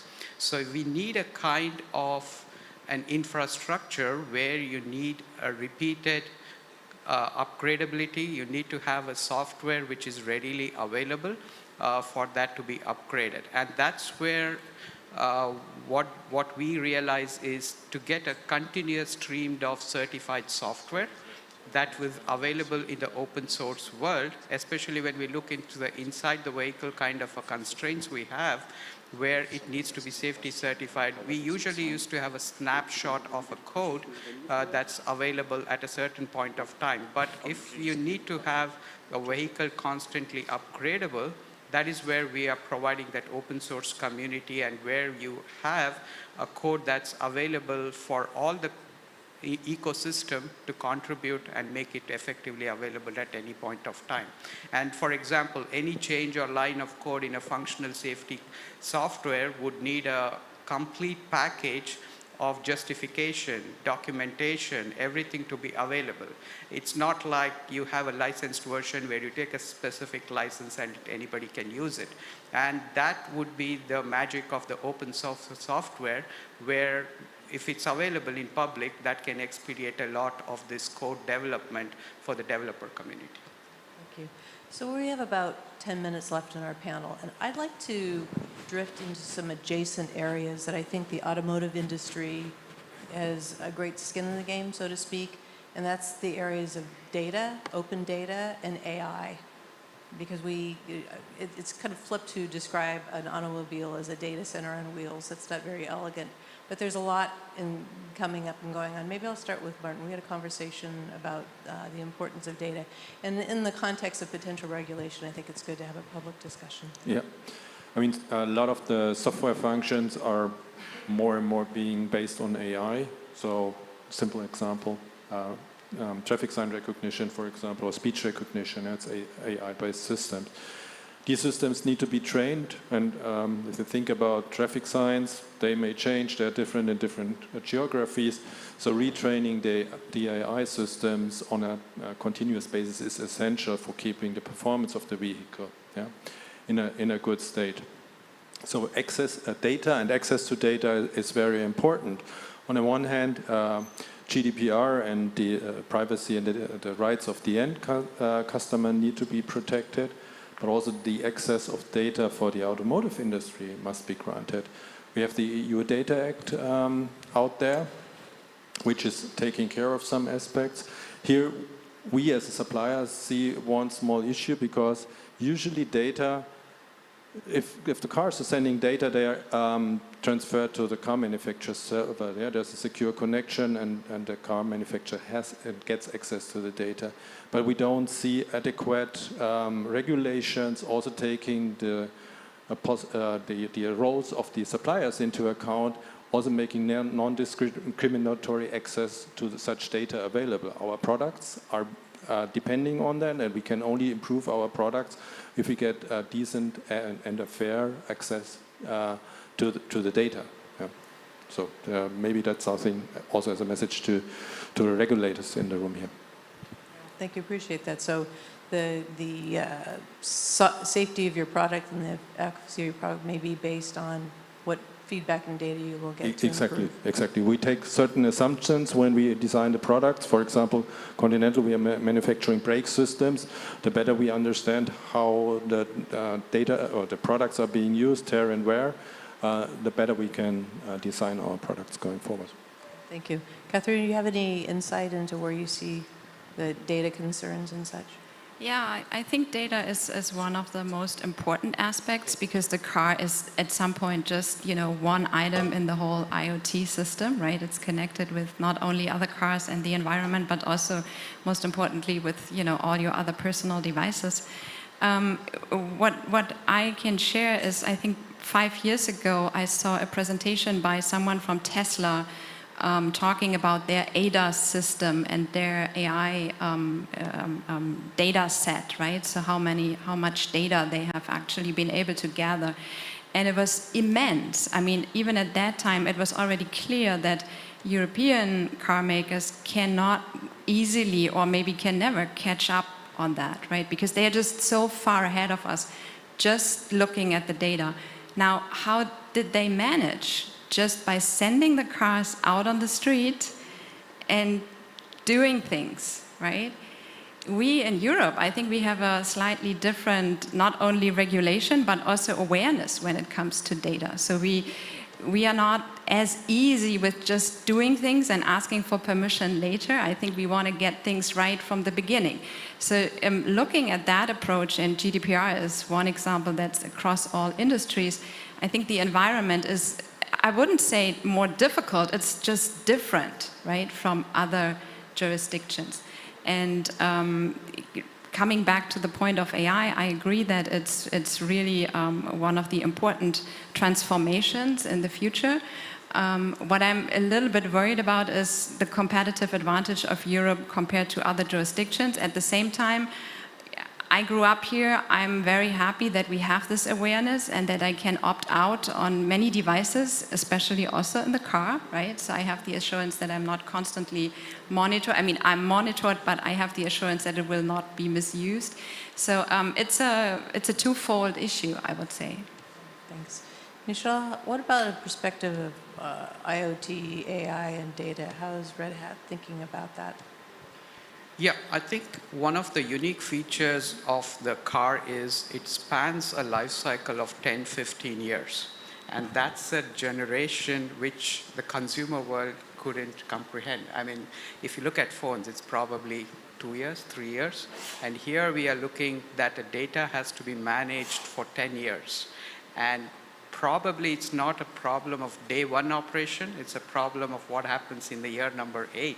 Because you have millions of cars on the road with different software versions, and all this data has to be managed by the car maker through the entire life cycle. So we have a concept called a software factory that manages the versioning, manages which car has what kind of data. And I think this is exactly where a completely new data modeling and data structuring will have to come by the car makers. And this would include evolving cybersecurity regulations, because there is WP29, the UN regulations that is evolving, which is still in a very nascent phase. And if you really want to incorporate that over a period of 10 years, all the changes, your system has to be scalable and flexible to accommodate those kind of changes. And that's where I think basing a platform on open source will really help to adjust, accommodate, and grow these platforms, and also accommodate all the evolving changes. That's a technological problem we see from a technology industry, because we provide technology for all the continents, and we wouldn't do that any specifically for a region. That's why we have various partner programs called the ISV programs, wherein the specialized solutions which come from the ecosystem, we certify to run on an open source technology platform. And that is the kind of ecosystem how we have worked with other industries, banking, which is also a heavily regulated industry in a different sense of the word, telco, and we have been able to show its works, and it has been proven over decades. So automotive, I think we will have to work as an ecosystem to develop that. Thank you. So we have 3 minutes, so I'm going to divide it amongst each of you and put you on the spot. What do you each think is we'll start with the thing that you worry about the most and the thing you're the most optimistic about? Who wants to go first now that I've just sprung a question on? You want to start, Katharina? So I hope to be an optimist by nature. So I think that through collaboration, we will achieve a lot, especially also, on the topic of AI. We need partners outside the traditional supplier networks. We need the code-first approach, not literally, focused on software, but to all other innovation mechanisms. Negatively speaking, I still do see friction in terms of what regulators are trying to achieve and what the industry really needs. And I think that dialogue sometimes, I would say, could be improved. Unfortunately, I don't have any concrete... That's okay, they're parting thoughts. That's a party thing, exactly. But I think everyone knows what I mean. I think that dialogue is important to be improved and continued. Thanks. Thank you so much. Michel? Yeah, if we really look in last 1 year, I think the ecosystem has collaborated. We have multiple initiatives in the industry. For example, there is SOFI, that is Software Open Architecture for Embedded Edge. There is Eclipse SDV, which was earlier pointed out. There is ELIZA, Embedded Linux for Safety Applications. So, which has all come understanding what's the industry problems. We have chip vendors, car makers, tier ones, technology providers, all coming together to develop a common framework. I think that is a very positive development because it's the first time I see the agility in the ecosystem to address such an issue. So that's the positive part from an ecosystem perspective. And we also, if you look at automotive, there is a lot of newcomers who are coming to the ecosystem, starting with Red Hat. And I think that will shape how the next generation automotive industry will evolve with fresh ideas and the new outlook of how to solve the problem. Fantastic, thank you. Martin? Yeah, on the positive side, I think we're now really at a tipping point to see that the way of open and open source and collaboration in the automotive industry is really changing. And I would like to encourage engineers, young engineers, also female engineers in particular, to contribute and be active. On concerns, I actually would like to name 3 things. One is companies still are worried that speed and reacting to consumer demands and changes will compromise safety. So we need to get both done, and that's one of the topics. The openness is not in all organizations, unfortunately, visible across the management levels. So that's the other thing that we need to tackle and work upon. And the last thing is that open up and sharing information still is seen as a kind of giving away your crown jewels, and that's maybe also something that we need to tackle. Thank you so much. Well, let's thank our panelists for this session. We appreciate it. Thank you.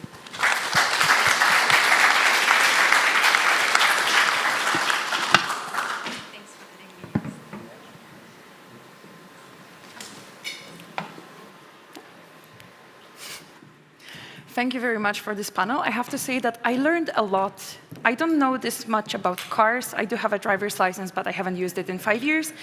I would like to invite on stage the speakers of our next panel, who will talk about the difficult topic, because they will talk about money. The session is called Open Source. The session is talking about funding open source. So please welcome on stage, and after that we will have one more panel, which will be on open source opportunities.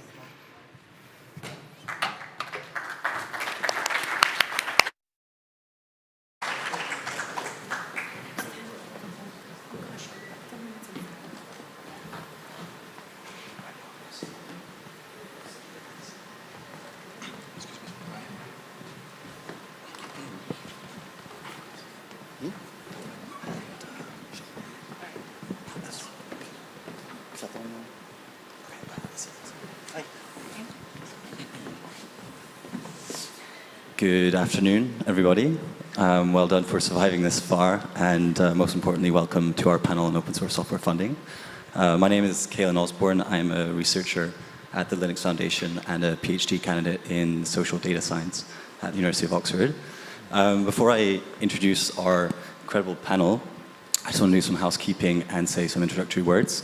So firstly, on housekeeping, this is the shortest panel of the day. We have 30 minutes. So we'll, our time management skills are going to be tested, but I think we can do it. And yes, so some introductory words quickly. I think I'm probably preaching to the choir when I say open source software funding is crucially important to the sustainability of open source software. But the question of who should be doing something about it and how or how not are not straightforward questions. So hopefully we'll dig into these questions during this 30-minute panel. Just to kind of set the scene of the kind of ecosystem of open source software, as Deborah mentioned this morning, Log4j really mobilized governments about a year ago because it shed light on the consequences of an underinvestment on open source software maintenance. So just one example of this is the White House meetings last year, which resulted in the OpenSSF mobilization plan, which Brian will tell us more about today. Of course, it's not just security that governments care about. Today we heard a lot about digital sovereignty, also digital public goods. Was an interest in supporting digital public goods that led the US government to set up the Open Tech Fund. And as Paul Keller remarks in his proposal for a European Public Digital Infrastructure Fund, which is a mouthful, this inspired models in Germany with a Sovereign Tech Fund, the European Commission, with the Next Generation Internet Initiative, and more recently in France with the Digital Commons Initiative. So we're lucky to have Jean-Luc with us today, who will tell us more about the NGI, the Commission. Of course, it's not just governments, but many nonprofits are involved as well. We have Rebecca Rumble from the Roth Foundation. They're developing innovative approaches to community grants. And we also have Emmy today, who will tell us about what Invest in Open Infrastructure is doing. And also we have philanthropies investing a lot with the Futures Media Network, just as examples. And today we have Govind, who will tell us more about what the Media Network is doing. And also finally, we know that the private sector has been playing a crucial role. And Paula, I wonder if you have your bell ready, but as we've already heard many times today, the European Commission led a study which found that in 2018, companies based in the EU invested about 1 billion euros in open source software, which led to an estimated positive impact of 95 billion, or up to 95 million euros. So clearly open source, there's a lot of developments in open source software funding. It's important, lots of players are involved. But yeah, who's doing what and how they should be doing it or not doing it, and how we should proceed going forward is going to be the topic of discussion today. So without further ado, I'll pass over to our amazing panel. I'll invite them to introduce themselves, what their organizations are doing, and to share some thoughts on a first provocation, which is why should Europe care about open source software funding? So Jean-Luc. Hello, good afternoon. Jean-Luc Dorel. I work for the European Commission, so the executive branch of the European Union. And among other many responsibilities, the European Commission is responsible for the implementation of the Union budget. So it's a multi-annual framework, 7 years, 1 trillion euros. And in this budget, there is a research program called Horizon. And the Next Generation Unit and with my colleagues, we are responsible for implementing a part of it, which is called Next Generation Internet. So I guess that's the thing I'm glad to share today with you. You want me to elaborate on why we are doing, or we do it next? Sure. Yes, but please keep it short. Right, okay. So Next Generation Internet, this is, in few words, it's a program that is in 4 years of existence now. So we have 800 projects. We have mobilized 80 million euro of budget. We still have 25 million for 23-24 open for contribution. And we are focusing on technologies that will drive the internet towards more inclusion, more openness, more decentralization, more privacy, and more trust. That's the narrative we push. And we have a lot of projects. Initially, it was 80% of open source. Now it's mandatory open source. So we move a little bit from encouraging to mandatory open source. And open source is a vast number of things. We are not going to fund, for instance, things that are well funded, for instance, some foundations or some business model that are very sustainable. So we are going to focus on those commons, internet commons, that will be used as building blocks for this internet that I mentioned. And I can give you a few examples later. Thanks. Yeah, I'm Govind. I work with the Omidyar Network. The Omidyar Network is a philanthropy organization which reimagines critical systems.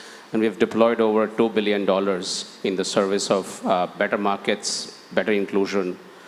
And our focus areas are responsible technology, reimagining capitalism, and our cultures of belonging. The reason I think why we are interested in open source and some of our examples is, I think our conscious belief is that technology should be in the service of society. And there's an inherent breakdown of trust today in society. And open source historically has allowed us to think about these issues where people participate and collaborate in very non-traditional ways, where you're decoupling property rights from the value created. So this is a way to re-decentralize the internet, I think, away from getting into conversations about Web3, but sticking with how open source has evolved. It is one of the most important investments that we can make today in our societies. Why should Europe care? I think, or some of our examples, I think we have 4 examples. One of them is we invest in informing policy. An example would be an investment in Atlantic Council and Open Forum Europe to think about policy more deliberately. Convening funding, we have set up a $500 million fund and anchored a $500 million fund to think about deliberate open source implementation. And enhancing and building communities like the Open Source Technology Improvement Fund here, who work on security audits. So it's a combination of different factors and providing funding and networks to these institutions. Why should Europe care? I think every technological revolution is accompanied by a financial revolution. Without a financial way to buy cars, we wouldn't have had so many cars on the road. Without billions of dollars of venture capital, we wouldn't have so much consumer and enterprise technology today. So I think we need new ways, and Europe historically has been very good at A, regulating, B, thinking about institutions. But if you take the other 2 things that impact ecosystems, which are incentives and infrastructure, it's imperative that Europe, which sits at the center of safeguards and good technological development, leads the way in thinking about the financial revolution in addition to the technological and regulatory revolution. Thank you. Hi, my name is Amy Tang. I'm the engagement lead at Invest in Open Infrastructure. Our mission at Invest in Open Infrastructure, or IOI, as the name suggests, is to increase and accelerate investment in open infrastructure. So we do this in a couple of ways. We conduct research to increase our shared level of understanding of the funding landscape. So questions like, what's getting funded, what's not getting funded, who's funding what, and where are there, trends and gaps that we can see. And we use that research to produce strategic recommendations and guidance for key decision makers. We also, knowing about some of the constraints and issues with the way that some of the funding mechanisms that are in place convene key stakeholders to try and pilot and test out some new ways to fund open infrastructure. So, for example, what about participatory budgeting? Or how can a vendor reciprocity model work, right? And beyond that, we're also launching a fund ourselves with looking at launching early to mid 2024. So in terms of why Europe should care, I think this morning there's a lot of eloquent speakers who spoke about trust. And we at IOI have built an evidence base that substantiates, that open, in particular, in terms of having, robust community governance and transparency in the ways that we're working, really help promotes trust and encourages stakeholders' participation. And so, which I think we can all agree that that's crucial for not only governments, but also corporates in these days and ages. Thank you. Hi. So I'm Brian Bellendorf. I'm General Manager of the Open Source Security Foundation. It's an organization embedded inside the Linux Foundation, but with its own membership, its own budget, its own remit.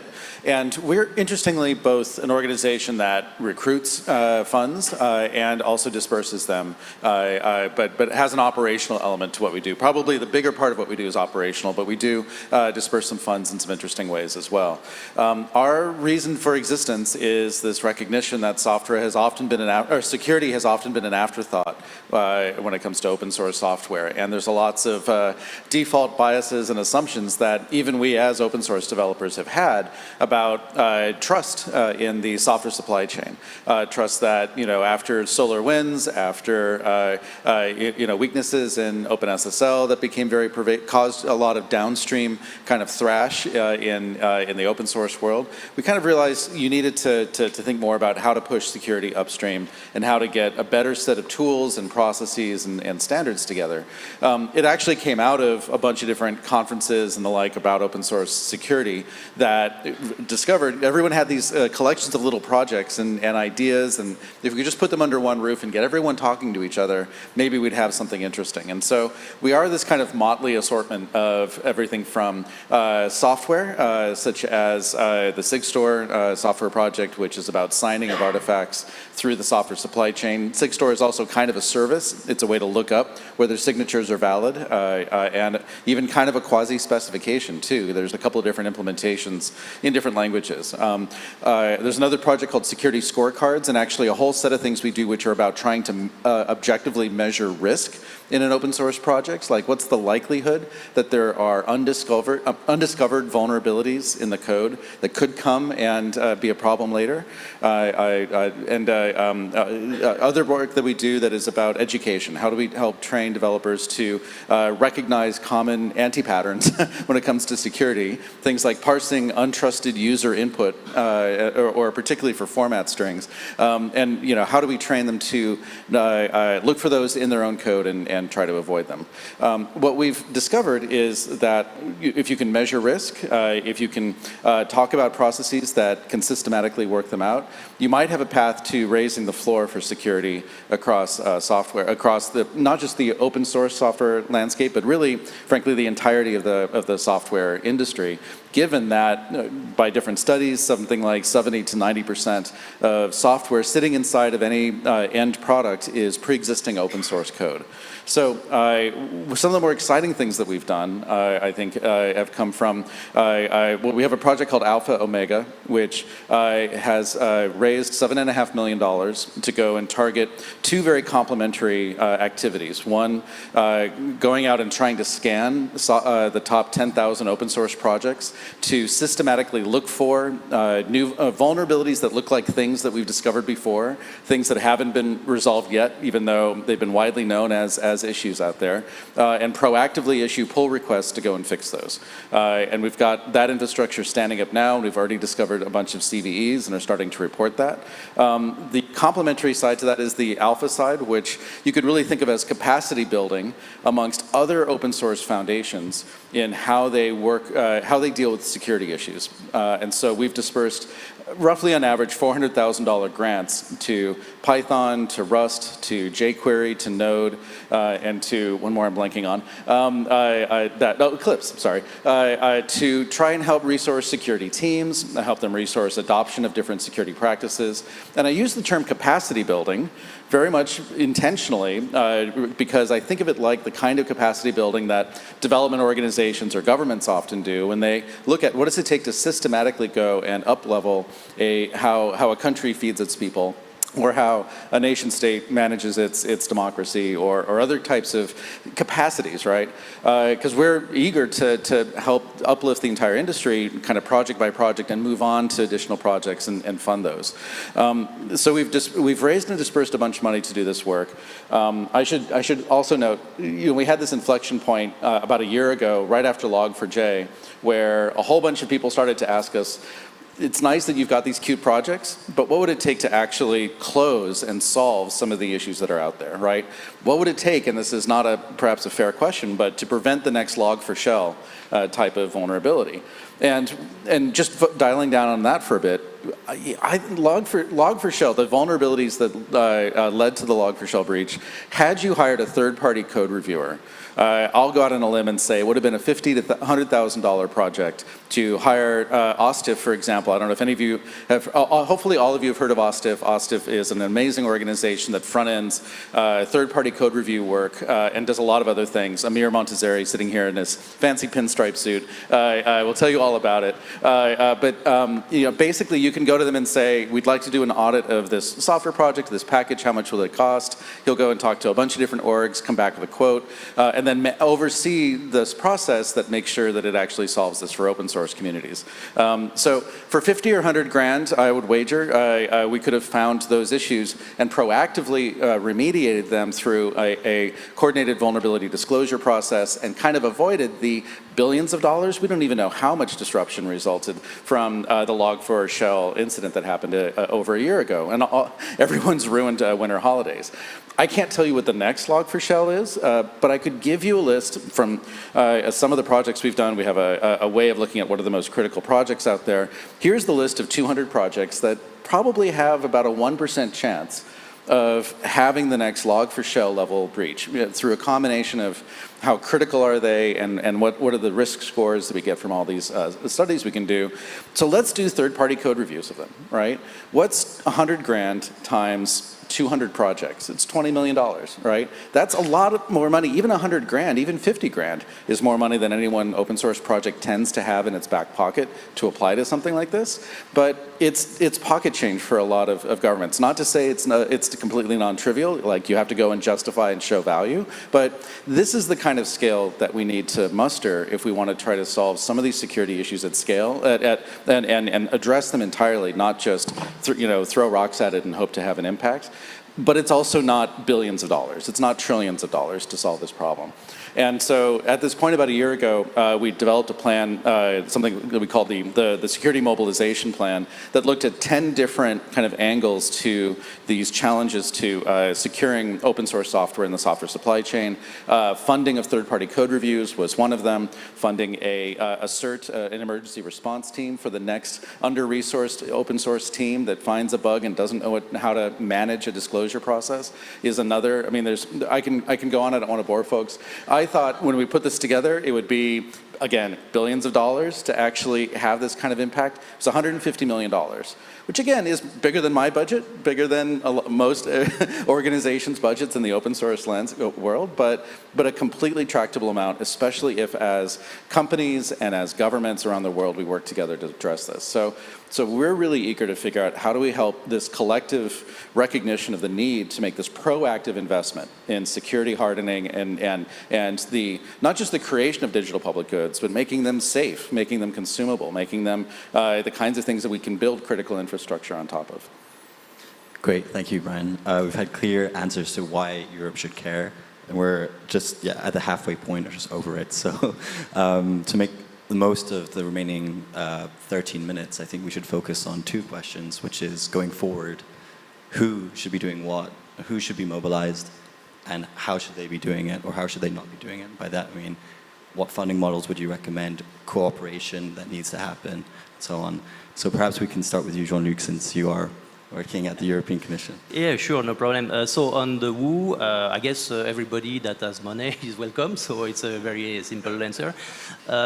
We at Commission, we will for sure invest. We have invested, as I mentioned, in next generation internet. We are going to invest in the next work program. We have open calls. So for instance, we have a fund that is with a 27 million euro open. And then we will invest also in pilots of 14 million euros. Now, the question how is a very interesting one. We at Commission, we realize that we are not very well, not necessarily well adapted to target the open source communities because we have, very heavy process and it's not necessarily the best approach. So the way we work with in the two steps. We give money to intermediaries that in turn give money to open sourcers and the people developing the commons. That's what is the term we are starting to use. Today there are open calls for precisely innovators. And there is a deadline in 2 months, just to be practical. We are going to have projects that are going to improve the internet in the sense that I mentioned. And as example, we have existing community projects, so take Jitsi, Big Blue Button. We are working with the Solid community, the Fediverse community. We have 20 projects. Open hardware is also very important. We have a RISC-V projects, which is from Linux Foundation. We have Open Power also. We are working on the value chain from design to electrical level. So there are software there, and we try to make sure this is open for students to democratize the process of moving from the design to the layout, to the open hardware. That's a few examples. WireGuard was also funded by NGI. We have a lot of projects in relation to distributed, decentralized infrastructure. So the common denominator is openness, for sure, is a better privacy. We want to have an internet that is protecting privacy. Trust is another keyword. So I guess that's the how we are going to work. Yes, in few words. Thank you. Govind, would you like to jump in? I think Brian spoke about the risk, but I also want to talk about the opportunity that it presents Europe and many other geographies, right? So EU has a GDP of $17 trillion. And the cost to start a company a decade ago was maybe 10 million. And today the cost to start a company is literally 100th of that. It's because of this open source infrastructure. So we have to also frame this in the context of innovation. What can happen in the next 20, 30 years? How much money can be added? And I think OFE came up with this amount of $100 billion is added to GDP, right? And so we should get the industry to contribute back. An example of that is a fund we set up with Open Technology Fund, which is a collaboration between GitHub, Okta, Philanthropy, us and Schmidt Futures, and the federal government. So you can experiment with new funding models and get industry to collaborate and contribute back. Tax breaks is an excellent way. Second is, I think European philanthropy should think more actively about de-risking some of this stuff for industry and the government, and take an active participation in thinking about digital commons and open source. Third, I think, is definitely government, right? And if you set up like a European digital infrastructure fund, 100 million, 500 million, just like the sovereign tech fund in Germany, it's not a lot of capital to think about the next billions of dollars that can be added to the overall GDP. And finally, I think one idea I've been playing around with is just like a social impact bond, can we have an open source or a digital infrastructure bond where governments and philanthropies guaranteed on a result actually do intermediation of this fund, right? Like it's like a simple bond structure, someone pays for it, and if it is successfully remediated over a 3 to 5 year period, governments actually pay for results instead of paying in anticipation of impact. Thank you, Govind. Emmy, would you like to share some thoughts? Yeah, I think I'm going to talk a little bit more on meta level about the how to fund, right? I think what first thing is that I think there needs to be definitely more coordination and transparency in terms of how funders are working. Got to walk the talk when we fund open source, right? So, I mean, we see that if anyone's tried to dig into kind of funding data and analyze funding trends, you'll know that this data is actually really, really hard to analyze and obtain because it's just all over the place, and not every single, actually a lot of open source projects don't declare how much they've got when for what kind of time scale and that sort of thing. So without this kind of data, it's really hard to figure out how to coordinate between different funding efforts. And, you know, the flip side, the downside of that is when you have, for example, a certain funder coming into a certain space with a huge amount of investment, what we've seen is it could potentially drive away other smaller funders that were initially kind of funding that space stably. And then that's not an issue. The issue is, when there's, for example, a change in strategic priority in terms of that particular funder, we see that this space of open infrastructure is then left very, very vulnerable. And so I think with more data, with more research in this area, and with funders hopefully working more transparently, we can actually have more coordination and avoid those single points of failure and really work towards, a more coordinated actions of collective efforts to fund this space. So one of my favorite sayings from the last year is that, it's not, free software isn't necessarily free as in speech or free as in beer, it's free as in puppy.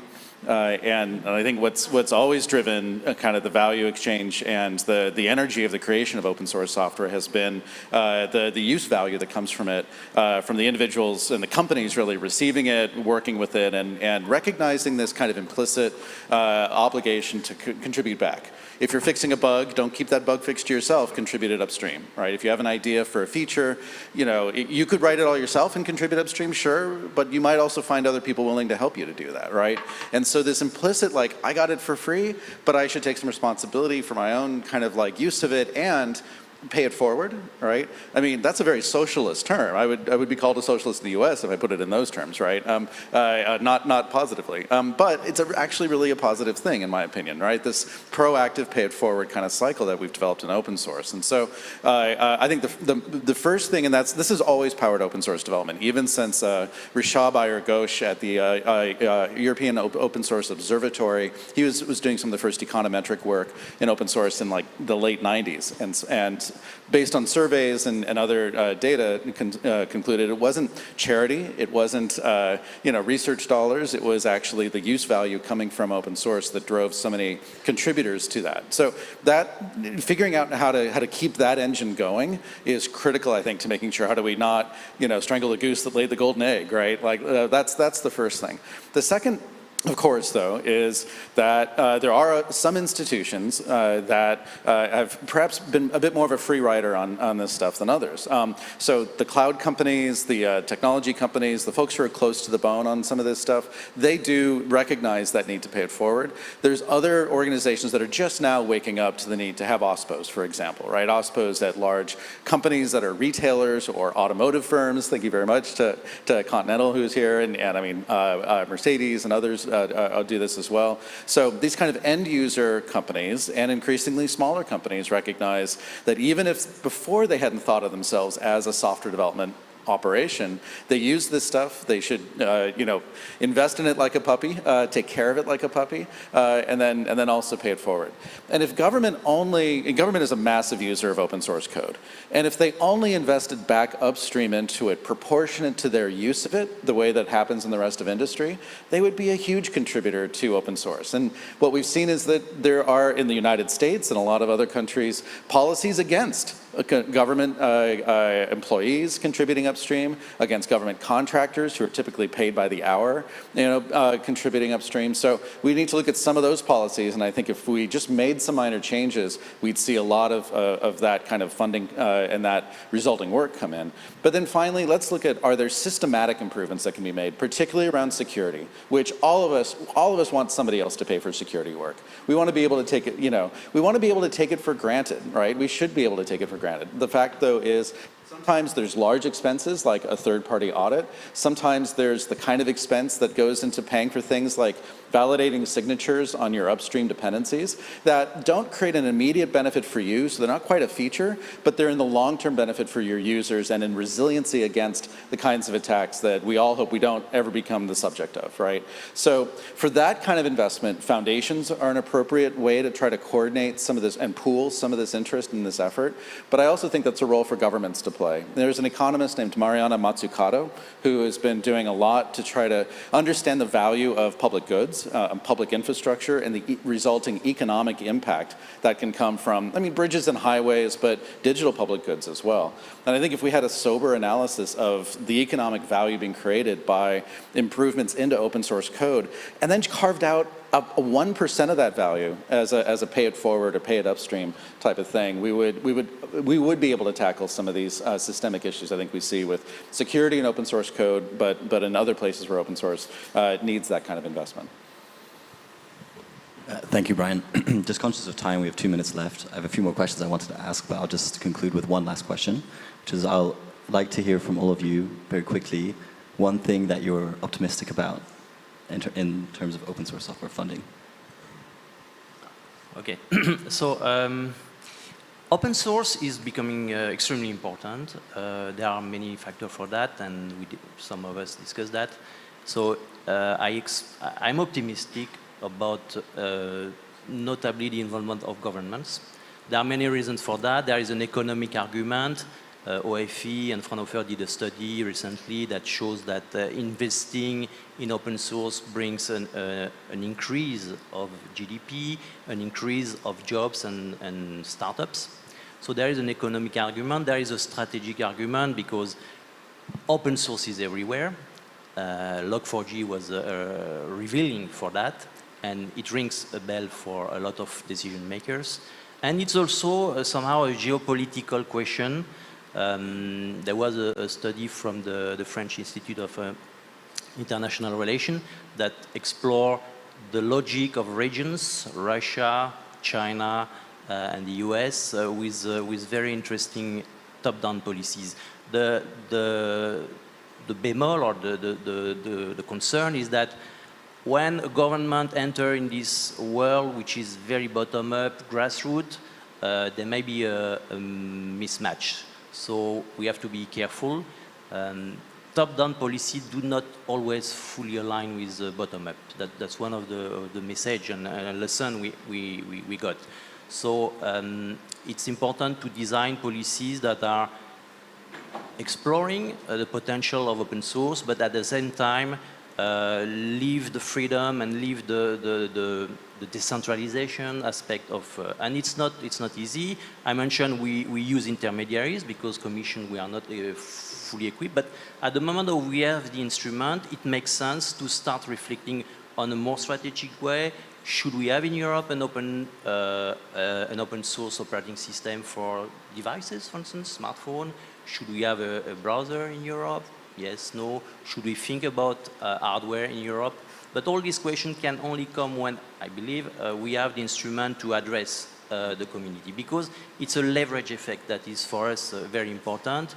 And if we put ourselves in a few years from now, I believe the seed we are putting with this amount of money I mentioned, which are not big, with other contributors, with philanthropics, with partners, we can have in a few years from now the building blocks, the trusted building blocks open that will allow business model to flourish, and that will allow also users to have a more trusted experience with the internet. We have to keep in mind the evolution of AI, the intelligent bots, so brains that will work for us, multiverse that will give an immersive experience that is close to reality, and the Web3 that will allow transaction almost immediate. So this combination can be very powerful, but at the same time, we have to have the trusting tools that will allow us to do more. Thank you. Okay, we're at time, so let's just hear very, very quickly from the rest of the panel, maybe one or two sentences. What are you optimistic about, Govind? I'm seeing a lot of momentum around legislation and capital convening in both US and Europe. And the fact that there are so many people sitting here at 5:30 p.m. listening to us, it's very hopeful. Great. Emmy? Yeah, likewise. I'm because of this panel, I think I'm optimistic in this conference as well. I think there's a genuine willingness of all of us coming together to understand what incentives there are for all of us to be in this room and those who are not in this room as well, to bring more people into the conversation. And I think that's, the first step to better coordination and collaboration. I'm very optimistic about the governments outside of Europe and America. Not to say I'm not optimistic with the ones that are in, but the ones outside, Singapore, Korea, Japan, in South America, a lot of them are recognizing the need to invest in this systematically and recognize the role it's already playing in their own economies. Thank you. I won't sum up in the interest of time, so please join me in thanking our amazing panelists for this panel.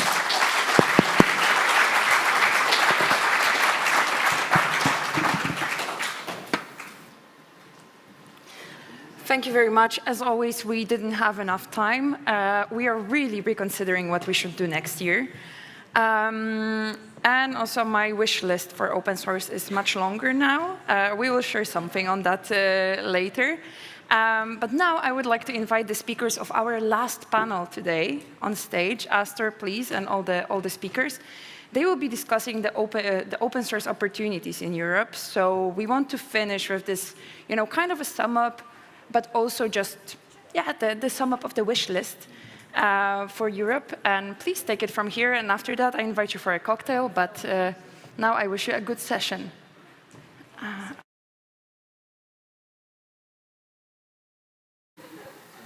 Okay, good. Hi, everyone. And I wrote down just on my notes here, like mandatory joke about being, when you're in the last panel, it's us, we are the last ones standing between you and the cocktail. So I have to mention that. But yeah, let's get going. Let's, get this all over with and let's sum up like all the things, the impossible task. We'll sum up the day. So yeah, last year, the summit focused on challenges. Now we've sat through a long day with a packed program, focusing on opportunities. And some challenges as well kind of crept in there. But with this closing session, let's try to synthesize, see what we can get out of this. Maybe formalize a policy recommendation or two. And then before we send you off to FOSDEM, of course, and some cocktails. But let me introduce the people who will help me do this. So it's Hillary Carter from the Linux Foundation, Sachiko Muto from OFE and the Research Institutes of Sweden, Fredrik Svensson of Red Pill Limpro, Andreas Gauger of Open Exchange, and here's the tricky one, Maximilian, or Max, of IBM. So we'll get going straight away. Sachiko, in your view, what is an open source opportunity? All right. Well, first, let me just say that I think it was genius that you at least scheduled cocktails for after this session. So, we're in between you and the cocktails, but at least there are cocktails, so people are still here, some of you at least.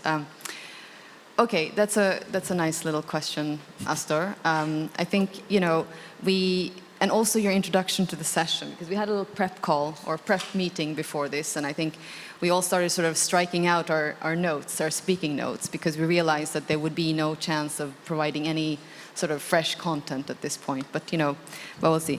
I had planned to mention the study, which has been mentioned a few times already, so that should have been struck out. But talking about an opportunity, that's a really broad question, but I think it's about, seeing that there's value in something, but then also that there's an untapped potential. And I just sitting here today, I was thinking about, okay, let's look at this automotive panel. That's going to be really exciting as a sort of way to illustrate, the opportunity for open source.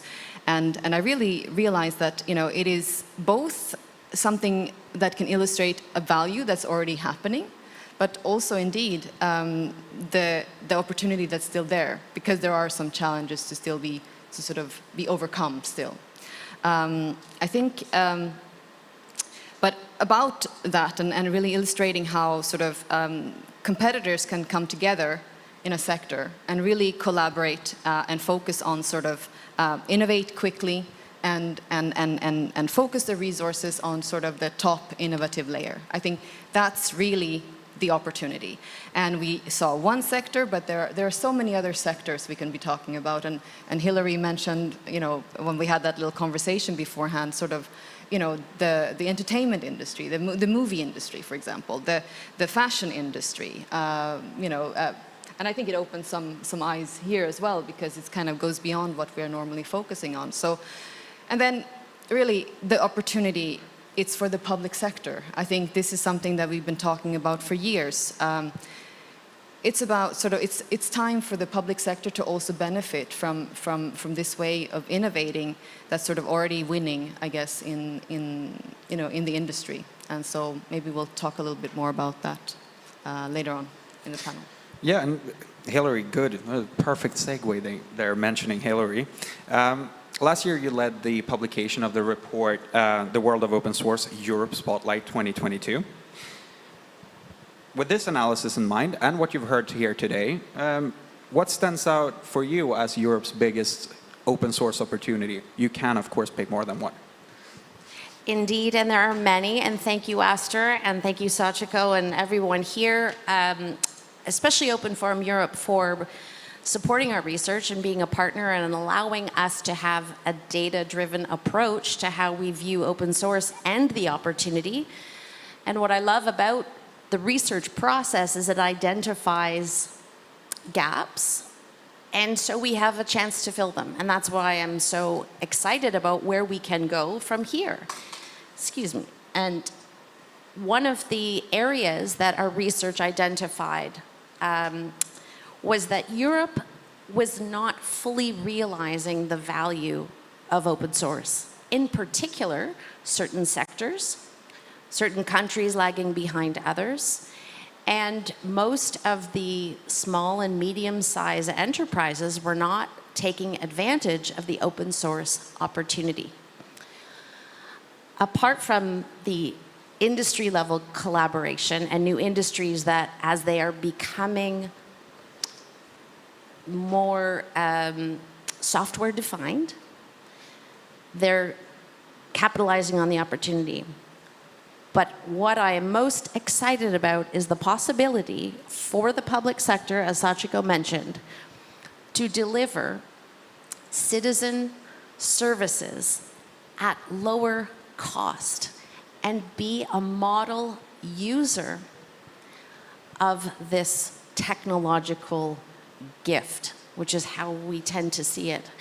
And when we can realize that vision, and you know, COVID was a terrific example of here was a pressing need around credentials and health, or whether it's customs and border control, or whether it's any other kind of citizen service, the opportunity to develop cost-effective, trusted digital solutions that create efficiencies and add so much value and allow Europe to get on with the business of innovating instead of waiting in long digital lineups or waiting for things that should be efficient but are not. That is the tremendous opportunity, whether it's a regulatory opportunity or a public sector opportunity. I think that's where Europe has the most to gain. So businesses were mentioned, and so we're turning over to Frederick and Andreas. And annoyingly enough, I'll give you a joint question, so you kind of will have to decide who answers first. So moving away from the innovation model itself and the opportunities that comes from that, what would you say is the state of the European open source industry? What opportunities do you see in terms of innovation, new jobs, economic growth, growing your companies? Is it a good time to be an open source company? Wow, that's a large question, Astor. First of all, I would like to sort of summarize what's been said already today. There are lots of opportunities with open source software and open code. Many of them have already been mentioned, but I would like to emphasize again that talking about digital sovereignty, for instance, I would like to say, I like to think that open source is the solution to that. I mean, with open source, open code, you can choose how to deploy the software. You can make sure that you are GDPR compliant and all the stuff that comes with that. But furthermore, open source also creates an option to invest in software building, software creation in Europe. And I also think it makes it possible to create a lively and productive software community in Europe that will enable both sort of innovation today, but also future innovation. Because if investments in digitization, if they stay, that money stays in Europe, that creates a foundation for further investment and further innovation. And to your question, Astor, it is a good time to be an open source company in Europe today. There is a lot of requests for competence and knowledge, and as a open source system integrator company, we are making sure that if there is demand, there will also be supply for experienced and talented developers working with open source software. Yeah, I can only agree. It is much easier to attract talent if you have an open source background. So if you are on the positive side of karma, for sure. But we also shouldn't forget that there is large companies dominating big parts of this industry. And the only way I see how Europe can kind of get back on track and be competitive with that is open source. Like collaborating, openness, speed, innovation, that comes all from open source. And the only things that break monopolies are governments, technical disruption, and open source. So Max, now I'm trying to go through the full panel with annoyingly big and difficult questions. But so Frederick and Andreas talked about the business opportunities. Now let's pivot back to the technology. What is the role of open source today, would you say, in the development of like tomorrow's technologies? You're involved in these things. Yes. So obviously, a very broad question, as you said. I'll start by maybe quoting a famous European, who said that if you could only see further than most people, and it's because he was standing on the shoulders of giants. He just happens to be on an island of Europe, but anyway, we all know Isaac Newton's famous quote. I think it sort of summarizes for me what open source brings, which is that it brings a foundation that you can build on top. And it's a foundation you don't want to recreate. So as example of this, I'll give you 3 different examples, one in the past that I experienced, one in the present that I'm experiencing, and one I believe that's going to come, or it's coming in the future. So in the past, a lot of you probably old enough to remember when USB, or Universal Serial Bus, came about. So all those devices that you plug into your laptops, there was a time when these were new. And in order for you to use most of those devices that would come, like cameras, mice, etc., you had to have a driver. And you had to wait for the operating system that you were using to have the right driver, etc. And it would take time. You could buy a device and then you couldn't use it, like especially hard drives, for instance. And what I remember at the time, we were coming up at IBM with new devices, and I needed to have those working on machines. And very quickly, we were able to build those because we built our solution on Linux. And why did that work is because we had access to the code, and Linux had an initial driver for USB, and you could come in and bring your own device and code the driver for USB. So this is an example of how open source allows you to create innovation very quickly. You don't have to wait for the next release of the operating system, which would usually take like 2 years before USB was available for it. So that's one example in the past. In the present, an example of this is cloud. If you're going to build anything related to cloud right now, it'd be foolish, almost crazy, to think that you could build your own stack. You just go and use what exists right now, which is a Linux Kubernetes stack. And it's a huge amount of code that works. It not only works, it works at scale. So if you're going to build something for the cloud, build on top of that. And then the last thing I'll mention is that now one of my mission is open quantum. If you want to play in that field, you want to start adding, experiment with quantum computers, you're going to build it with an open stack, not only for the cloud, but also, for instance, with Qiskit, which is an open source toolkit built using Python, and then Chasm, which is an open source definition of how to actually talk to those quantum computers. So I think the basic thing is, if you think you're smart enough and you can build your own code and build it fast enough to release it in time, then have at it. Or use what exists that works and is stable. So that's the future is open source. I just don't see any other way if you want to do it in the time that we think. I mean, but then I'm thinking, we're here, it's an Open Forum Europe event, we have a panel. We've more or less concluded that open source is pretty good. But so I'm trying to think, not a great surprise. That's the quote for this event, right? Yeah. Open source, it's pretty good. But so let's try to identify and get to like some policy changes needed. Like what can we do? And as I see it, and I'm trying to like summarize, well, kind of off the top of my head, but I've also taken some notes from today. Firstly, it will be important for us to safeguard the innovation model and make sure that open source stays frictionless, right? Secondly, there is policy aimed at allowing the European open source software industry to grow. We will need that have that capacity in the industry to meet and realize these opportunities.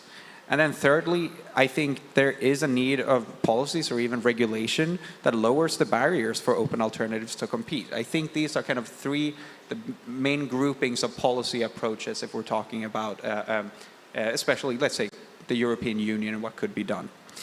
But so, to make this a bit more concrete, and the questions are not going to get easier, Andreas, if you were to advise a government, and I mean a national government, how they should approach creating a national strategy for open source. And this is for a nation, not a city, not a company, not an industry, the country. How should they go about it? What should the goals be? Oh, that's an easy question. So I would say, first of all, I think one of the main goals for any government should be that data sovereignty is actually happening. And so the opposite of sovereignty is dependency. So first thing I would say is make sure that all the important parts of your infrastructure are not depending on one single whatever, company or something, right? It should be interchangeable. There should be minimum 2 options for anything so that you can kind of move on, decide, and not dependent. If something goes wrong, if one of the things doesn't work anymore, there should be another thing that can replace it. And then secondly, especially for smaller companies, and open source companies tend to be smaller than the big ones, right? There are some exceptions. Make a stable playing field. Decide for standards. Don't create standards. Decide for existing ones, right? Only if you can't create one, but there's plenty there. So decide for standards, cement them that people can rely on them, building stuff based on them, and also force anyone in the market to support them. And then thirdly, don't only listen to companies or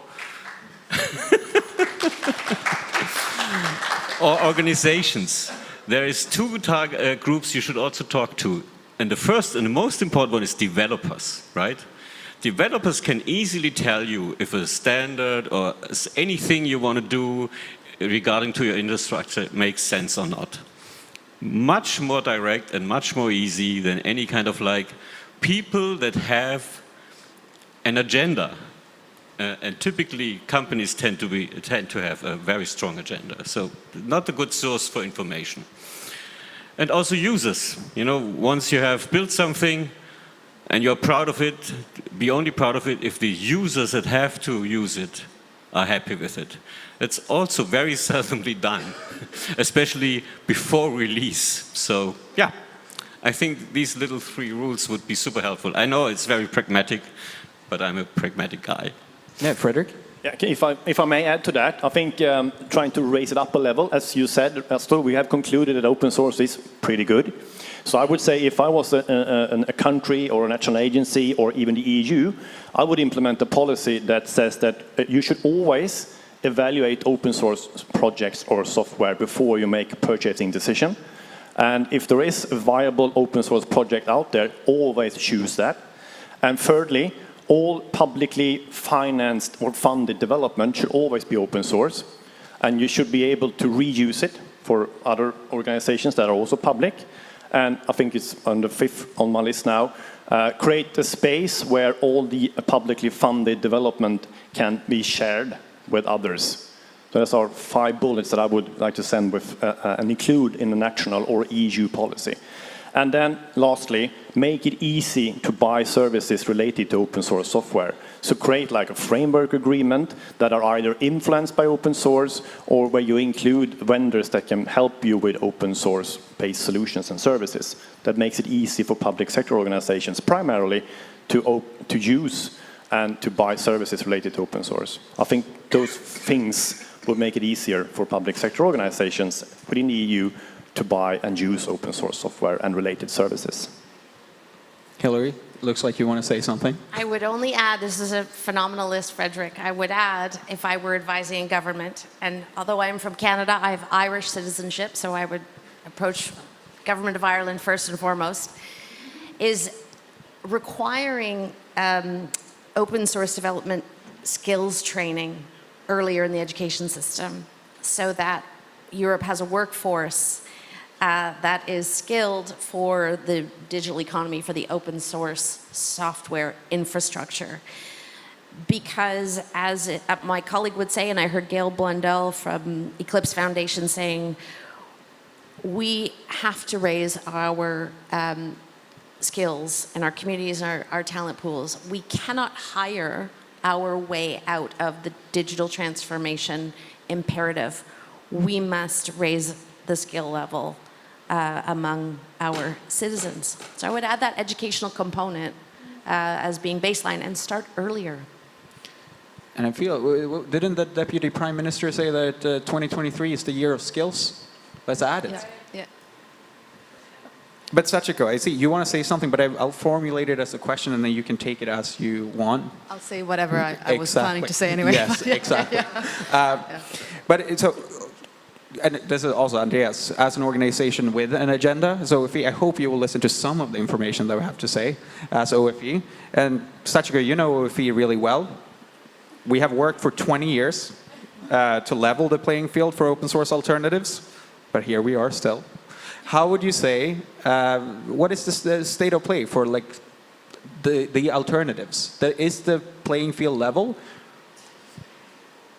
So this is when okay. So, well, 20 years, you said. I've been there for 15 of those years. And, you know, to some extent, you know, it's clear that a lot of things have changed, right? And so, and at OFE has also come a long way. And Astor, congratulations on the event. I think it's been really great. Paula, of course, also, but and the rest of the team. But I think that, you know, that's a reflection also of how far, you know, open source has come, and we have kind of grown alongside of that. But I think one thing that hasn't changed, you know, open source is eating the world, open source has won, all of that. But it struck me that one conversation where we haven't moved very much is actually on procurement. And you didn't say, you know, you didn't use the words procurement, but that's what you're talking about. And I think this has been, I really think that we need to make some progress there. But at the same time, I don't want to say that we haven't made progress, because indeed we heard from the Deputy Prime Minister, and after that in the public sector panel, actually some important practical, you know, projects that are moving forward. And I think it's important there that we sort of, you know, what they said also in that panel, like let's build on each other's experience. Let's sort of share between governments, experiences, and things like that. And I think, I'm hoping, you know, you had an ambitious list there. I do hope that the Interoperable Europe Act, which introduces some, it's not just words, because that was one thing that was also deplored, I think, by some speakers in previous panels, that, you know, we've had some very positive ministerial declarations, you know, like there's the Tallinn Declaration, there's the Berlin Declaration, you know, all these declarations, and where it's easier to just to celebrate, like, oh, now it's going to be like open by default or something like that. All the ministers have signed. You know, the Interoperable Europe Act does propose some specific sort of first structures, but also things like an agenda, you know, an Interoperable Europe agenda, where we're going to hopefully see at the European level, you know, a listing of priorities of this sort of the type of interoperable e-government solutions that are needed. And even it proposes the possibility of developing some of these technologies at the European level. And I really foresee, like, if this could work like that, you know, opportunities also for European SMEs to work at sort of the regional or local or national level to sort of help governments further develop and customize those shared solutions, and then also being able to sort of bring that back to Europe. Yeah, so I mean, I'm not sure that answered the question, but it was more or less what I wanted to say. So. And here, Max, I'm going to put you on the spot. Yeah. Simply following Andreas's recommendation, we should talk more to the developers. What do you think? What is your take then? Any reactions on the things that are coming in from very much the developer's point of view? What would you be looking for? Yeah, so I guess as a developer, the thing I would tell people is that, well, two things. So first is building software is hard.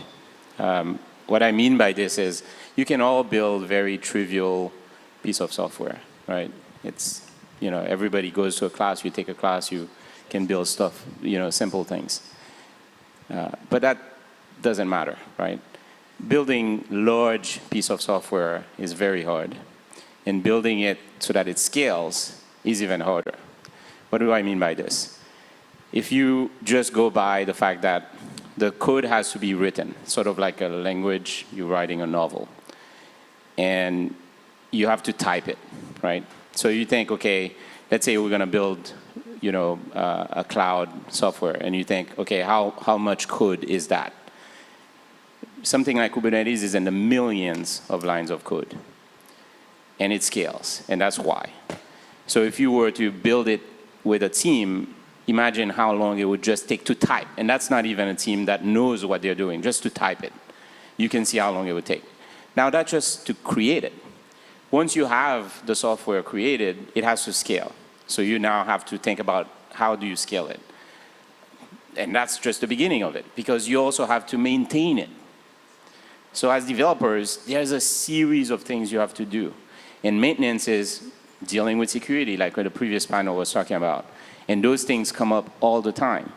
So as a developer, that's what we need, right? Is the whole life cycle, is dealing with the creation, the getting it to work, so it's correct, testing it, then scaling it, then it's in the public hand, and you have to essentially now maintain it.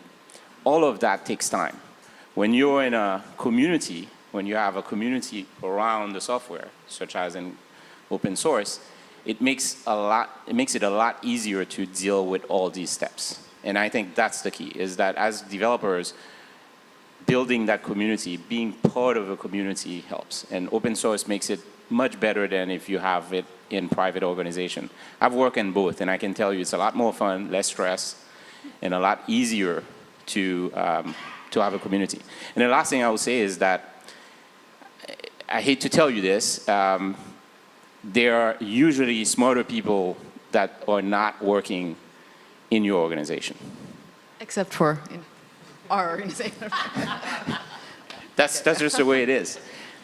And I've seen it repeated over and over again, and they come from all over the world. So, you know, when you have open source, you can hopefully tap into that. But then it feels like I'm trying to everyone seems to have come back in one way or another to this kind of skills, competence, like having a skilled workforce question. And I'm going to see if I can force that into the last question here, and then it will be open up for reactions. But so Andreas and Frederick, I'll start with you again, because I do talk quite often to open source entrepreneurs, business owners, etc. And my earlier question was quite leading about how is it to be an open source entrepreneur today? Because when I talk to them, they're very busy. There's quite some demand, and meeting the demand is a challenge, but it's there. And for the kind of opportunities and the promises that we have listed here today, we would need quite a lot to meet those. So, can the industry meet this promise, this demand? Are you ready? Yeah, I have ChatGPT, so they will do all the development for me. I heard, I guess, I don't know. No, it's difficult, certainly. But I think if you are a smaller company and you have a positive karma open source agenda, it's much more easy to find people than for large companies with maybe a negative karma agenda. So this is not our major problem. Our major problem is still that it's quite tricky to make money with open source. I know we are all growing and it works somehow, but it's trickier, much trickier than just being the only one who can supply it and putting a price tag on it. If you innovate, there's people that download it and just use it. Do you mean that it's a lot easier to kind of have a monopoly position than being exposed to a lot of competition? A monopoly position is the easiest there is, right? but also, you know, you can create a product and build. You're innovative. You have an innovative product, and you are the only one who is supplying it. It's much easier to make money with it than you have an open source project, or you make it open source, and then there's a whole ecosystem that uses it for free, and there's other companies that use it, that make even money with it. It's just more difficult. I'm not saying it's impossible, but it's more difficult.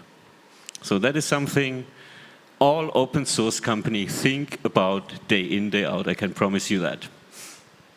Yeah, it sounds like open source companies are exposed to a lot of competition. But usually you're pretty good. Frederick.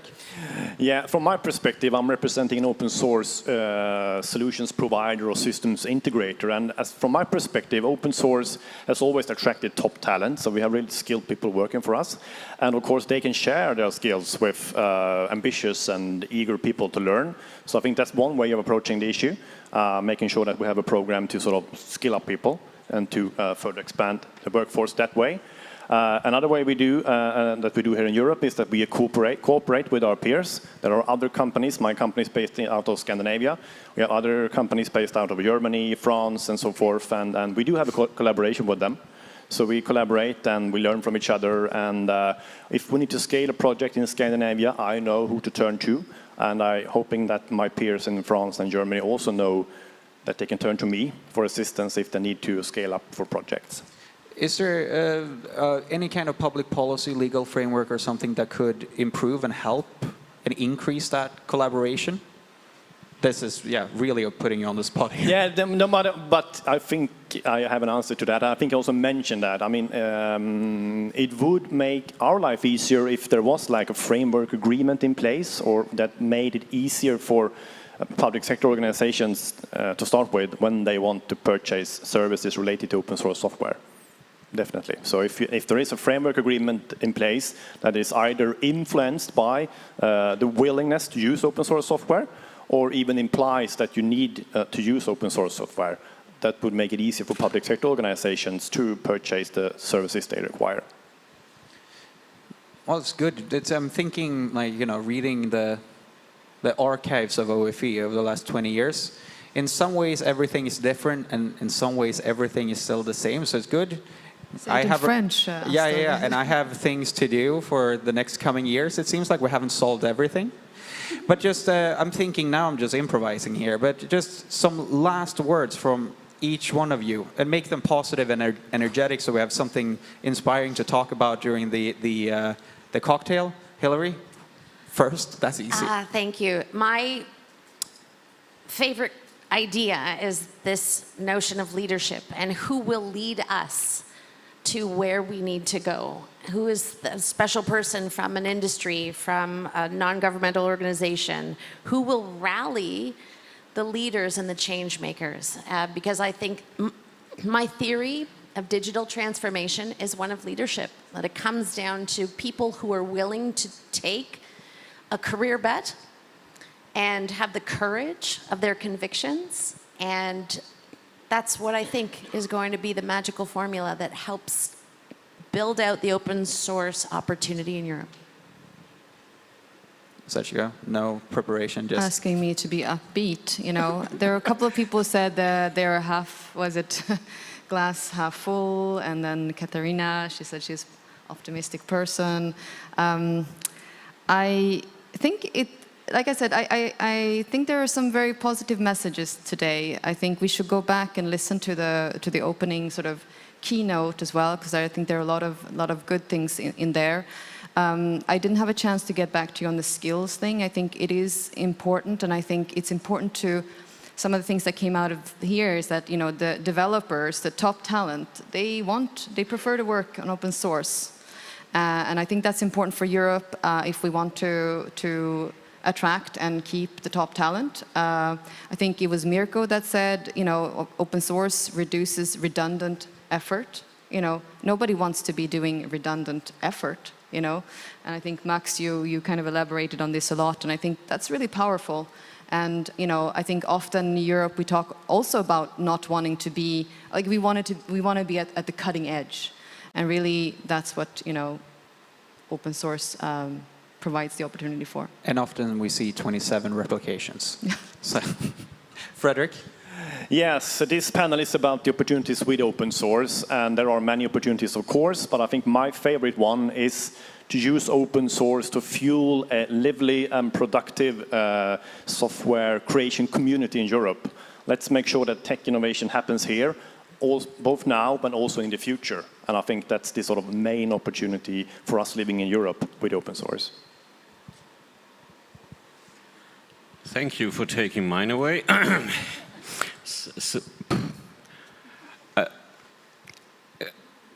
Humans are successful because they collaborate, right? That is one of the main reasons why they are so successful. And open source is a very successful form of collaboration, right? Like worldwide, diverse, no borders. Do you think there's anything that is actually better than open source when it comes to collaboration? I don't think so. So we are spearheading the future of humanity. Let's say it like that.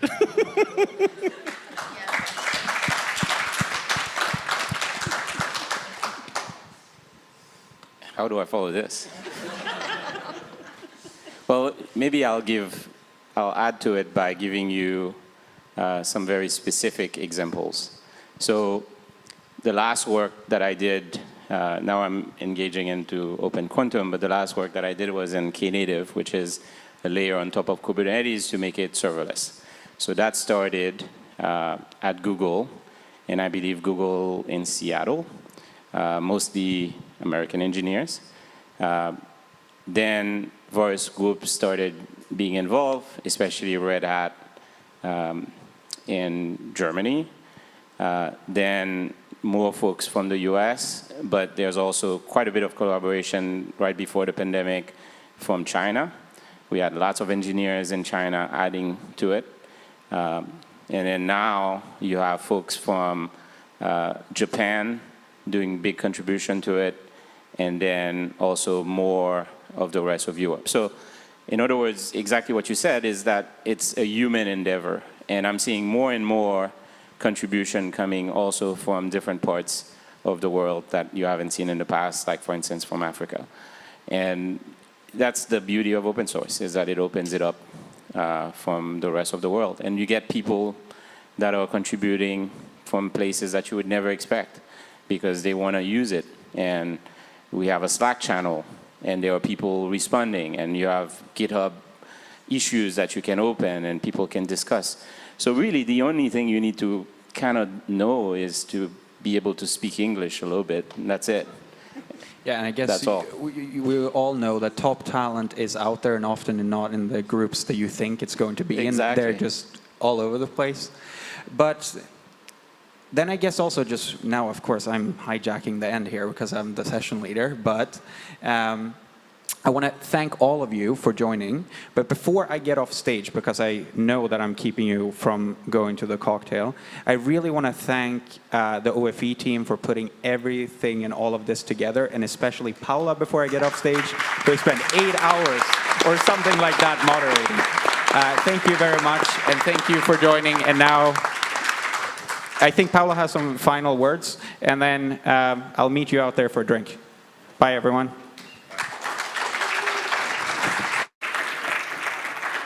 Thank you, Esther. Thank you, everyone. I was really thinking what to say at the end. I took so many notes, but to be honest, just this quote, "We are spearheading the future of humanity." I think this is a good start for the cocktails. But having said that, thank you very much for coming. Thank you to all the speakers for sharing your insights with us. I think we have a lot of food for thought. I hope that you're coming to FOSDEM.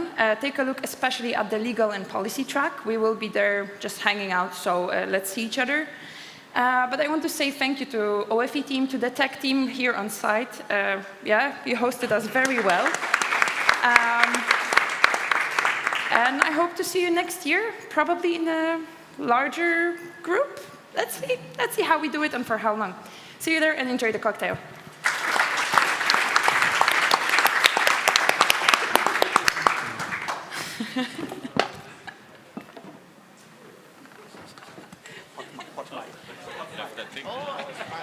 Keep it.